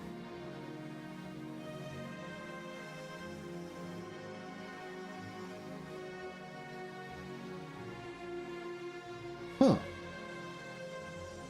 Interesting. Very interesting.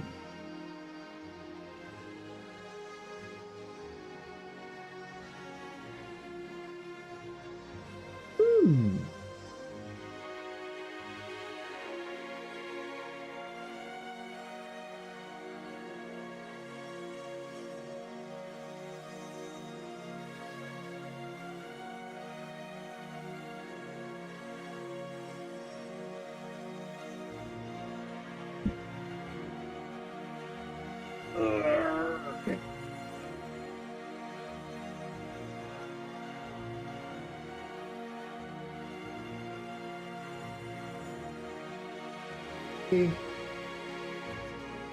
I think I need my ready function back. Pretty sure.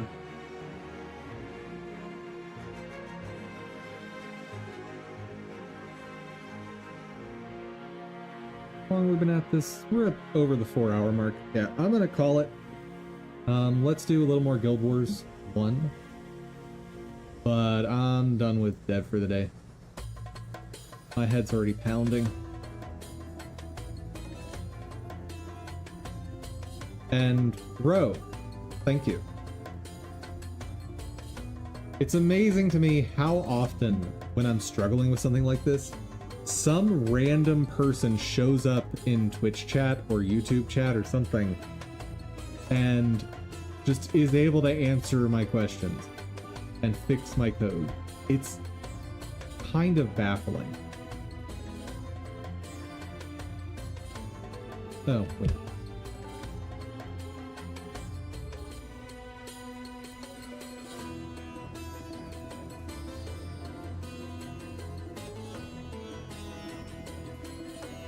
Good. Oh, it's fantastic.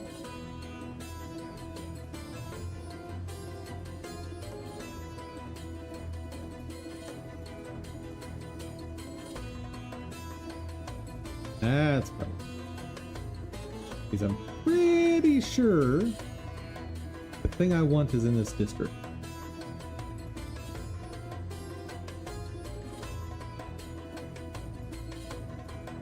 And then we'll be able to go to that horrible mission in Nightfall. Or quest in Nightfall.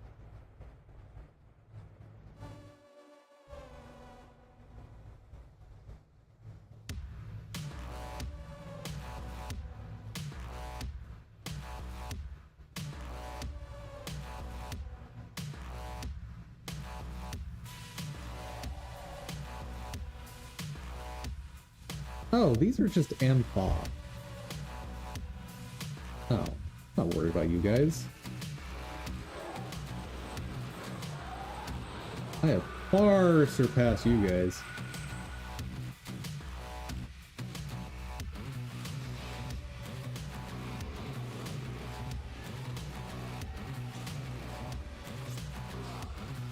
Woo!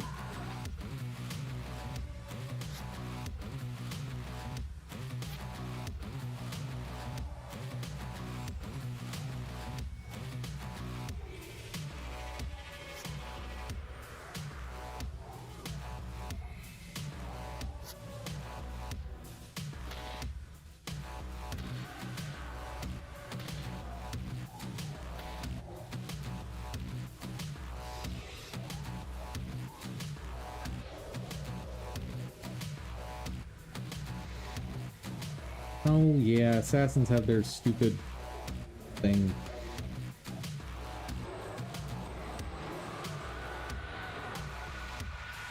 There we go.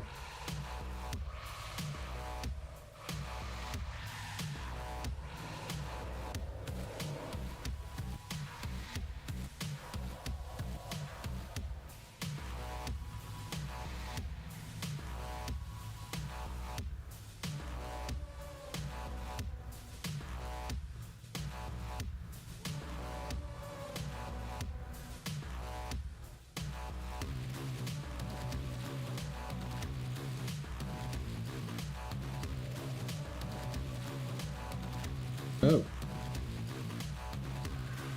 Okay, we're not going that way. The Sunjiang district.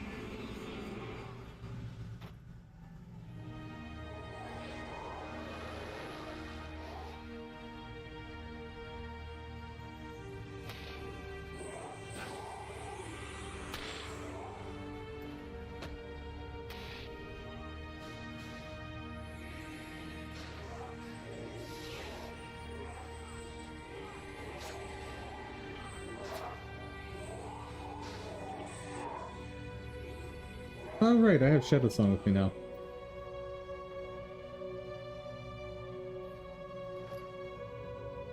Hello, Marksman.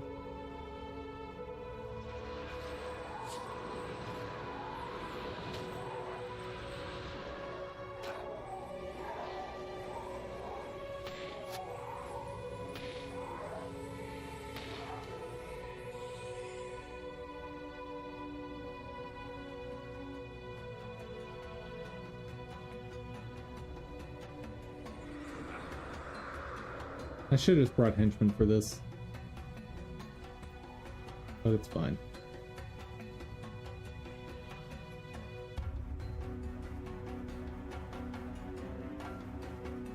Hold up.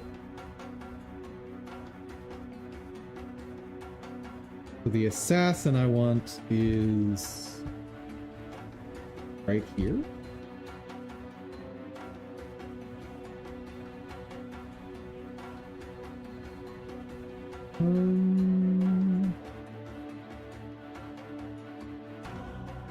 Will not spawn during the Count's Daughter quest. Oh, so the quest I'm running right now. Come on, Menlo. Get out of there.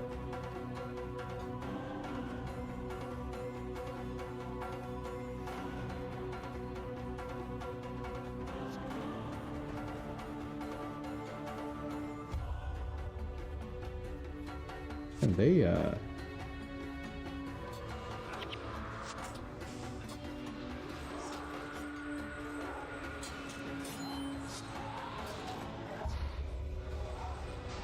Ooh.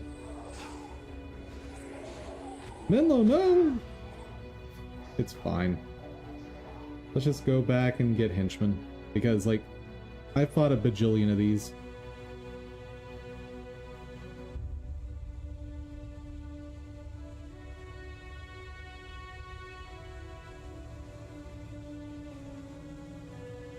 Healer. Archer. Or archer.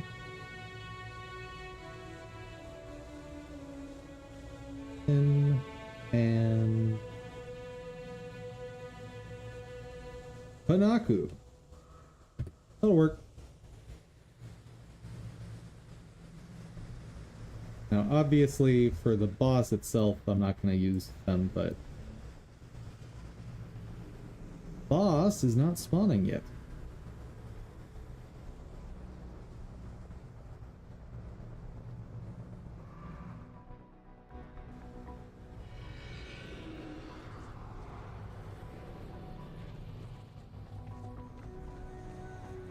Alright, and I've got 3 healers.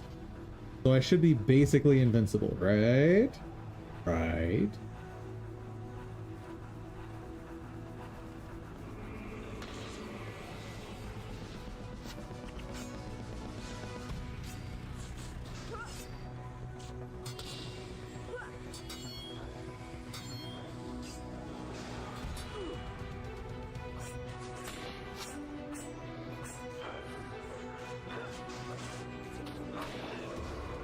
Could have probably brought more casters just for the assassins.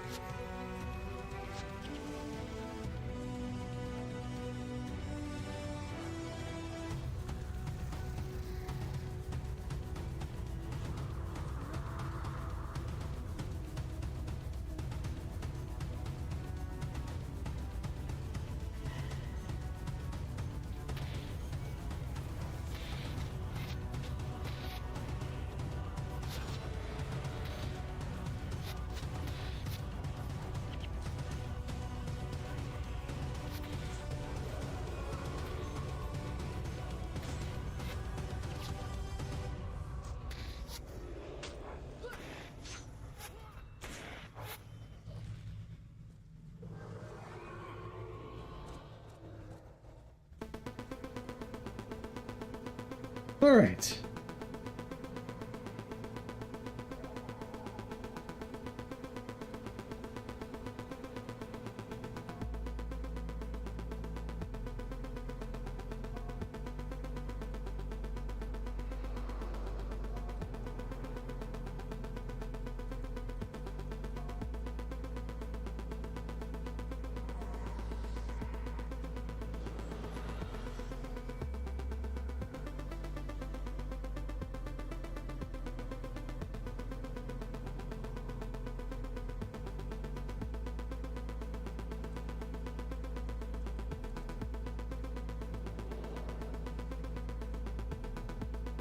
One thing I'm thinking about doing in the code is, instead of storing a local reference or private reference to the material, what if I just get the material every time I need it?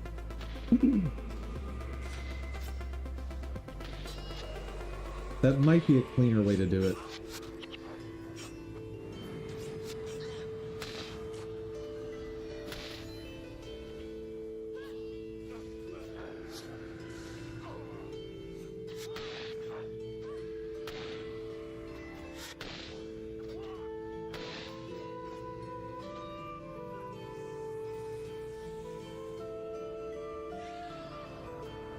Yeah, so have a private function for getting the material as a pointer for a shader material.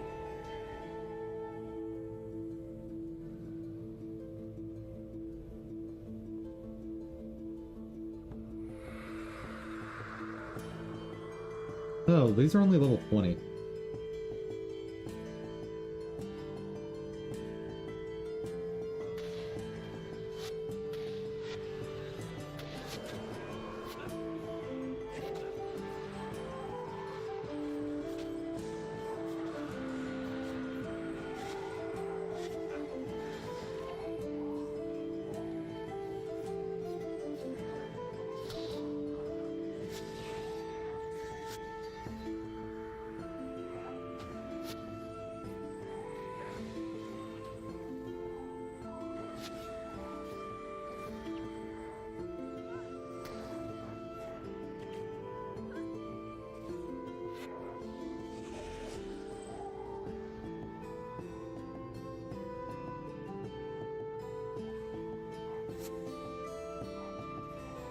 I've actually fought in Afflicted Juan before.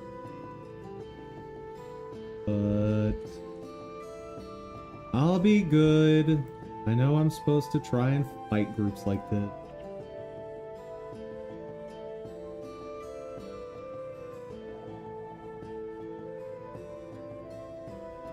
Actually, now that I have the flat bow, wonder,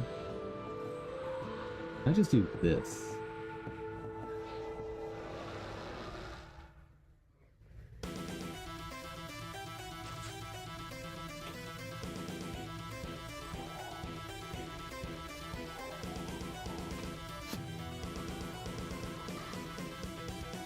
That almost worked. You guys need to get out of here.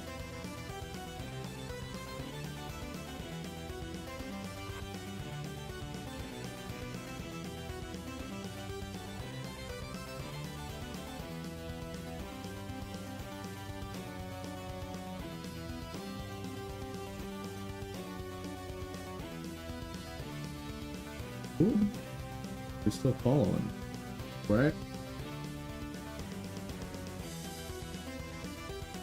Ooh.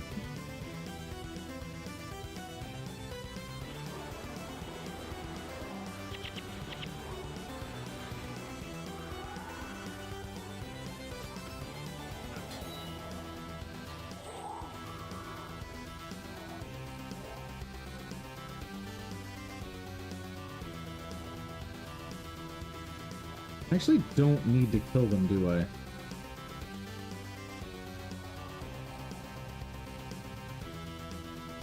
occurs to me, all I really have to do is get past them. Go back to your spot.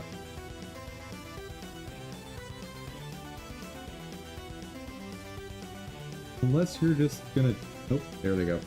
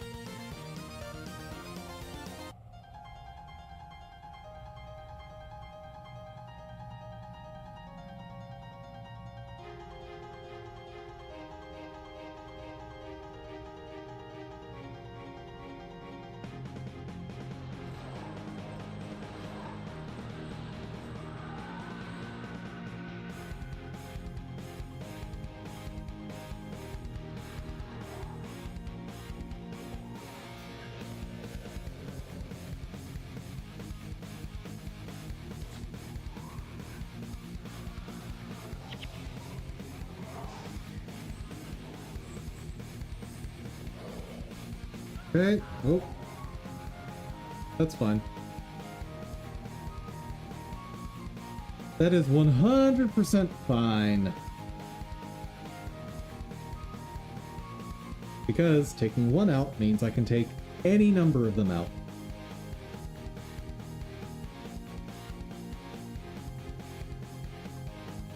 And Juan is basically the easiest of the bosses in this region for me. I have permanent blindness on him, so he only gets to hit me with 1 out of every 10 attacks. Long story short, easy peasy.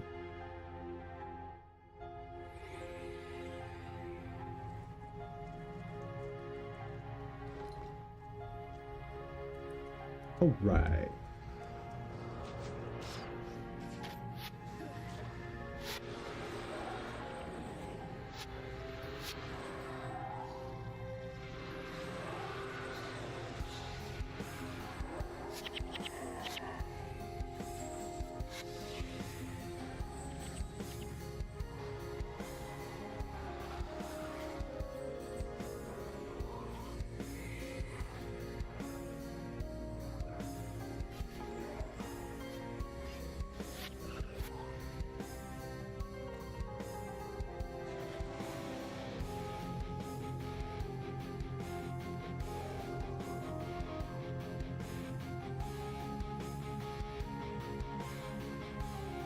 How much farther?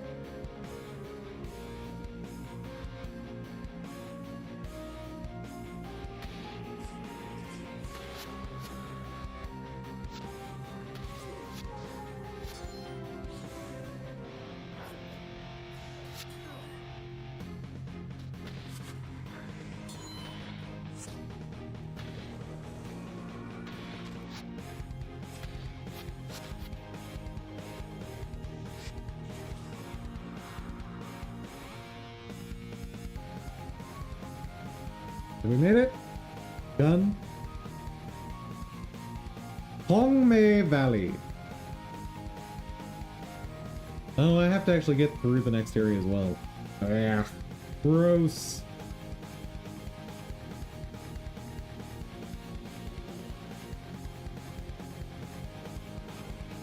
Luckily, nothing new as far as enemy types.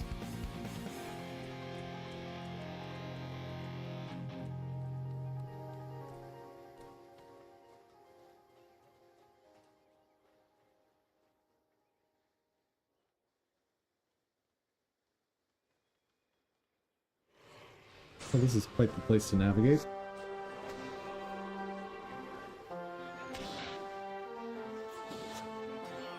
Yeah, now let's pull back out of here. That is an ambush, so I need to reset.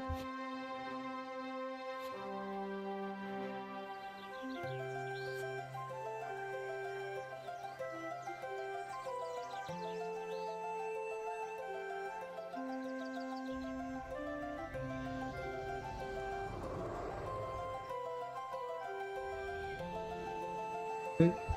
You guys get to chill here. Oh, and Menlo is alive again. That's cool.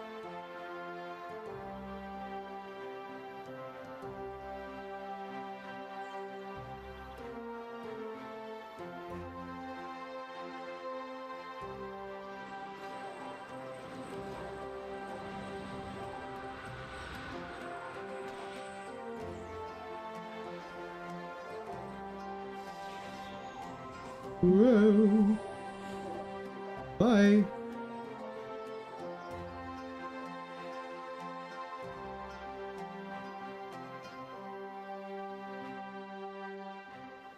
Nope, nope, nope, nope, nope, nope, nope, nope, nope, nope, nope.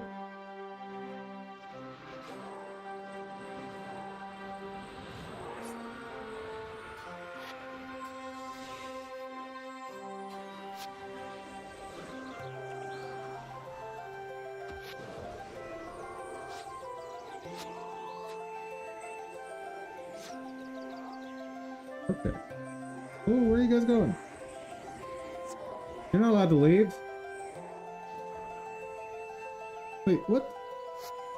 No, no, no, no, stop. Now, if they weren't here, there was no chance of me losing that. I'm okay with it.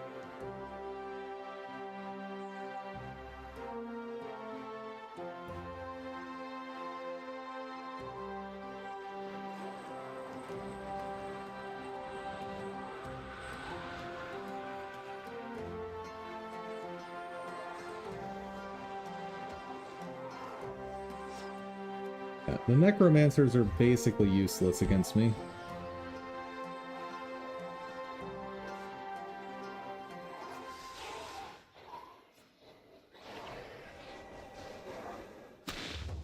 And these guys can be blinded, so they're useful.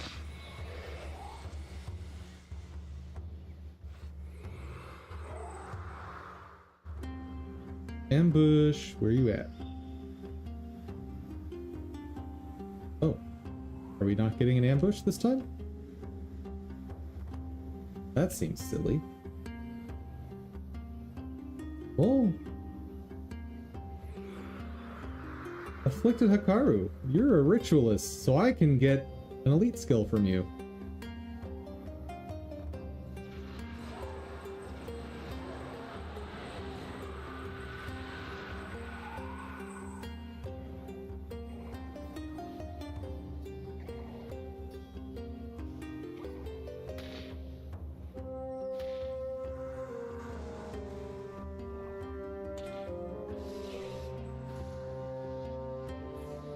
Hey, spirits. You wanna... Nope, you don't wanna help?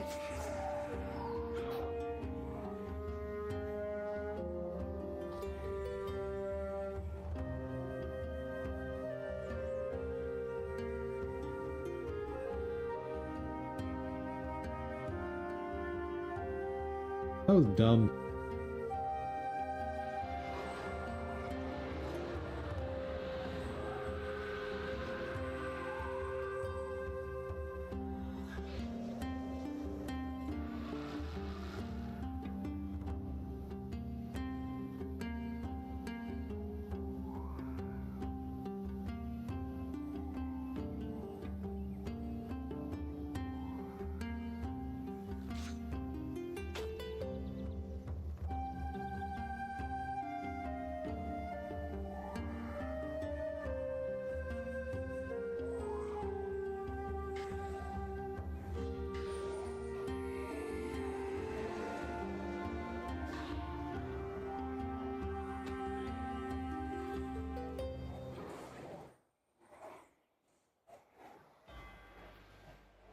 Well, maybe we're not getting that skill.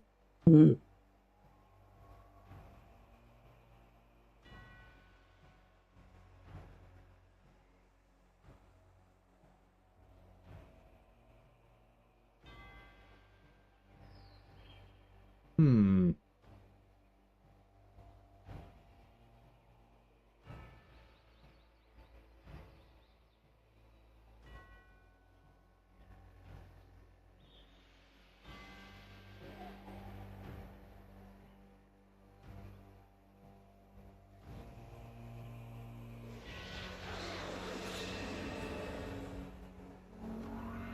Well, I'm dead.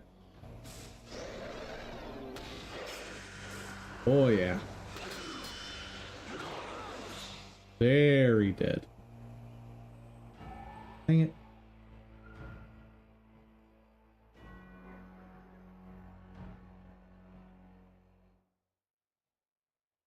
And now we wait.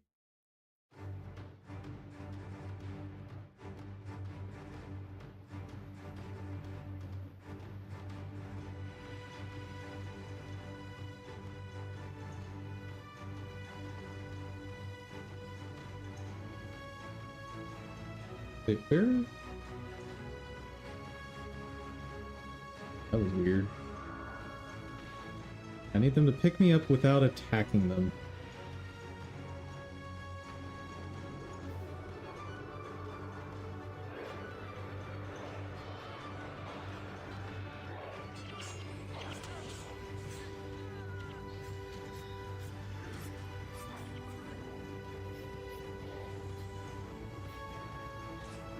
Yep, they are not succeeding, which is good.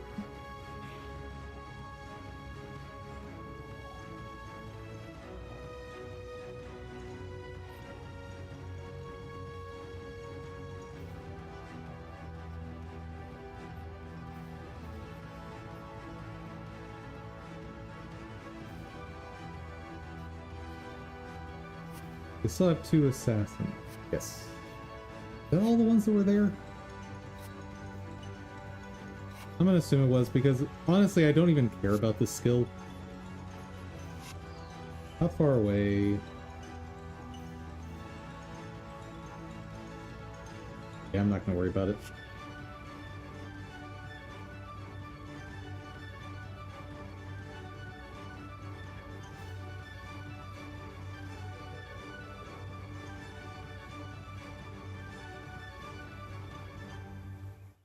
Also, just in case they did kill one of them, I don't want to risk painting the proof.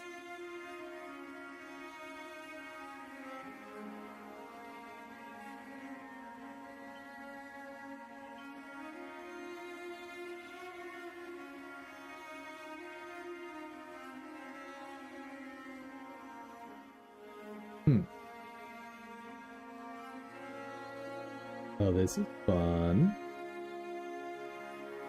Oh no.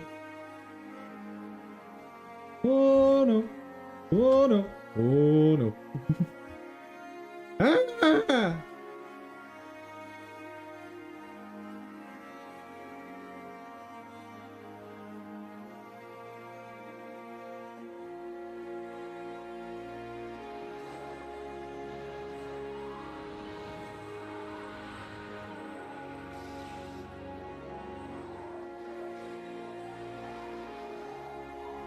Wait, what?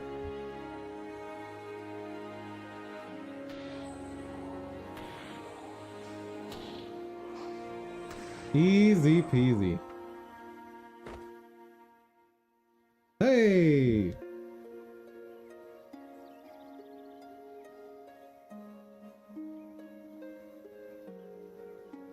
We're getting out of the horrible city.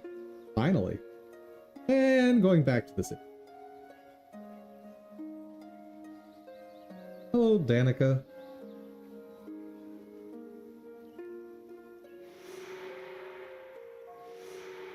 Uh-oh.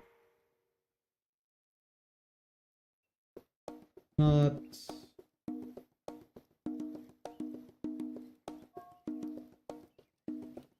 It's not a safe spot.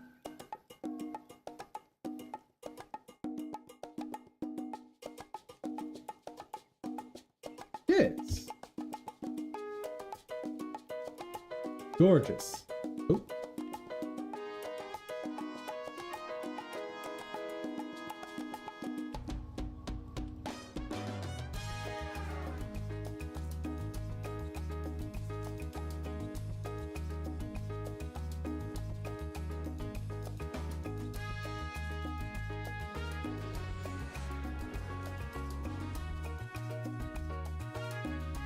How long is this one quest?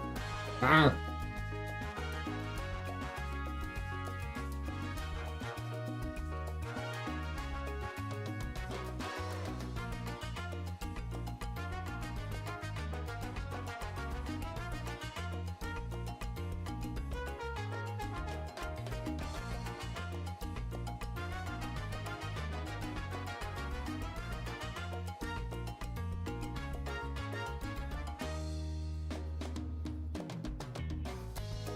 Plus side, I can avoid almost everything.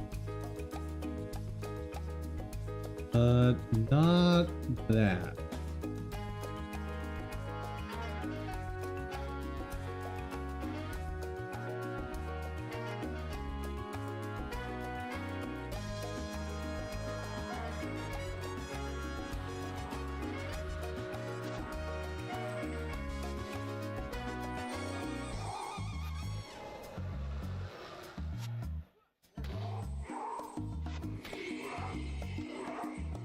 Oh, apparently these are extremely weak. All right.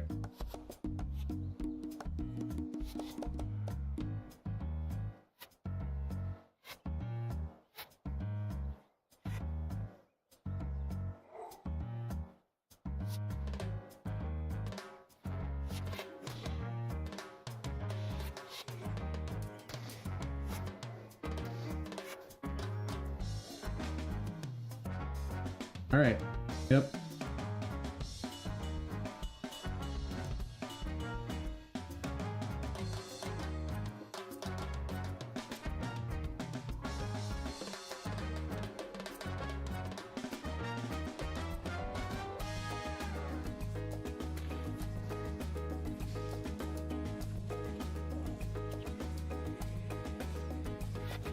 All these are ridiculously easy. So are we at the... Oh, we're here. Get out of here. Little Kurzik guards. I think I was planning to join the Kurzik. See?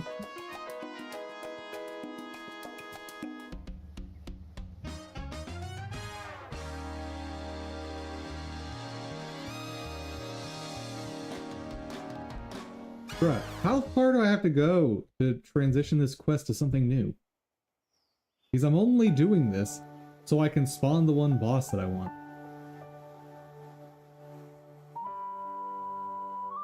Oh.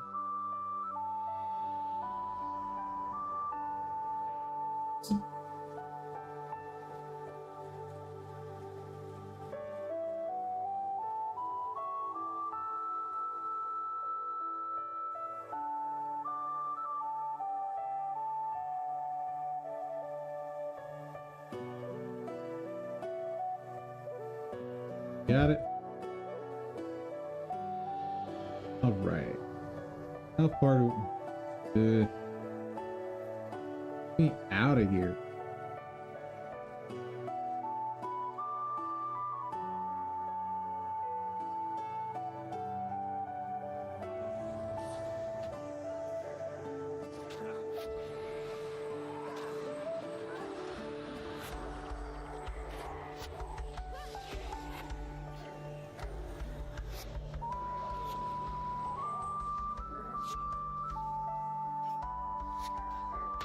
Kind of shocked at how easy this area is. Like, we've been fighting level 24 Afflicted, and now you're giving me this? Happen.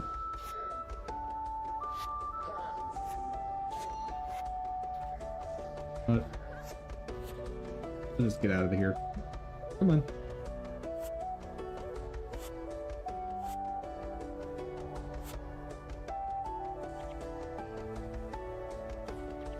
Come on, guys. Keep it moving.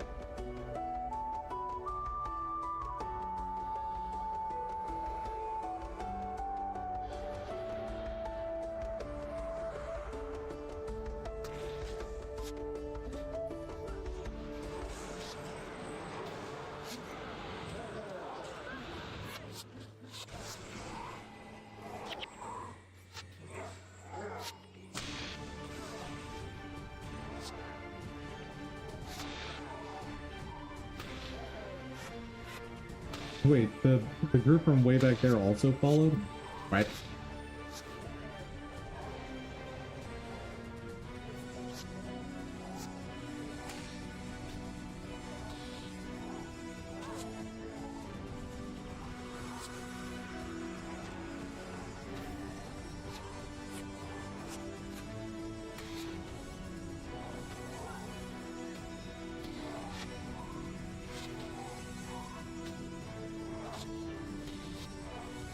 Yeah, no, this whole area, obviously soloable, but would just take a long time. Plus, none of these enemies have AoE, so they can't handle spirits.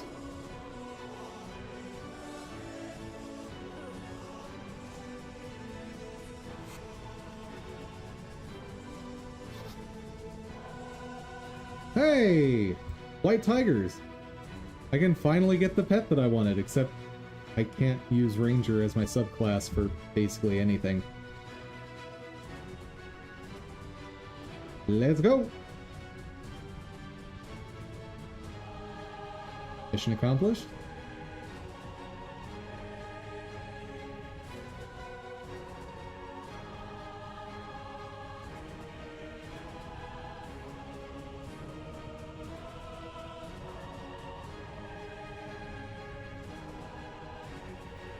Beautiful. Now let's go all the way back.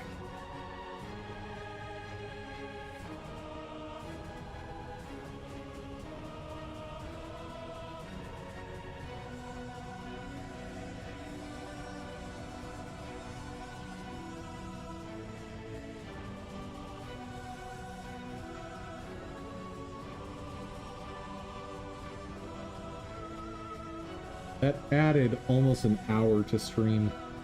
Oof.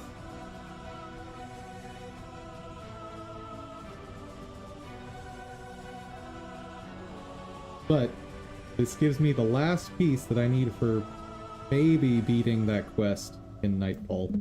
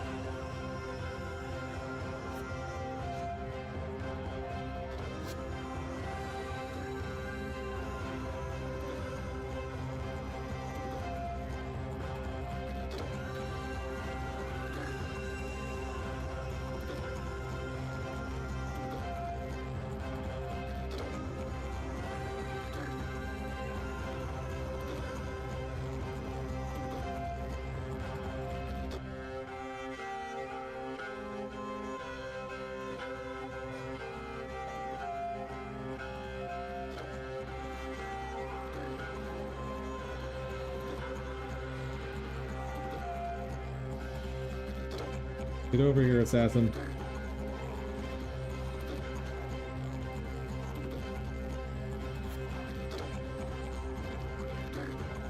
Ooh.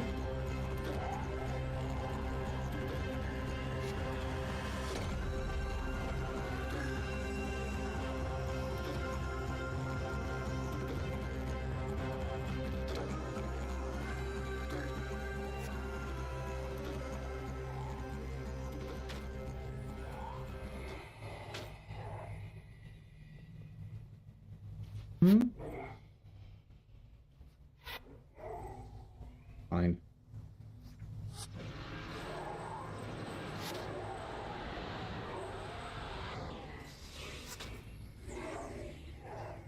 Yep, I'm about to die.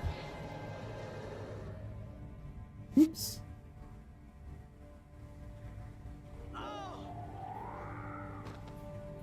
It's fine. It's fine.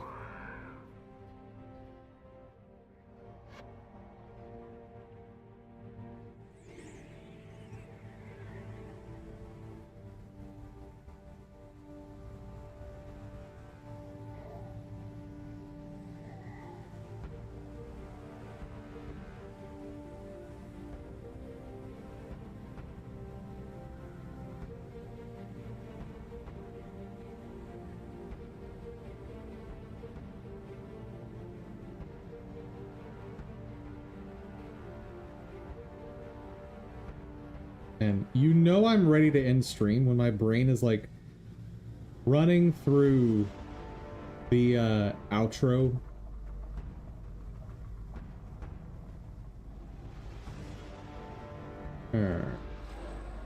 Group's a little messy.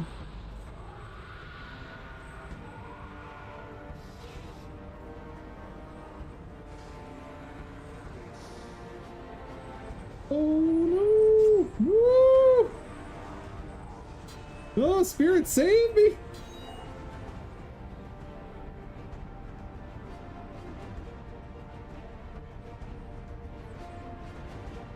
I think I'm gonna bleed to death. Oh, nope, not if these can attack.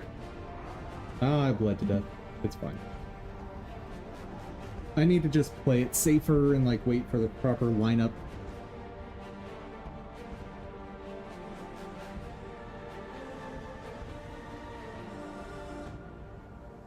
Like, if I take out the monk, then the whole formation's gonna fall apart.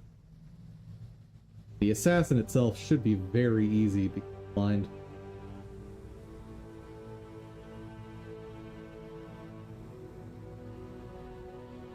Gotta not be greedy.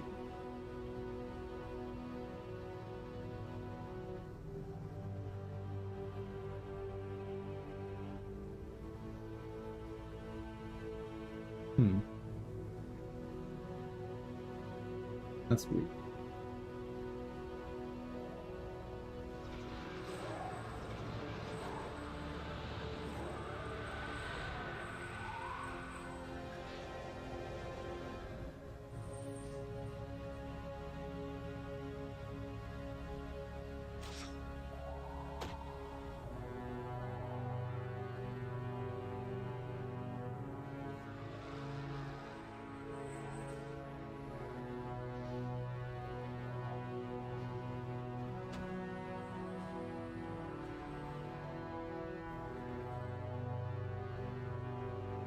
I'm pretty sure I was out of your range on that one.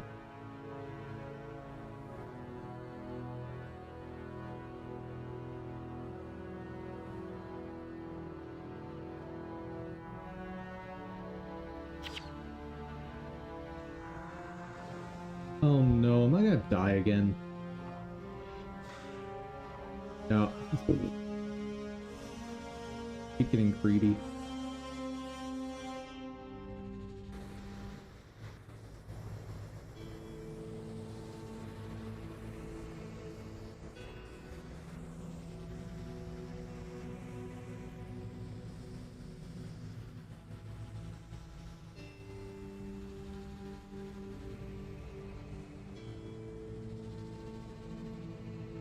Alright, let's not mess this up this time.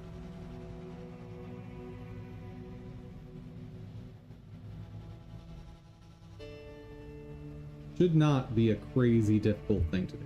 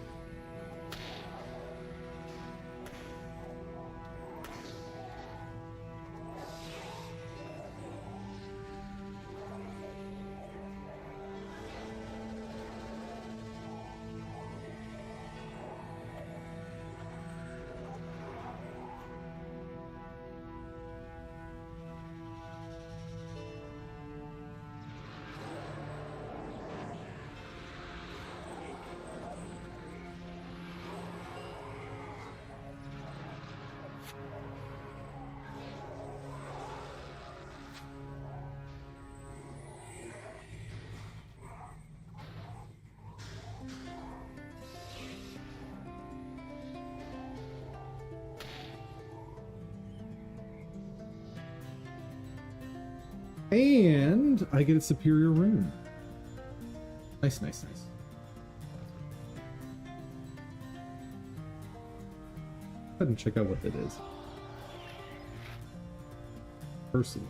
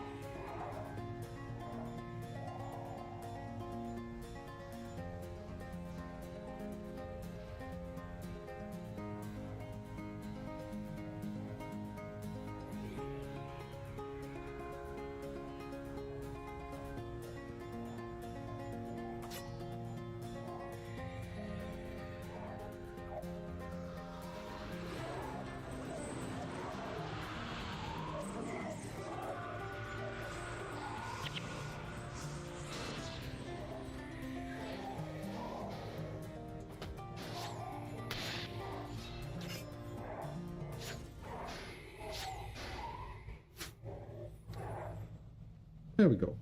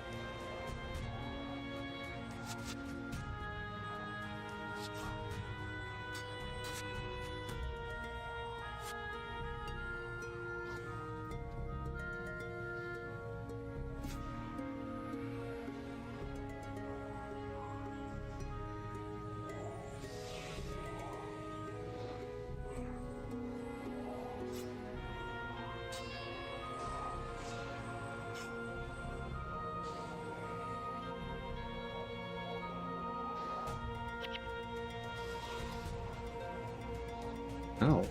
Actually getting really good drops. Alright, how are we gonna fight these? Odd.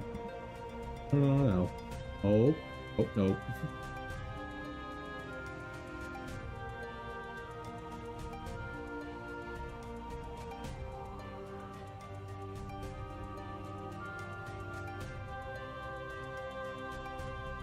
Very carefully. Well, sometimes I'm not so good at that.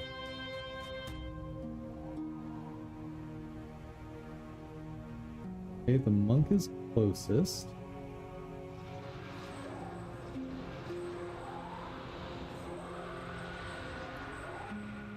Here.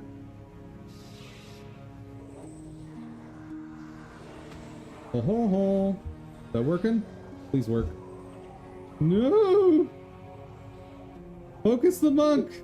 Please! They're not focusing the monk. They gave up on the monk.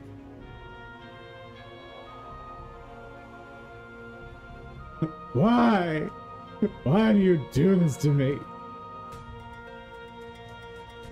So they were going after the Mesmer. Not ideal.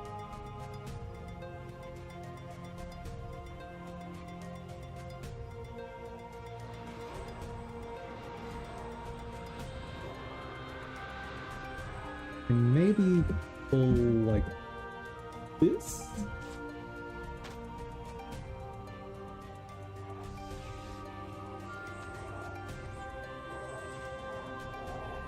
Should have enough. Yes! They got him. Glorious. Now we run. Forever.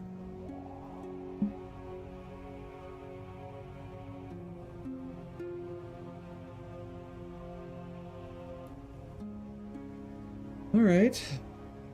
It'll be slow, but it'll work.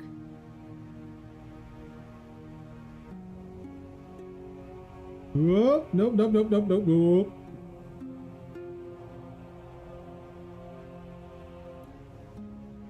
Can you guys make up your mind what you're doing?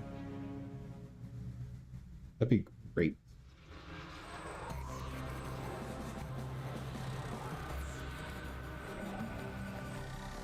Okay. Or do that. That's fine too, I guess.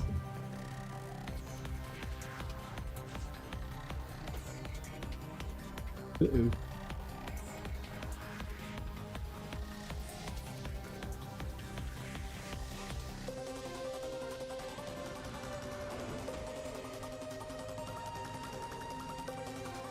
And we're running. We're running.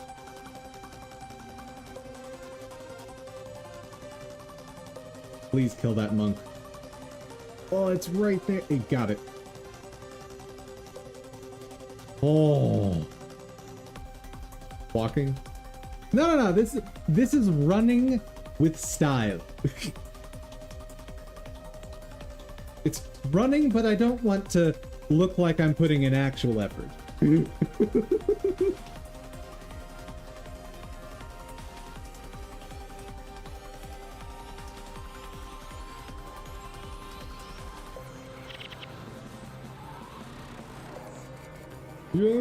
I'm dead. Yep. But if they take out the Mesmer, I'll be happy. Okay, I'm happy. I am absolutely happy with that outcome.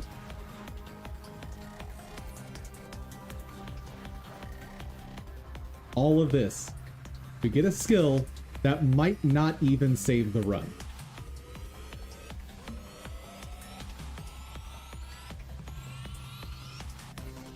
How tragic is it going to be if I do all of this, go back to Nightfall, and this skill isn't enough to save me from the fight that's over there? It'll be the absolute worst.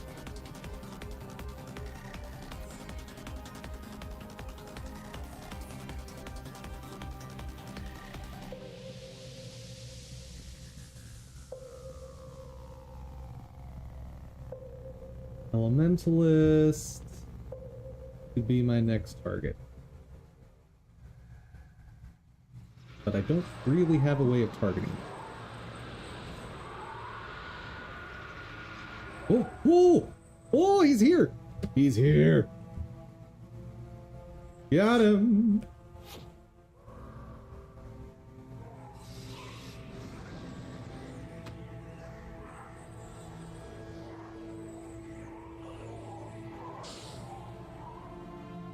Oh, yeah.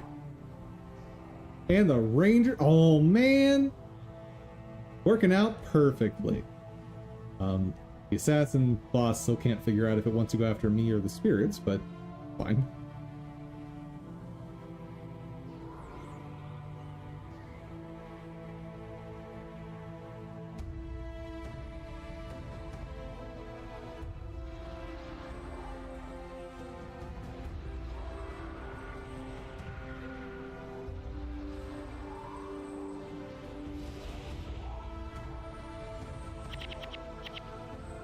All right. We got it, chat. We got the skill. Shadow form. Capture. Oh, yes. The whole reason we've been doing factions was for that skill.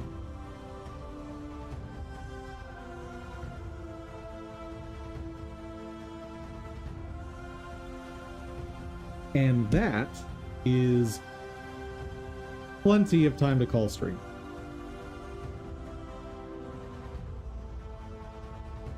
So, whoop.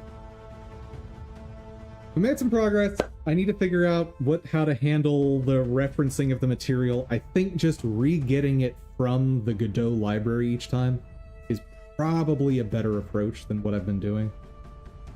And that'll fix all the problems. The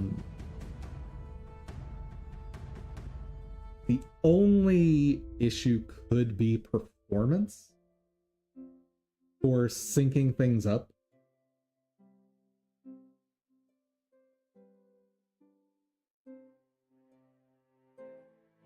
I'll have to think about it. Anywho. Where are you? There. Folks! Thank you all so much for joining. I hope you had fun. I hope you learned something.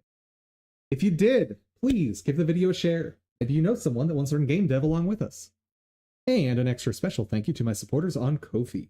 Thank you all so much. And above all, guys, you'll have an outstanding day. Take care, everyone.